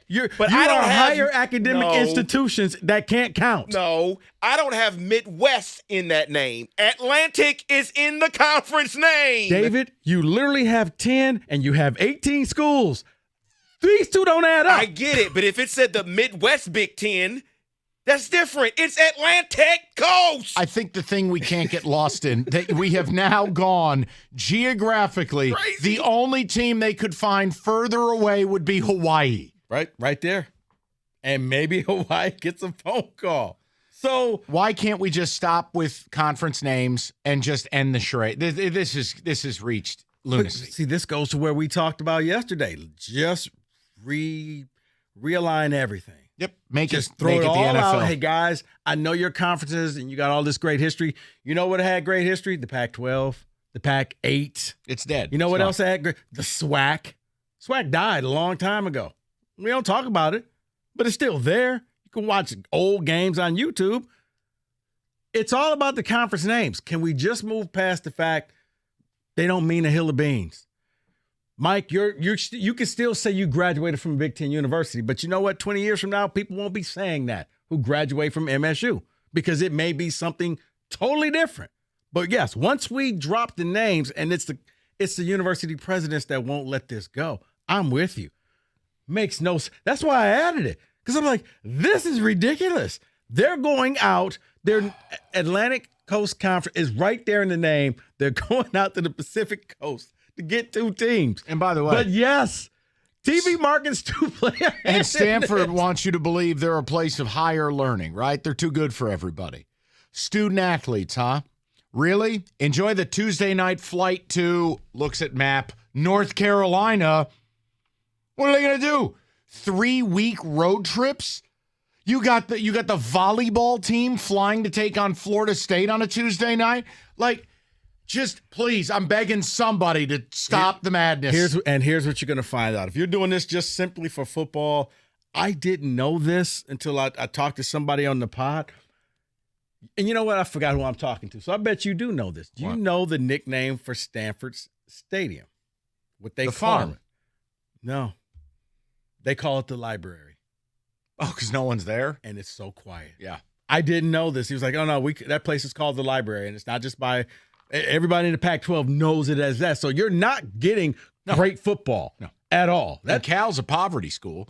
I mean, there are people living up in the trees. Remember the protesters at the stadium? They have people living in pine trees live on the game. But I guess now you get Tiger Woods and all the Cal Tech. I mean, yeah, but Cal's a poverty athletic school. Look at their facilities. They're trash. Right. Their teams are trash. They're an academic university. You know what? Get out. But you know what? The ACC will now be in California. Oh, tremendous. Let's go to Mark, 97.1. Hi, Mark. Hey, what's going on, fellas? How's it going? Hey, Mark. Good. Hey, I got to tell you, Mike, man, I am, first and foremost, man, I'm a huge fan of your show, man. I've been listening literally for every day for years in the afternoon. Real quick, rest in peace to Jim Price. But I got to tell you guys, man, I'm 110% Rico, man. Okay. I'm just, you know what, and I went to 3 Lions games last year, and all 3 of them were losses. I went when they played against Philadelphia, and I went when they went against I believe they were playing against Seattle in a shootout. I guess the defenses kind of fell between the waysides or whatever have you. Obviously, they started picking up those wins towards the end of the season, but as a long-time Lions fan, I've been going since Barry Sanders. I remember my dad taking me there. It's just one of those things where we just have to see it to believe it now, man. I mean, I am with you on the hype train, you know, because we had a lot of hype last year, right? We had Hard Knocks, right, with the Lions. And, you know, we had all this built-up momentum, and then we go out the first, 5, 6 games of the season, and we kind of sort of lay an egg, if you will. We got 1 win out of 5, I think, to start the season. And then, again, we did start to pick it up towards the end of last year. But ultimately, it really is a see-it-to-believe-it type of Lions team. We should win this division. The last time we won the division title, I think, was like 1992, 93, something like that. You know what I'm saying? So don't get me wrong. Again, I feel like I'm being a Debbie Downer for a lot of the Lions fans who are just really buying into all this hype that's out here. But again, as a guy who literally goes to Lion games every season, with the exception of the pandemic year, and I spend my hard-earned money, me and my family, my friends, we go multiple times a year. We just have to see it, man. We just have to see it. I mean, all this hypothetical scenarios and the fact that we know that the Lions as the organization, right, with the hire of the GM and the coach, they're doing the right thing, right? They're building this team the way it needs to be, and within the trenches up, right? So I'm 110% behind the fact that we are making the right moves, but in terms of the results from those moves, right, we just got to see it, man. We got to see if what they're doing is actually working. Look, here's what I tell you. I mean, they sold out season tickets for the first time since they've been at Ford Field. Mm-hmm. I would tell you this is the most important season in Lions history right now. You have an opportunity to galvanize this entire town and work with me as I pitch this to you. This isn't just about a downtrodden football team. This is about a city that has had the single worst winning percentage of any major town in America ever over the last 5 years. Ever. Football, baseball, basketball, hockey. Ever. To say we have been the gum on the bottom of the sports world shoe the last 5. Right. And primarily the last 15. Guys, this football team, we always said this, the team that rises first from the ashes is going to own this city. But if it's the Lions who do it, That is intergalactic. It is, Mike. But it's the most important seat. They're going to win this division. It doesn't take much to get the Lions fans to rise up and want to claim this team because they've been doing it every year. Every year. But they sold out. They've never done that before. Because they saw how the season ended. And you sent Aaron Rodgers packing and you won in Green Bay and you did things that probably most Lions teams would not do. Knowing that game was meaningless, I was shocked that they went in there and they still beat the Packers. That showed me a lot about Dan Campbell won me over in that game. But not enough for you to say he's going to win the division. Correct. Baby steps. So, but I looked at that game and I'm like, you know what? Dan Campbell can motivate this team because knowing, guys, this game's nothing. At the end of this game, we're going to hop on the plane. We're going to go back to Detroit. We're going to clean out our lockers because our season is over and they still rose to the occasion. I like that. So, yes, I do think that this team is headed in the right way. Campbell, I thought he was an idiot. And now I'm like, you know what? He fits this team. He fits this coach. I mean, this culture. He's the coach. This is why the city loves him. This year, go out there, beat the Vikings, get into the playoffs. Let's see what happens. They signed an elite backup. They did. They did everything you asked them to do. They did. Kenny shaking his head. And now, Kenny, you can address Rico. Use your words. Now, you know what? But here's the thing. Go win games. You want to build up equity? You win games. You don't get equity off of hype. They won a bunch of games at the end of last season. That was enough equity for me. They improved in the offseason. We think they're going to win the division. 10 or 11 games should get that done. Okay. And you've bought into Dan Campbell. Just say the words, man. Okay. But yeah. Just say the words. Oh, man. How is it you believe in a talking snake, but you don't believe in the Lions winning the division? A little blind faith. Isn't that what you always tell me? Isn't that what David sells at church? Okay. You know what? Faith. How about this? When you start believing, I'll start believing. Now what? That a dude lived inside of a whale? No. I mean, you got to give me something more. Don't do that, Rico. You got to give me something more believable here. No. When you start believing. Are we really bartering religion for Lions winning division? Don't do that, man. Hey. Well, all right, hold on. What's the most believable page in the Bible? And we'll start there. Give me something remotely believable. We'll talk. How about the trick where he created water into wine? We going that route? Trick? That sounds like a hell of a trick. David Copperfield? And here you have wine. And look over there. Here we go. It's wine.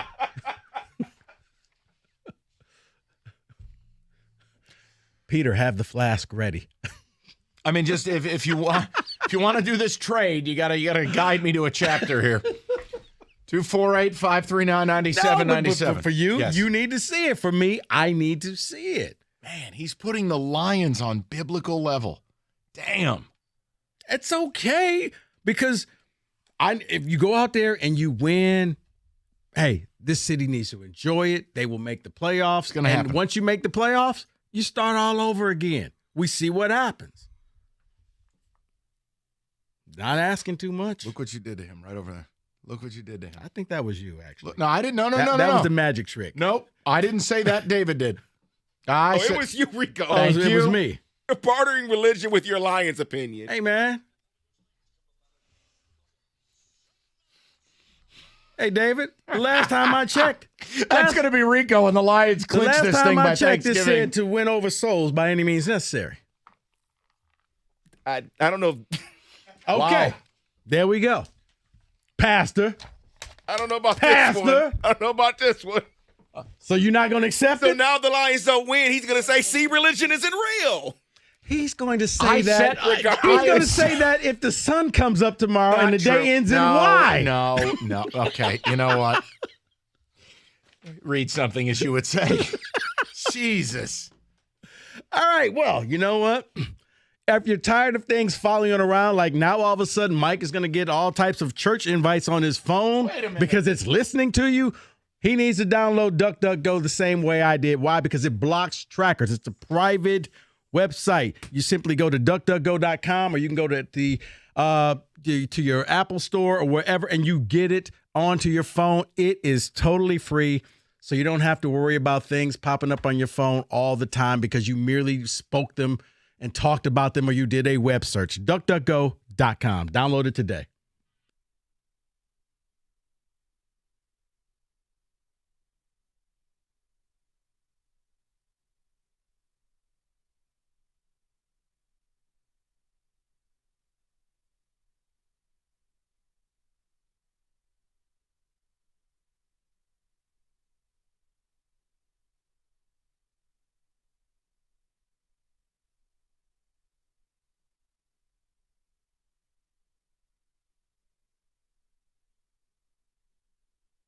clearly believe they're going to 20. I think there's hesitancy on who it is.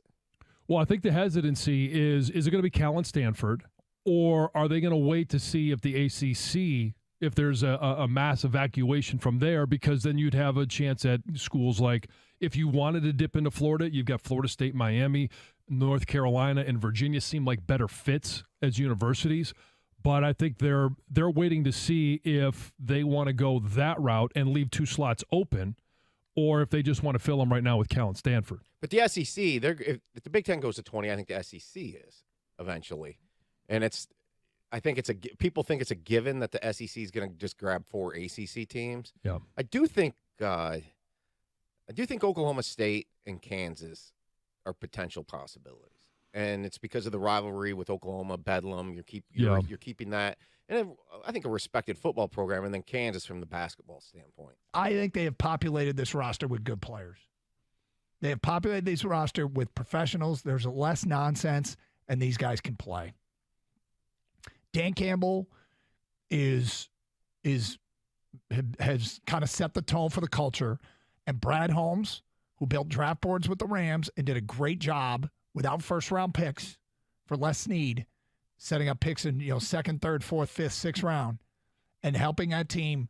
They basically drafted well and supplemented with huge moves. Brad Holmes has come here, and he has drafted well. I fully believe that. And I think this is going to be one of those seasons where when the final 53-man roster comes out, there are going to be some painful cuts. We're going to be like, oh, I didn't think they cut him. And for the first time, I'm watching other teams play preseason games, and I usually watch for guys that I hope get cut by those teams that maybe the Lions can pick up. I think the Lions have moved past many of these teams talent-wise that they're not even going to be able to or want to pick up other teams' cast-offs because their roster's good. I think the talent is here. And, there's some prove it to it. There's some prove it to it. But my God, it sounds like this rookie class is going to make an impact.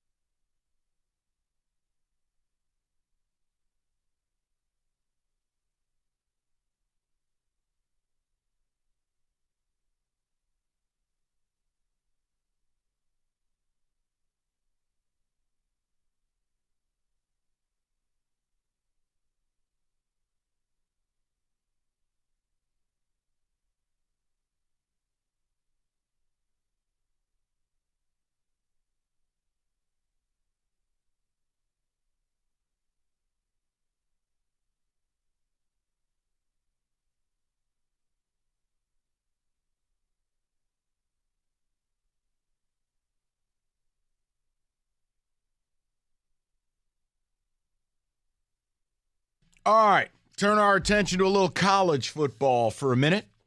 We are, 2 weeks away. Does that sound about right? Maybe 16 days, but we're right there. We're on the precipice.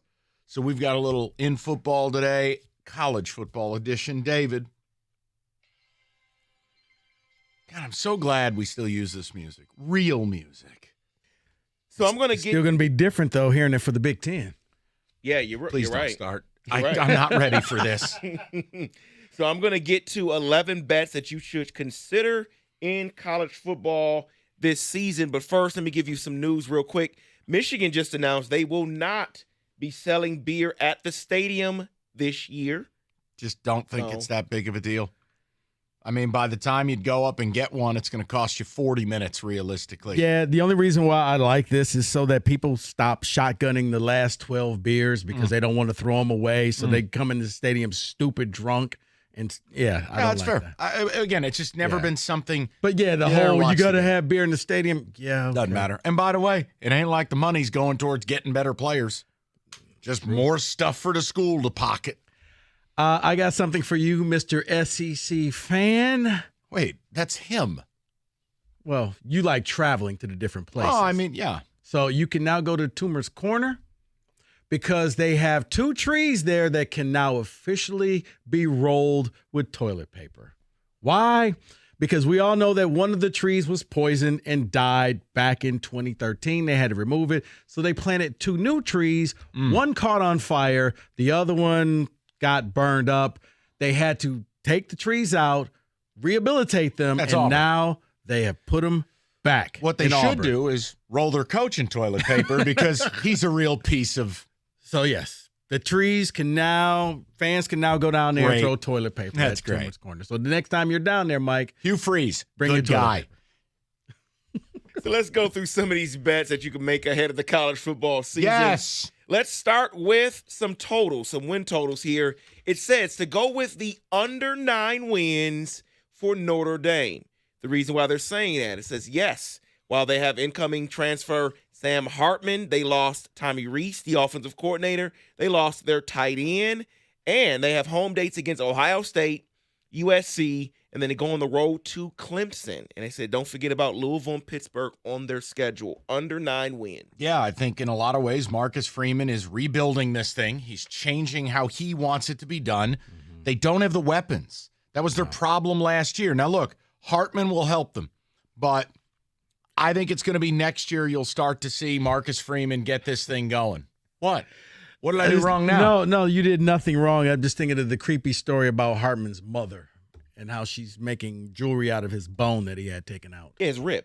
Yeah. He had a rib bone removed, and the mother kept the bone and is going to make some jewelry out of it. Is this Prince or Sam Hartman? Sam Hartman. Okay. Didn't Prince do that? Or what musician did that allegedly? They took a rib out. No, hold on a minute. I'm not crazy. That was an MTV story. Oh, it was Marilyn Manson. Okay.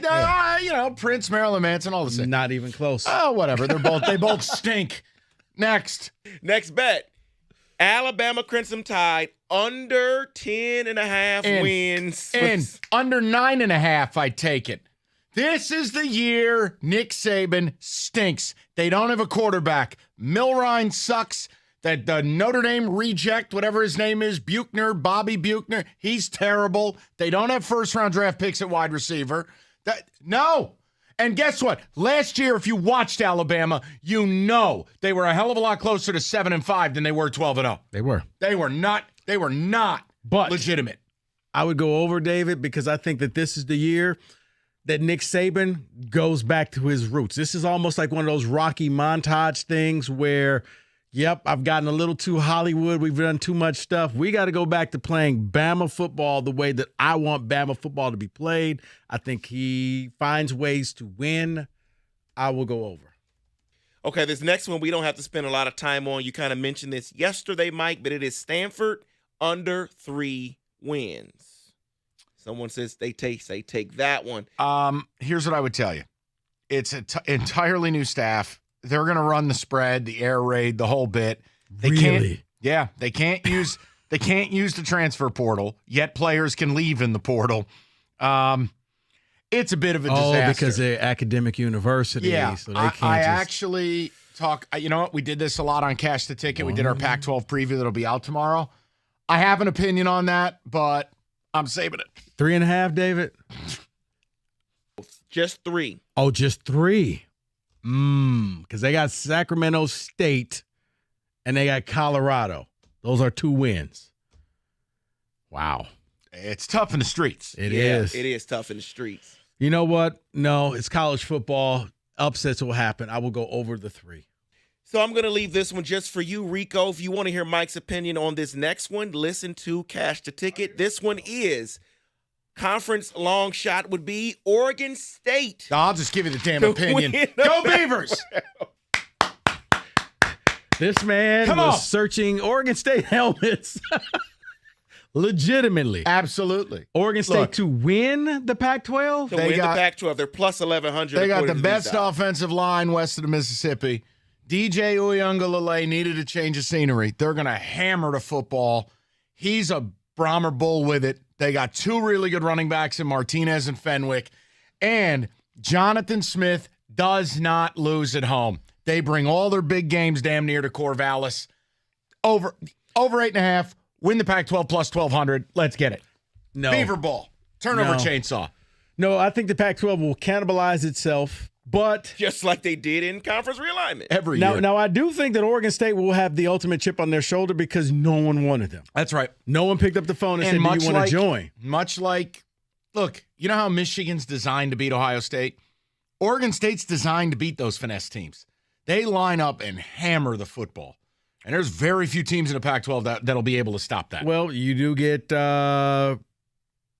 Washington's going to be there the game before. Then the final game is at Oregon. Yeah, but the Civil War. Yeah. That'll be guaranteed rain and fog for that game. And it looks like they don't play USC this year. But I still don't think they win the Pac. America's Beavers. Go ahead. And then let's touch on some Heisman Trophy odds for these guys. I'm going to name the three guys they mentioned here. Cabe Klubnik, Clemson's quarterback at plus 1,400. Carson Beck, Georgia's quarterback, plus 1,600. No. And DJ Uiagalelei, I think I always say that wrong, plus 6,000. Oregon State Beavers quarterback. That's right. Well, no, if he does, look, here's the thing. If that's the case, then DJ would win the Heisman if they win the Pac-12 because the sad reality is this conference is going away and they probably have the best QBs in college football. Yep. This is the one year you want to stay up late and watch Pac-12 after dark. Caleb Williams, Bo Nix, Michael Penix, DJU, anyone Chip Kelly plays. Maybe it's local product Dante Moore. Yeah. They have the offenses at the top of this conference this year. Yeah. So, of course, it's all going away. So, yeah, if you like scoring, it'd almost be Big 12-esque. Yes. Then the final one I'm going to mention here is, well, they say Texas is back. Texas wins the Big 12 plus 100 over 9.5 wins. That is a mortal lock. Texas is so back. Says every year. Now, every Texas fan. Now, every Quinn Ewers cut his mullet. He's serious about life now. Mm-hmm. We're in. Okay. Texas is back. Please. Listen, his first incomplete pass, and all of a sudden you're going to hear, "We won Arch. We won Arch." Who's beating them in the Big 12? Oklahoma stinks. Brent Venables is terrible. It doesn't matter. They will find a way to trip over themselves because they're Texas. They're loaded. They're loaded.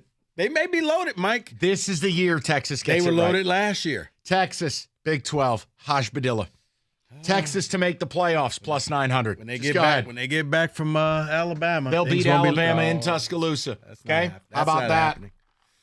Straight up, yeah, just a straight up bet. Alabama, I'm telling, unless this kid from Notre Dame, Buchner, or somehow if Milrine identifies how to throw a football, they don't have a quarterback. Right, and that's why I say I think Saban will go back to the old ways of Alabama. When Alabama wasn't quarterback, they stunk, but they always won. Right. Week of the game, we'll place a bet. Okay. That is your Texas college football is back. blitz. All right, we've talked about David Femininio for a long time. We've told you get injured in Michigan, you get David, you get paid.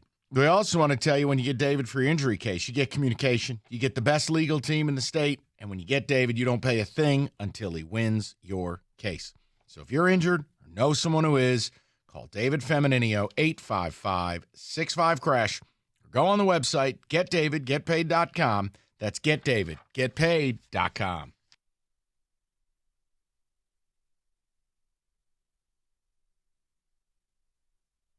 But I just think the adding of Teddy Bridgewater, there's not just, the fact that they're getting a quality backup. I mean, their best backup since Sean Hill. It feels like it's a position that they have blown off and gotten away with not having a quality, veteran. Like you want somebody who can win you football games on a Sunday, not somebody who can win you a division. I mean, that's great if you have a backup that can win you a division, but guys who can win you a division typically are starters elsewhere. It's funny. We have such fond memories of Sean Hill, the Sean Hill era. Yep. He was 3-7 as a starting quarterback with the Lions. Yeah, but typically, I think people remember it as it wasn't his fault. Well, right. I think you're right with that. I mean, because those were some really bad teams. Well, it was actually the one year in 2010. That's when he got all his starts with them when he was 3-7, and then didn't really play a whole lot the last 3 years when he was a Lion, but this is how we remember him. And Bridgewater has much better credentials than Sean Hill ever had. I'd like to know the people's viewpoint on another hype train that is soaring right now. This train is gathering steam, momentum. Now, I'd like to say I am guilty as being a part of it. I have said that this particular team is the largest threat to the established champion this year. The hype train is Michigan football. And it's not just, hey, they're going to be really good, or hey, they're going to beat OSU. There is the Blake Corum remark, which I'm not upset. I think Corum's earned the right to say it. He's been in school for years. He's the team's best back. He is the bell cow. And he said it's national championship or bust. I don't have a problem with it. You have the national media. Michigan, Michigan, Michigan. Okay, normal. But boy, we have audio today where I went, okay, timeout. Just a quick TO. And it is one of the most unbelievable things I've ever heard. But then I checked myself, and I remember it comes from the program. This is who they are. Clearly believe they're going to 20. I think there's hesitancy on who it is. Well, I think the hesitancy is it going to be Cal and Stanford, or are they going to wait to see if the ACC, if there's a mass evacuation from there, because then you'd have a chance at schools like, if you wanted to dip into Florida, you've got Florida State, Miami, North Carolina, and Virginia seem like better fits as universities. But I think they're waiting to see if they want to go that route and leave 2 slots open, or if they just want to fill them right now with Cal and Stanford. But the SEC, if the Big Ten goes to 20, I think the SEC is eventually. And people think it's a given that the SEC is going to just grab 4 ACC teams. Yeah, I do think Oklahoma State and Kansas are potential possibilities, and it's because of the rivalry with Oklahoma, Bedlam. You're keeping that, and I think a respected football program, and then Kansas from the basketball standpoint. I think they have populated this roster with good players. They have populated this roster with professionals. There's less nonsense, and these guys can play. Dan Campbell has kind of set the tone for the culture, and Brad Holmes, who built draft boards with the Rams and did a great job without first-round picks for Les Snead, setting up picks in second, third, fourth, fifth, sixth round, and helping that team. They basically drafted well and supplemented with huge moves. Brad Holmes has come here, and he has drafted well. I fully believe that. And I think this is going to be one of those seasons where when they final 53-man roster. All right, we'll get back to the people. If you missed anything, Odyssey.com rewind. Probably get back to it in the 5 o'clock hour because we've got dueling hype trains, Michigan and the Lions. And the Lions, the signing of Bridgewater, I think it just cements the opinion for me they're winning this division. That was a big move for them. If you had concerns that you were one ankle tweak away from your season being over, I think that kind of puts that to the side.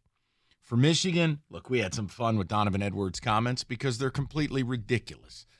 But they are a very good football team. We'll play you the comments. But it's the question of which hype train is more believable. And before you just automatically say Michigan, look, the goal of this team is to win the national title.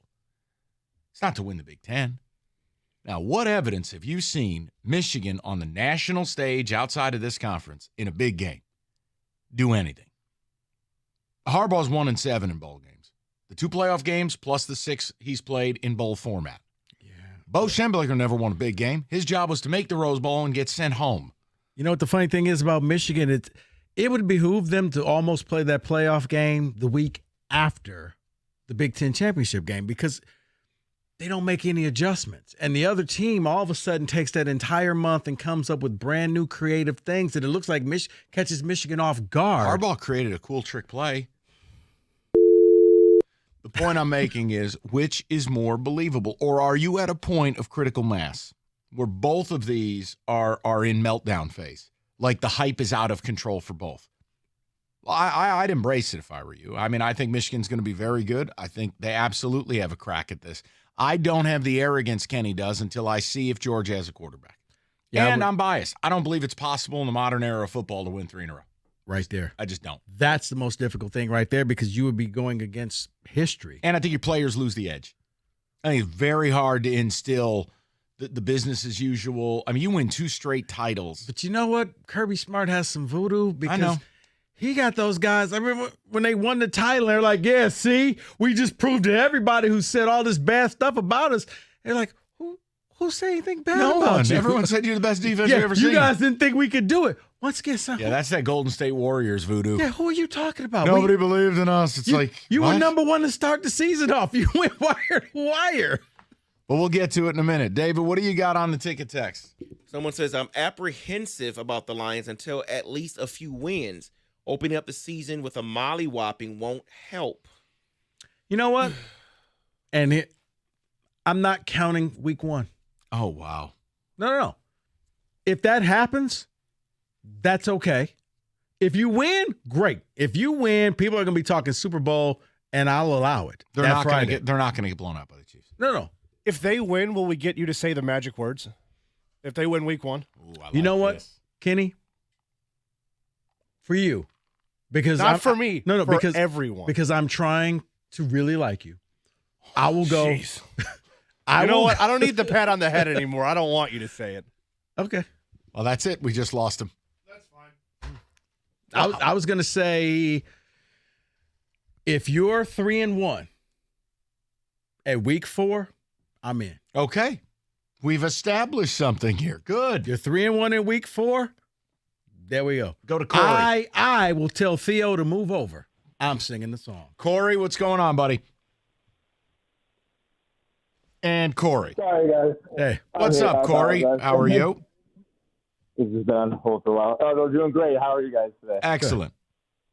Excellent. Yeah, I know, Rico, you're not doing too well. I feel like you're being a punching bag for Mike today, which is disrespectful. Like the duty of your. I mean, he's your brother. Let's just break it down. He's your brother. Well, you heard of Cain and Abel, right? Oh man, let's not go biblical. I'm going to Google that while you enjoy your call. Go ahead. Yeah, exactly. Yeah. Well, come on. Let's not get that. All right. I'm kidding. I have my stance that agrees with both of you. I'm a Lions season ticket holder, so I'm all for the hype train. But at the same time, Rico has a point where you have to be realistic and you have to, show me the money. It's like you always show me the money. And I think, though, it could be happening week 1. You beat the Chiefs week 1. I mean, everyone's already, focused on that. That's the big game. Here comes, season opener. And you beat them on their ring opening day. Woo, man, that really could change the tide. Now, I agree with you. You stole my son to 3-1. I think you're on the hype train. That's all I need to hear from you. So I'm happy. I think you need to stop being mean to Rico. Rico's just being an honest man. Is that so wrong? And Corey, if the Lions beat the Chiefs, you know what? I'm just gonna get that hype train is just gonna back over and just keep running me over and over again because at that point, yep. No mercy. Right. That's it's like me trying to stop the Detroit River from flowing. Nope. That hype train will be in full force. Now, Kenny, tell me what you take out of this because these two are biased. So I Googled this. In the biblical book of Genesis, Cain and Abel are the first 2 sons of Adam and Eve. Now, I feel like this is going to take a turn for the worse. Cain, the firstborn, was a farmer. Well, that can't be me. And his brother Abel was a shepherd. Well, also not me. The brothers made sacrifices, but God favored Abel's instead of Cain's. So I already see where this is headed. He's Abel because he's all righteous and whatnot. So Cain then murders Abel. I see how that ended. Whereupon God punishes Cain by condemning him to a life of wandering. Cain then dwelt, which I didn't even know was a word, in the land of Nod. Don't know what, I will Google that later, where he built a city. I like the fact that he actually Googled it for real. Well, I didn't understand the reference. I was going to Google that. This should be a weekly recurrence, Mike explaining Bible verses. I like this. This is going to take a turn for the worse. But now, hold on. Now, this is interesting. This is fascinating. But Cain and Abel are also superstars in the Quran. The same story applies through 2 religions? Mm-hmm. Fascinating. That's how you know they're power players. Yeah. We're not just over here in the Bible. We're also over here in the They're garage. doing 2 to 6. They got Cash the Ticket. They got Cain and Abel. My After 5-star 2 to zone. 6. Right. Oh yeah, like Wow. a lot of the first 5 books I think are in both. Or, you know what? I won't say. 248-539. And you know what happened? There was a split later on. 2 brothers. One went this way, one went this way. Well, he killed him. No, not those. There was others. 2 other brothers. Yes. One went this way, and One that's was where sent away, Muslims and the other one was. and the other stayed, and that's where Christianity came from. Was the one brother's name Roberto? As he was cast away. All right, let's get He's to not business. even listening. You No, know it what? doesn't matter. Put that on your bingo card for today. The story of Cain and Abel. A caller brought it up. I didn't know what No, was I'm happening. I had to know. I love this show. This is hilarious. Fascinating. Oh, by the way, Doug and Scott will be live at Lions Training Camp tomorrow. We'll be wandering in the land of Nod, 2 to 6. We're talking hype trains. We'll get to it next. Come on, David. Let me hear it.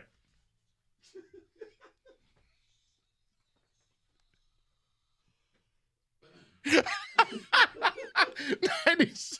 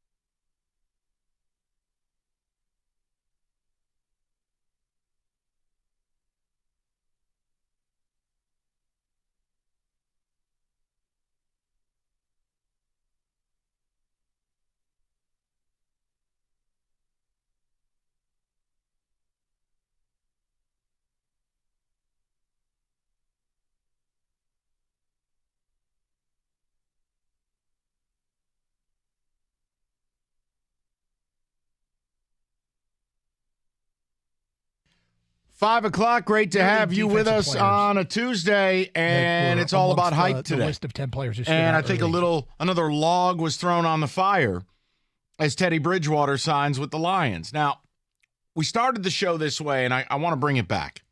We have dueling hype trains. University of Michigan football and the Lions. And it's interesting because it's really a psychological play. You feel certain ways about certain teams based on largely irrelevant factors. Like what you think your team did in 1920 has no bearing on now. Or perhaps it's a media narrative where they build you out to be something you're not. Like in the case of U of M, 1 national title since 1949. The way many of you talk about them, and certainly the way the media pleasures them, you'd think they're Alabama. They're not. Now, Michigan's really good, but the hype this year, it isn't about beating OSU. It's not about winning the Big Ten. No, you've done that 2 years in a row. Right, it's about winning a national title, to which you've shown up in the playoff twice. Once, no shame. You got crushed by a superior team in Georgia. The other was a complete embarrassment, losing to TCU. But the hype train is wild right now. And then you talk about the Lions. Now, another team that really hasn't won anything. And people want to use their history against them. And you go, okay. But if I look at them and I look at their goal, it's not to win the Super Bowl. I think that is something they haven't earned the right to talk about yet. But the goal is winning this division and winning a playoff game. I think the goals are similar in name. For Michigan, at a minimum, it's winning a playoff game. Play for the right to win a natty. Make it to the national title game. I deem the season a success. I know what Blake Corum said. You lose that game, I can't say your season's a failure. No, because you made it there. Because again, Michigan fan doesn't want to talk about this because apparently history started the year they beat OSU. You went 2 decades without winning a meaningful game. You couldn't beat OSU. Now you beat them twice. They're huge victories. But Jim Harbaugh was 1-5 in bowl games before the 2 playoff appearances. He's 1-7. You know, at a certain point, you got to win those games. Dan Campbell has experience. Right. But I want to know this. Which of the hype trains are you more comfortable hopping aboard?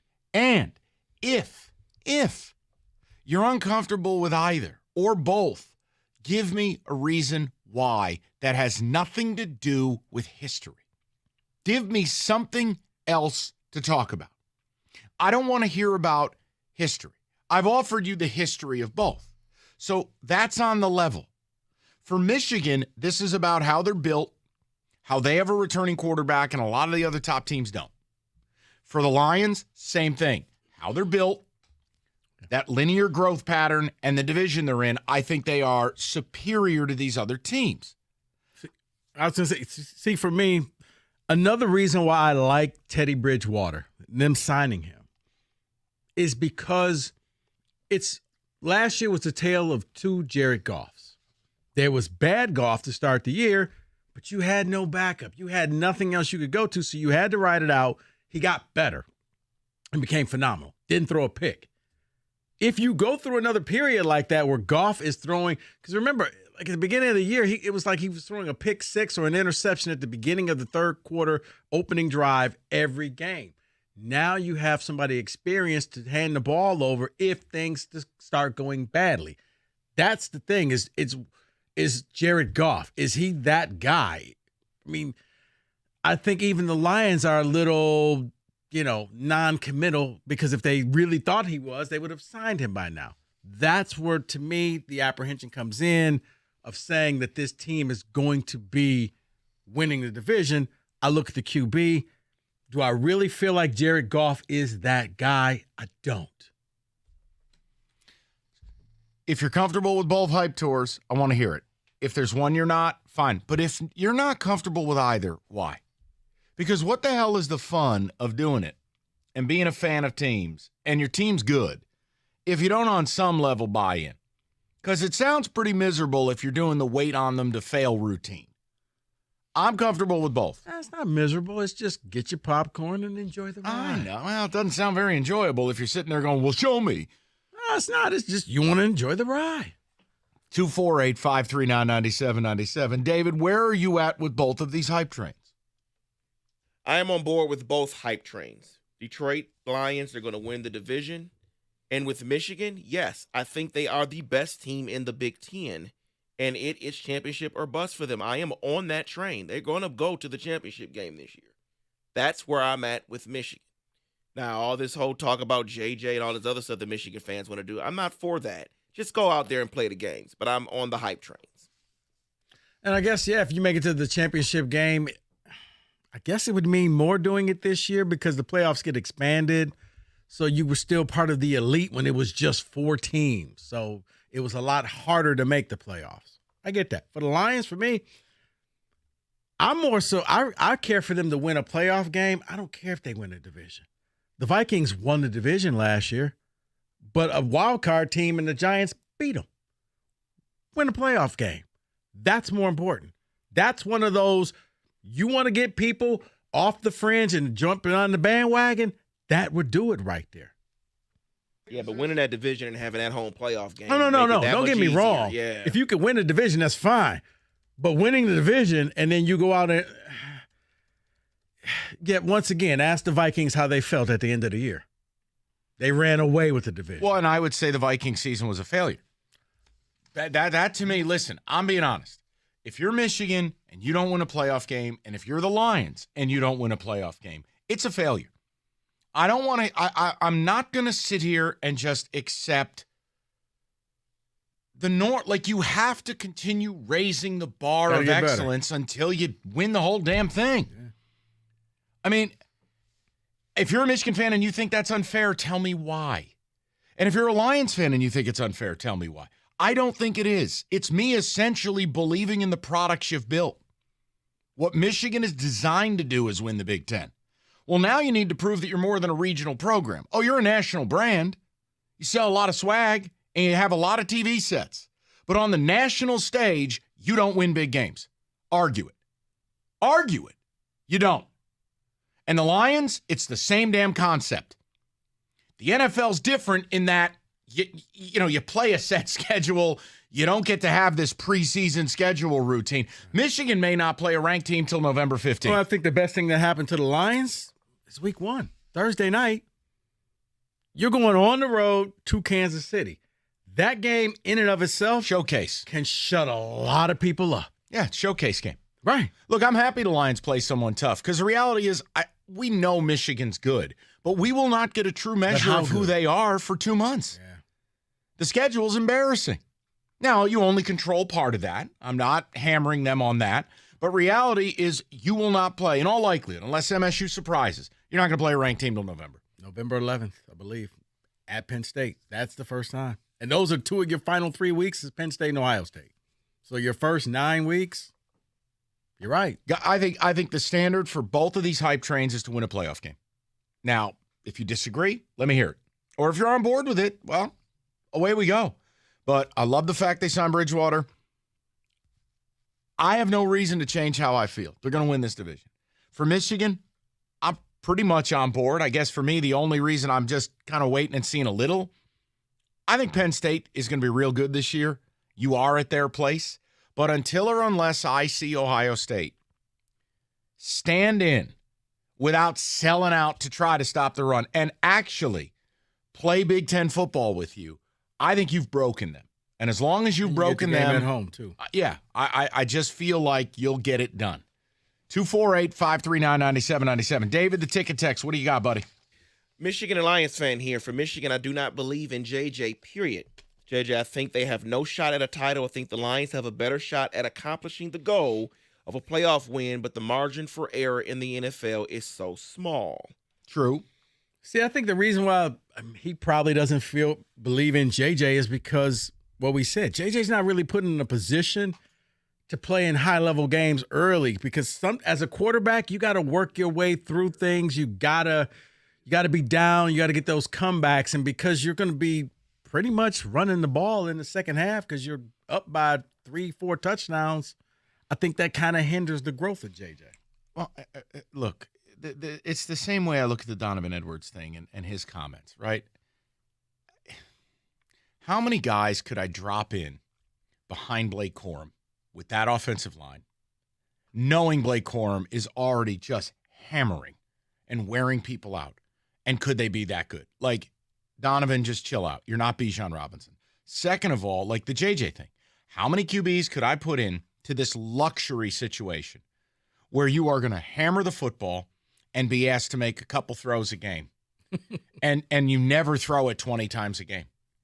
Like, it's not disrespecting JJ. He's a good player, but I don't know that he's great. Like, for people who want to talk about him in the same breath as Caleb Williams or Drake May, I haven't seen that yet. Okay, and when he was on the big stage last year in a big game, look, throwing to receivers that aren't being covered, sorry, I don't really care. All right, that's great. That's great play design. Wonderful. And he made the right read, and he killed Ohio State. But when he had to go against TCU, what did he do? Realistically, what did he do? 2 pick sixes. The rest of what you do is null and void.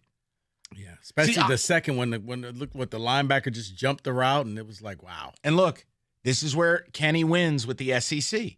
If I watch a quarterback in the SEC, I've got way more data points. Games of consequence. The Big Ten right now, I still think a 2-team league, but it's a 3-team league if you add Penn State. There's no one else in this middle class that matters. What has Wisconsin been lately? Nothing. You're right. But what is Iowa? The team everyone makes fun of because they can't score in a whorehouse. Right. What's MSU? Let me help you. Like, there's nothing there. Right, but it was like on the road, Bryce Young put Alabama on his back. At Texas. Right, that's what I'm saying. They were down, and it was like a 4th and 13, and he somehow found his way to get the first down. Texas, and they kicked the field goal to beat Texas, and it's like, yeah, that's the adversity sometimes you have to go through, but the great quarterbacks, doesn't matter, we were on the road. We should have lost the game, but we didn't. We found a way to win. And that's not JJ or Michigan's fault. The Big Ten is what it is. They are the kings of the Big Ten. But if you want a wait-and-see element to either hype train, if they're going to win a national title, the idea that they're going to square up against, let's say, Georgia, and just pound the rock 50 times, no way. I got to see JJ McCarthy in big spots have to throw it 27 times, 32 times. And unfortunately, you don't get those data points. That's all I'm saying. Yeah. Not saying you can't do it. Don't get stuck without power the next time a storm hits, or wait for the first hot day to find out the air conditioner is not your friend. Mastercraft Heating, Cooling, Plumbing, and Electrical. They got you covered with a $78 tune-up. Get your air conditioner in tip-top shape. Save on that energy bill, and they got generators in stock too. Schedule the tune-up today. Visit mastercraftheating.com.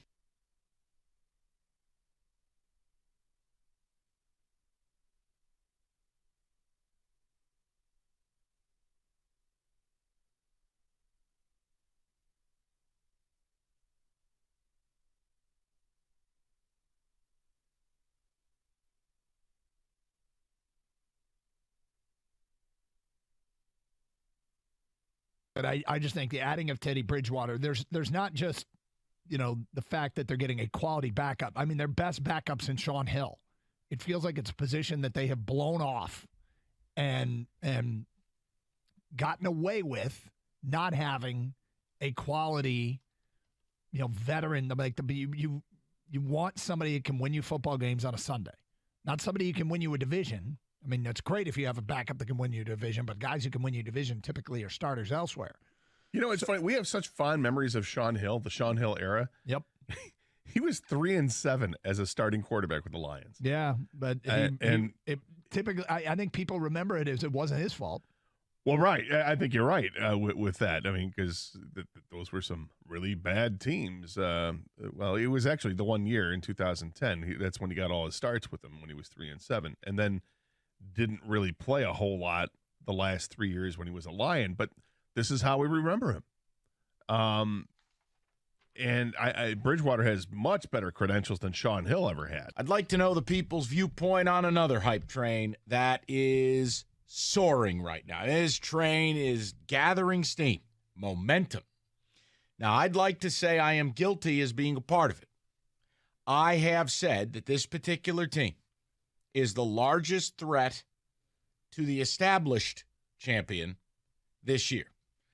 The hype train is Michigan football. And it's not just, hey, they're going to be really good, or hey, they're going to beat OSU. There is the Blake Corum remark, which I'm not upset. I think Corum's earned the right to say it. He's been in school for years. He's the team's best back. He is the bell cow. And he said it's national championship or bust. I don't have a problem with it. You have the national media. Michigan, Michigan, Michigan. Okay, normal. But boy, we have audio today where I went, okay, timeout. Just a quick TO. And it is one of the most unbelievable things I've ever heard. But then I checked myself, and I remember it comes from the program. This is who they are. Clearly believe they're going to 20. I think there's hesitancy on who it is. Well, I think the hesitancy is it going to be Cal and Stanford, or are they going to wait to see if the ACC... All right, guys, in about 2 weeks, Specs at LTU is going to be opening up their classes. Are you going to be sitting in one of the classrooms? I hope so. You need to get over to the website, ltu.edu/specs right now. Be curious and figure out that you want to do radio, TV, graphics design. Specs at LTU can help you achieve your goals. You can enroll into the certificate programs in broadcast media arts, digital media arts, and graphics communications through Specs at LTU. You're going to be taught by instructors like yours truly who actually work in the business. They're going to get you prepared for everything that you need to know from day one. Located right here in Southfield on the campus of Lawrence Tech. So what are you waiting for? Be curious. Visit the website, ltu.edu/specs. And then while you're there, make magic by enrolling in Specs at LTU certificate program today. Remember, classes start in 2 weeks. So you need to hurry up if you're trying to start this fall. ltu.edu/specs.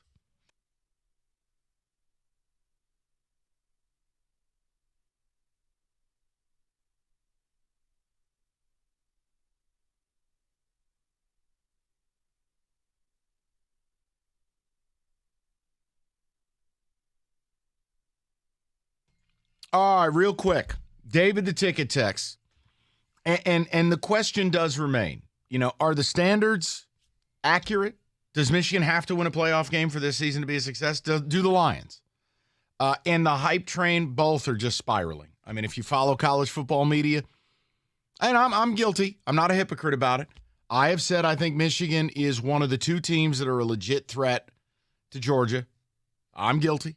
And the Lions, yeah. We're winning the home playoff game. It's happening. David, go ahead, buddy. I'm all aboard the Lions hype train. Even bought season tickets for the first time this year. For the Wolverines, it's championship or bust for me.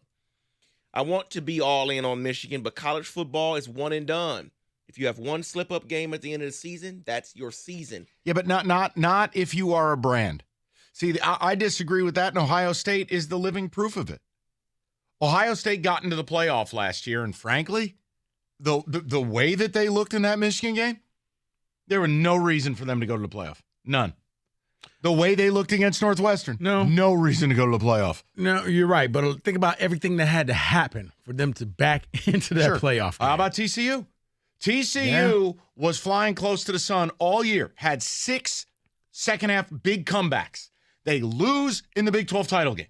Yep. And they still got in. Yeah. So it's just not factual. Like, if you're Michigan and you're 11-1, I don't care who they lose to. They're in. They're going. But you may have to sweat it out. If you don't win, let's fix. If you make it to Indianapolis, you're winning that game. I think it'll be Michigan and Penn State in the playoff. You just really not feeling Ohio State, huh? Until Rico, I much like you, I have a right to change the opinion. I'm saying here and now, I have no evidence that Ohio State's front seven is what it used to be. True. They are crap. So I need to see them. No, because I feel weird. Because I feel the same way about Penn State. So I thought I was just out on an island. That's why I said that. I'm not. It's just like. I think Penn State may end up having the best defense in the country. You know what it is? It's the same with the Lions. You could use their history. James Franklin. You could use the coach against them. God, yeah. Everything adds up. Everything makes sense. But in the back of your mind, James Franklin clock manager. You're going to do something stupid and make me look stupid. No, it's fair. Go ahead, David. In all honesty, I'm more comfortable with the Lions. Michigan has to make the national title game to make this a successful season. I wonder how many Michigan fans feel that way. Like Just make it. No, like how long? Maybe I need to rephrase it. Are you just satisfied beating OSU? That's really what it comes down to. Because if you don't put a standard of winning playoff games or actually putting a national championship trophy in the case, I don't understand you. I just don't. But again, your whole program was built upon just winning the Big Ten and then getting drilled in the Rose Bowl. That's just how it is. So it shouldn't be that way. I agree with you, but I'm also a bleep hole New Yorker, and I have a different viewpoint. Well, I'm a Detroiter, and I believe that championship should be the end goal. Yeah. So no, I just think after you've made the playoff a couple of years, they got to do more this year. But I'm comfortable with that if I'm a Michigan fan. Like, why not? Let's go to the people. We'll go to Abby, 97.1. What's up, Abby? How you doing? Good. How you guys doing today? Excellent. What's going on? So I'm on the side of Rico, and the reason I say that, I haven't had the greatest, and you said, let's leave history out of it, but history just paints this picture so strongly. I think I'm going to take it by game basis just because I'm going to be demanding a lot more this year. Like a playoff appearance isn't enough for me. I think a playoff win would cement like, okay, this team is real. What happens after that happens, but I just want to take it by game basis this season. And it's like Rico said, it's okay to be excited. I'm going to be excited to watch them, but just a little wary. Just got to go through these steps. And I feel like this season might be a little tougher than people are putting it to be. Yeah. And look, if you're super emotional about it, I think the history becomes part of it. I get that. It's easy for me to say it. But in fairness, I mean, I've lived out here since 98. I've covered the team for 26 years. Makes me feel old. But the reality is, Abby, the teams that were under Mooch, the Rod Marinelli stuff, the old man owning the team, none of it's relevant, Abby. I mean, it's just not. And look, I lived it with same old Spartans. You have to believe it's going to be different if you have the right people. Now, when MSU hired D'Antonio, all that nonsense stopped. Yeah. It didn't matter. So it's the same principle for the Lions. I started buying into this team under Caldwell because it seemed like they were going to consistently be playoff teams. They got better, and they still found ways they couldn't consistently. It was like playoffs, and then they'd fall off. And then back to the playoffs, and then they'd fall off, and then he gets fired. I believed in the hype, and I thought that they had turned the corner and this was going to be a new Detroit Lions team. I'm not trying to use history against them because history doesn't play the games, but I also can't forget it, which is why I said I think that it comes to the end. They'll have the clear advantage. You're going to play Minnesota in the final week of the season. I think this is where you put a lot of those ghosts and demons to rest by just doing what you did last season, beating the Packers, beat the Vikings at home. Uh-oh.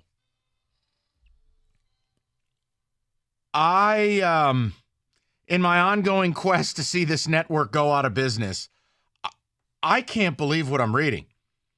David, did you see this? ESPN? ESPN is launching a sports book. Huh?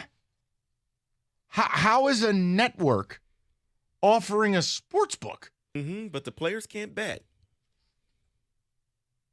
Oh, I'm waiting for Rico to be like, okay, Grandpa Simpson. Like, no, I'm being serious. No, I was trying to think. Does Fox have a sports? Fox had Fox Bet, but I think it's closing shop. So. Okay, because I thought Fox Sports had a book as well. ESPN has entered an agreement with Penn. Now, Penn is who owned Barstool. Correct. So where'd they go? I think they're folding up shop. Oh, they're out? Yeah, I think. Okay, here's the thing. Probably ESPN is truly, no pun intended, gambling right now because they are hoping that this gives them the revenue. But if you look at all of the online gambling stuff, they're falling by the wayside. Only a handful are truly sticking around. Right, but my point is Chick-fil-A is also opening a sports. Right. Dip and bet. I guess, you know what? Maybe I'm a fool. It's like when sports books open, it's fine. The idea that a network that has the contracts for the sports also operating as the purveyor, right? Something just feels amiss to me there. They're gambling. They're failing. I'm sure this sports book will rank right up there. Remember all those restaurants they had? Oh, the ESPN Zone? Yeah. I forgot about those. Up next, your Chicago, favorite. What's your York. favorite Planet Hollywood memory? Right. Orlando. They are hoping that we can make enough money, that we can keep this thing going. When they openly tell you, guys, anybody who wants to bid on this and they're listening to the NFL, they're listening to the NBA, yeah. And a lot of the games, I got a feeling you're not going to like this, Mike. ESPN's going to go streaming. Because that's the last-ditch effort to keep content on the air. We'll just stream it. We're not going to have any studio regular TV channels. All streaming. So here's your details of the deal. Tell me if this makes sense too, considering ESPN just butchered their entire staff. As a part of the deal, they'll launch a branded sports book this fall in 16 states where Penn is already legal with the mobile sports book. So where Penn was legal with Barstool, ESPN. Penn is going to pay them $1.5 billion over the next 10 years, with ESPN holding warrants to purchase 31.8 million shares of Penn worth $500 million and will vest over the same period. Penn stock rose as much as 25% late Tuesday following the news. So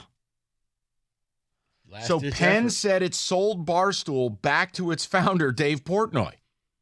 So he got the cash out and then took the cash and he's got to buy back in. That's wild. Wait, so he bought it back. He's ESPN? No, he's Barstool. He's Barstool. He bought his brand back from Penn when Penn bought it from him. Gotcha. Wow. Jesus. ESPN Sportsbook. Well, I can tell you one I won't be using. I mean, they're going to hype it up, but this is a desperate move by a desperate company. They are literally gambling their future on hoping that this online gambling. So how am I supposed to now trust a voice on ESPN when it comes to a line of a game? Hey, we found that out with the Shams. Oh, Shams during the bet. I mean, the draft. Hey, that was criminal and illegal right there. Hey, I got sources saying this guy's going to get drafted at this spot. Wrong. How is a network that airs the games allowed to have a sports book in which you can bet the games? That to me is that they run. That they run. That's my point. Now, if you have a look, we have sports book partners, but we. No, go ahead. No, I'm just saying. Well, Kenny. That's a great Sometimes you're point. such a beautiful man, Kenny. You articulated it perfectly. It's just you're broadcasting the game, and now I have to bet the game. Kenny, think of it like this. Think about this, man. Think about Sid and Abel. Cain and Abel. Think about since Gobert touched the microphones before the pandemic, how much has changed in the sports world. This will help you make sense, Kenny, the same as Cal and Stanford in the ACC. Rico wins. Nothing will transform your garage like a Comer & Cross premium garage floor coating. Comer & Cross makes getting your garage done super easy. One-day job. They're in and out. They do everything. They'll take out all your stuff. They'll put it back for you perfectly. Quality's unmatched. Your Comer & Cross garage floor will not chip, crack, or yellow. No tire tracks, no nonsense, and it's all guaranteed. So transform your garage floor or basement in only one day, the right way, with Comer & Cross Garage Floor Coating. For your free Comer & Cross estimate, call them 248-266-4443. That's 248-266-4443. Or you can find them online at comerandcrossgarage.com. That's comerandcrossgarage.com.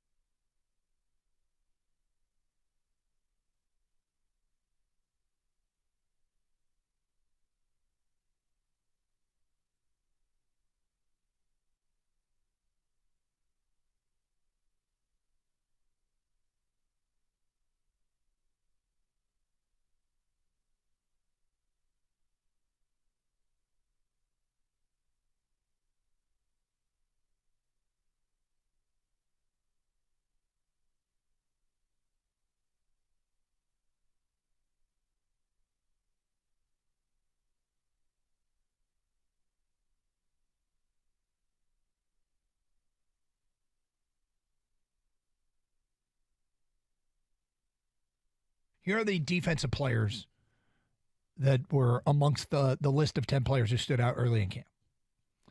1, defensive back Brian Branch. First-round talent that dropped to the Lions in round 2. Branch has come to Allen Park with a chip on his shoulder and something to prove. Branch is already working himself into first-team reps with his ability to play both in the box and cover equally well. If Branch continues on his trajectory, it's going to be hard for defensive coordinator Aaron Glenn to take him off the field, especially on passing downs. Okay. That would be useful. That's very useful. And I know Gator subscribes to this, is the guys in the secondary seem to always get hurt, and they get hurt often. Yep. Whether it's for a play, a week, or a month, you have to have depth there. And if you have quality depth, that's huge. Because going against someone's what happens in a game, Doug, when a starting cornerback goes out of the game and they replace him with someone off the bench? That guy he's covering immediately gets targeted by the other team. Okay, so to have Brian Branch or anybody, Jerry Jacobs, whoever it is, ready to go if they don't start, that's huge. Also off the defense, who else has stood out? Defensive lineman Aiden Hutchinson. Hutchinson focused on gaining strength and polishing some movement skills this offseason. The results have him looking like... So I was wondering, 248-539-9797, real quick, who's the worst Lions quarterback in your lifetime?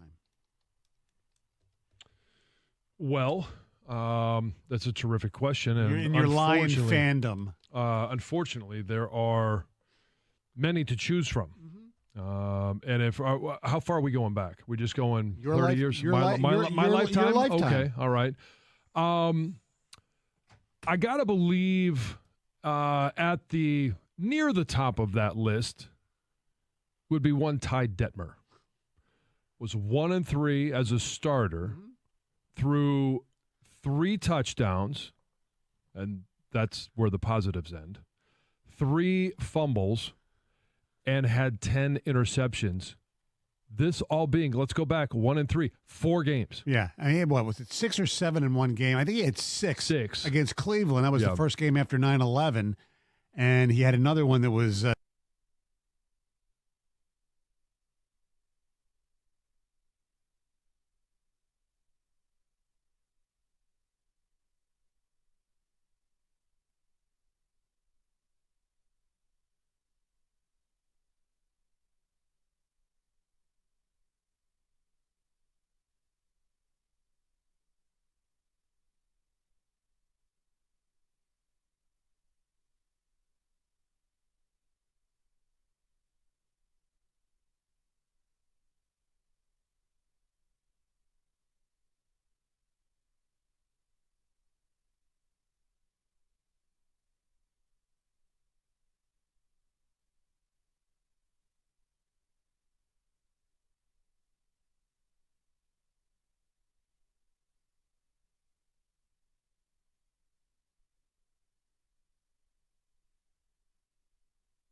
I think Brad Holmes told you exactly what he's thinking about Jared Goff right there. He talks about we have to retain good players, our core players, and he names Jonah Jackson, Penei Sewell, St. Brown, and he starts to name Jared Goff, and then he stops.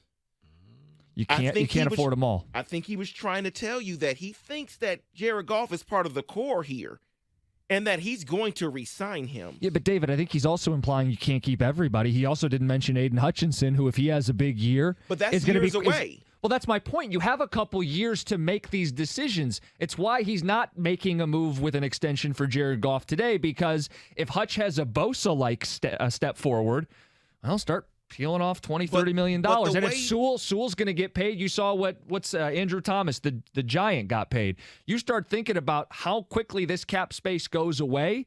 Oh, no. You have to plan for everybody, not just Goff. I think it's easy to set up a contract for Goff after this year or even before this year to where his guarantees is gone before you ever have to think about paying Aiden Hutchinson.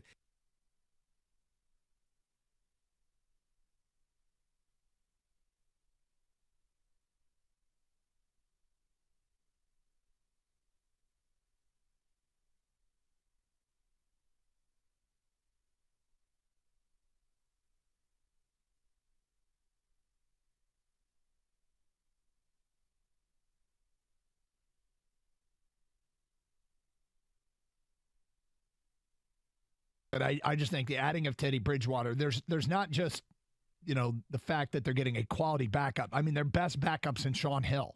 It feels like it's a position that they have blown off and gotten away with not having a quality, veteran. Like you want somebody who can win you football games on a Sunday, not somebody who can win you a division. I mean, that's great if you have a backup that can win you a division, but guys who can win you a division typically are starters elsewhere. It's funny. We have such fond memories of Sean Hill, the Sean Hill era. Yep.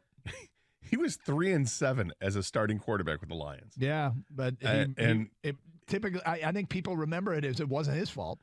Well, right. I think you're right with that. I mean, because those were some really bad teams. Well, it was actually the one year in 2010. That's when he got all his starts with them when he was 3-7, and then didn't really play a whole lot the last 3 years when he was a Lion. But this is how we remember him. And Bridgewater has much better credentials than Sean Hill ever had. I'd like to know the people's viewpoint on another hype train that is soaring right now. This train is gathering steam, momentum. Now, I'd like to say I am guilty as being a part of it. I have said that this particular team is the largest threat to the established champion this year. The hype train is Michigan football. And it's not just, hey, they're going to be really good, or hey, they're going to beat OSU. There is the Blake Corum remark, which I'm not upset. I think Corum's earned the right to say it. He's been in school for years. He's the team's best back. He is the bell cow. And he said it's national championship or bust. I don't have a problem with it. You have the national media. Michigan, Michigan, Michigan. Okay, normal. But boy, we have audio today where I went, okay, timeout. Just a quick TO. And it is one of the most unbelievable things I've ever heard. But then I checked myself, and I remember it comes from the program. This is who they are. Clearly believe they're going to 20. I think there's hesitancy on who it is. Well, I think the hesitancy is it going to be Cal and Stanford, or are they going to wait to see if the ACC, if there's a mass evacuation from there, because then you'd have a chance at schools like, if you wanted to dip into Florida, you've got Florida State, Miami, North Carolina, and Virginia seem like better fits as universities. But I think they're waiting to see if they want to go that route and leave 2 slots open, or if they just want to fill them right now with Cal and Stanford. But the SEC, if the Big Ten goes to 20, I think the SEC is eventually. And people think it's a given that the SEC is going to just grab 4 ACC teams. Yeah. I do think Oklahoma State and Kansas are potential possibilities. And it's because of the rivalry with Oklahoma, Bedlam. You're keeping that. And I think a respected football program, and then Kansas from the basketball standpoint. I think they have populated this roster with good players.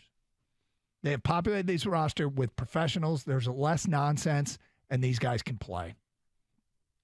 Dan Campbell has kind of set the tone for the culture, and Brad Holmes, who built draft boards with the Rams and did a great job without first-round picks for Les Snead, setting up picks in second, third, fourth, fifth, sixth round, and helping that team. They basically drafted well and supplemented with huge moves. Brad Holmes has come here, and he has drafted well. I fully believe that. And I think this is going to be one of those seasons where when they final 53-man roster comes out, there are going to be some painful cuts. We're going to be like, oh, I didn't think they cut him. And for the first time, I'm watching other teams play preseason games, and I usually watch for guys that I hope get cut by those teams that maybe the Lions can pick up. I think the Lions have moved past many of these teams talent-wise that they're not even going to be able to or want to pick up other teams' cast-offs because their roster's good. I think the talent is here. And, there's some prove it to it. But my God, it sounds like this rookie class is going to make an impact.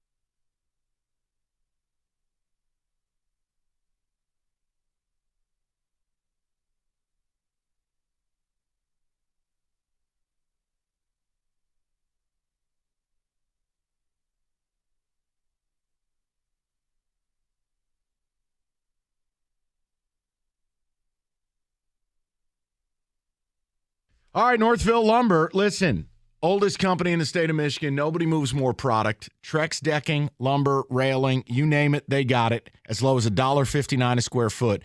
How the hell do you move enough product to cover 26 football fields? I'll tell you how. Because you got it all in stock. None of the waiting around. You know you do home improvement. What a pain in the ass it is. Well, there's no 6-8 week lead time or supply chain BS. It's all in their warehouse.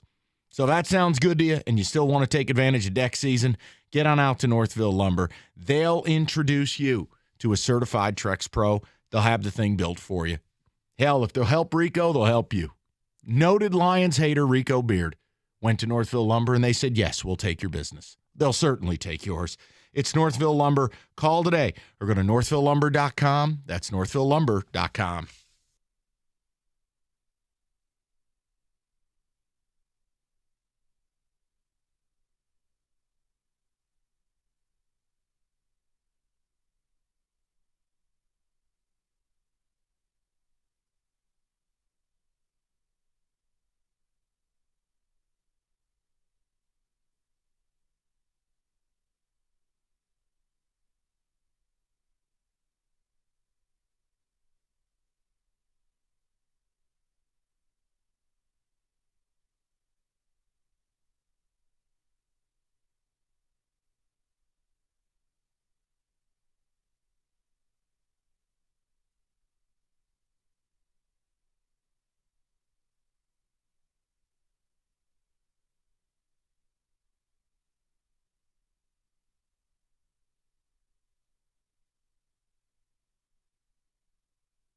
Here are the defensive players that were amongst the list of 10 players who stood out early in camp. 1, defensive back Brian Branch. First-round talent that dropped to the Lions in round 2. Branch has come to Allen Park with a chip on his shoulder and something to prove. Branch is already working himself into first-team reps with his ability to play both in the box and cover equally well. If Branch continues on his trajectory, it's going to be hard for defensive coordinator Aaron Glenn to take him off the field, especially on passing downs. Okay. That would be useful. That's very useful. And I know Gator subscribes to this, is the guys in the secondary seem to always get hurt, and they get hurt often. Yep. Whether it's for a play, a week, or a month, you have to have depth there. And if you have quality depth, that's huge. Because going against someone's – what happens in a game, Doug, when a starting cornerback goes out of the game and they replace him with someone off the bench? That guy he's covering immediately gets targeted by the other team. Okay, so to have Brian Branch or anybody, Jerry Jacobs, whoever it is, ready to go if they don't start, that's huge. Also off the defense, who else has stood out? Defensive lineman Aiden Hutchinson. Hutchinson focused on gaining strength and polishing some movement skills this offseason, and the results have him looking like... So I was wondering, 248-539-9797, real quick, who's the worst Lions quarterback in your lifetime? Well, that's a terrific question. And in your Lion fandom. Unfortunately, there are many to choose from. And if how far are we going back? We just going 30 years? My lifetime? Your lifetime. Okay, all right. I got to believe at the near the top of that list would be one Ty Detmer. Was 1-3 as a starter. Threw 3 touchdowns, and that's where the positives end. 3 fumbles, and had 10 interceptions.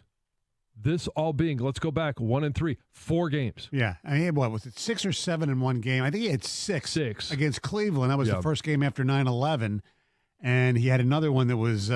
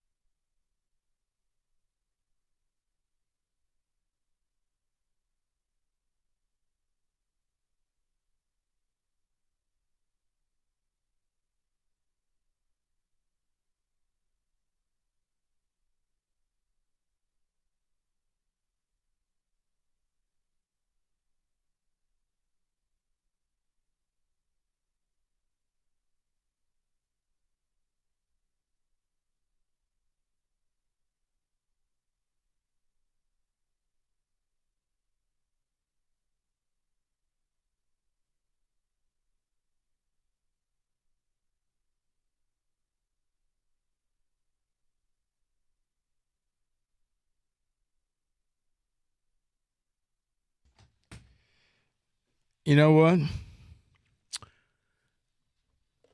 If you missed anything, we've talked about a lot of stuff today. Use that Odyssey Rewind. But one thing that we did talk about briefly was the fact that Cal and Stanford may end up in the ACC. This is me leaving. Oh, but wait.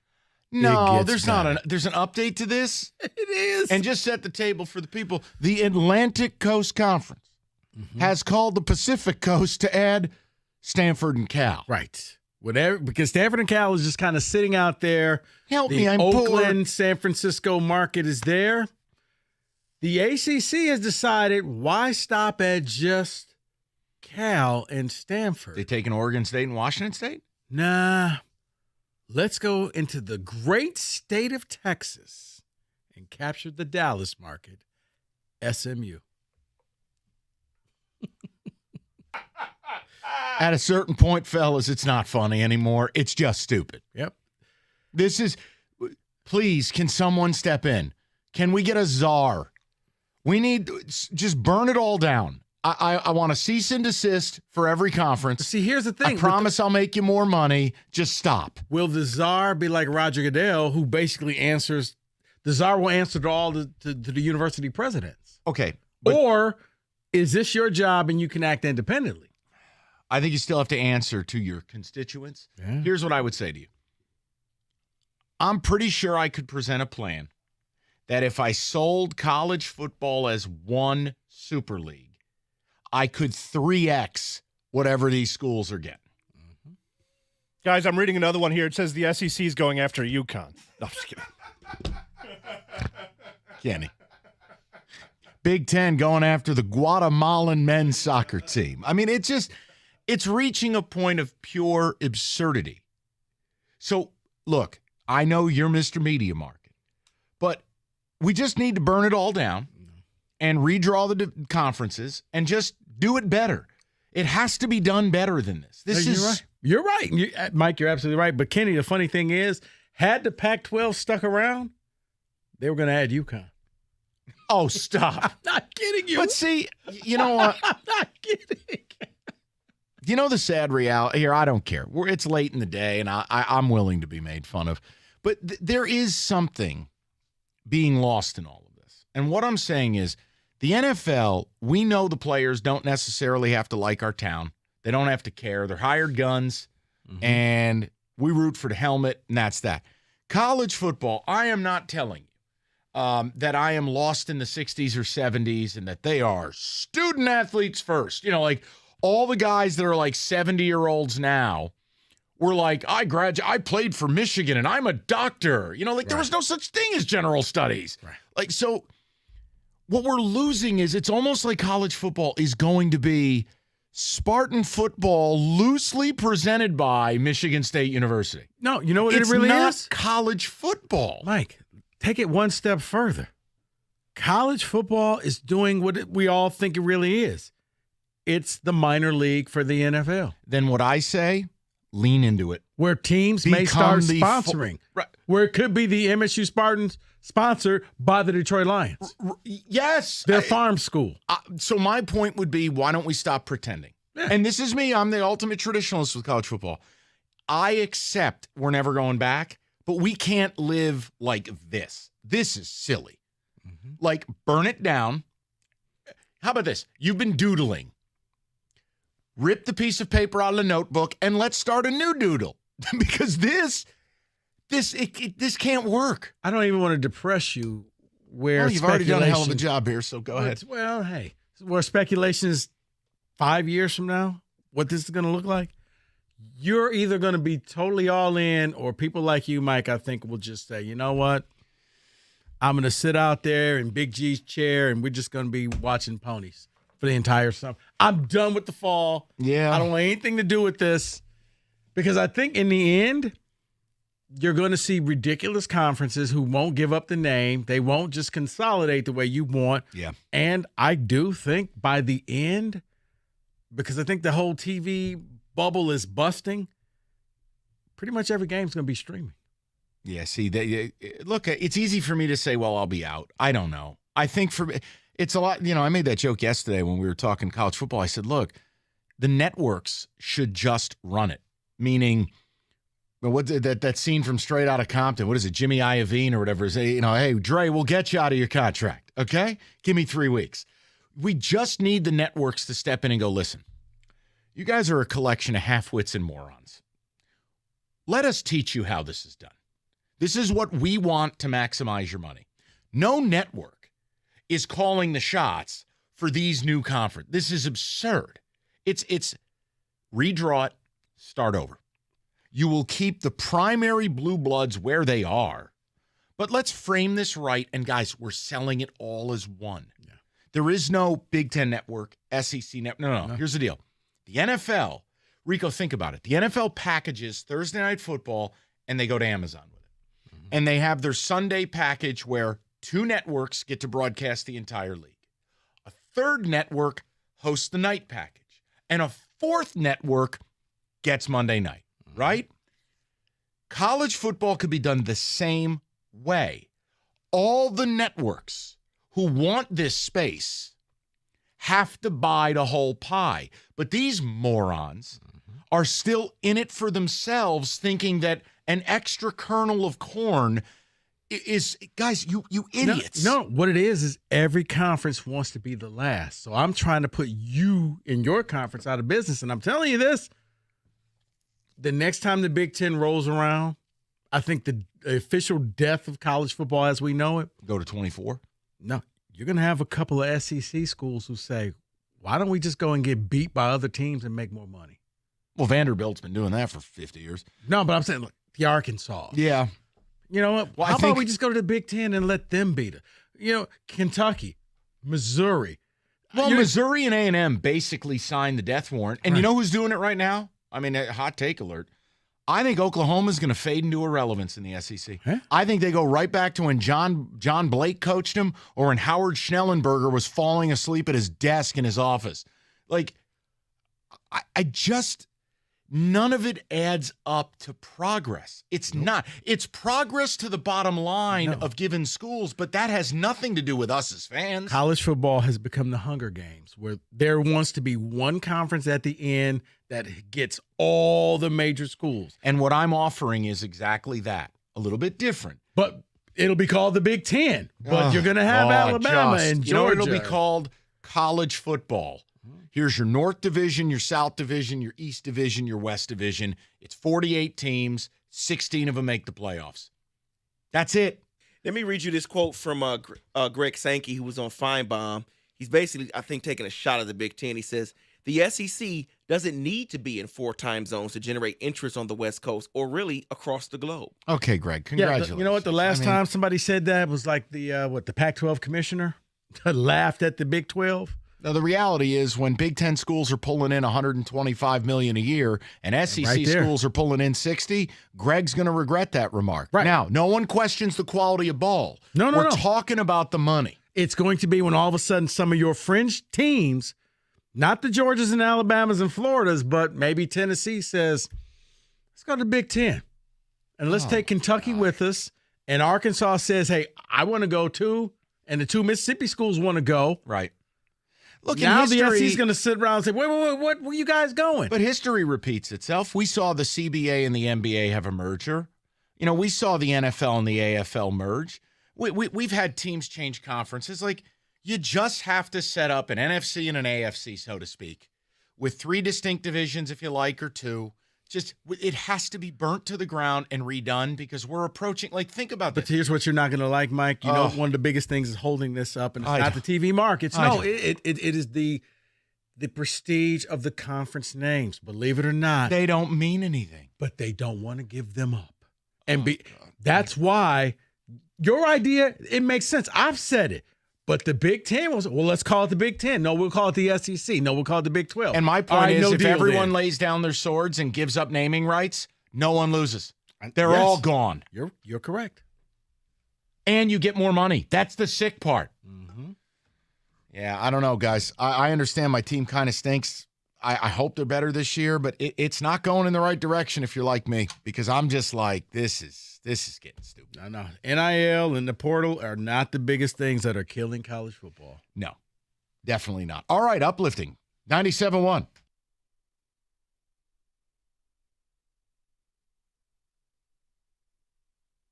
I think Brad Holmes told you exactly what he's thinking about Jared Goff right there. He talks about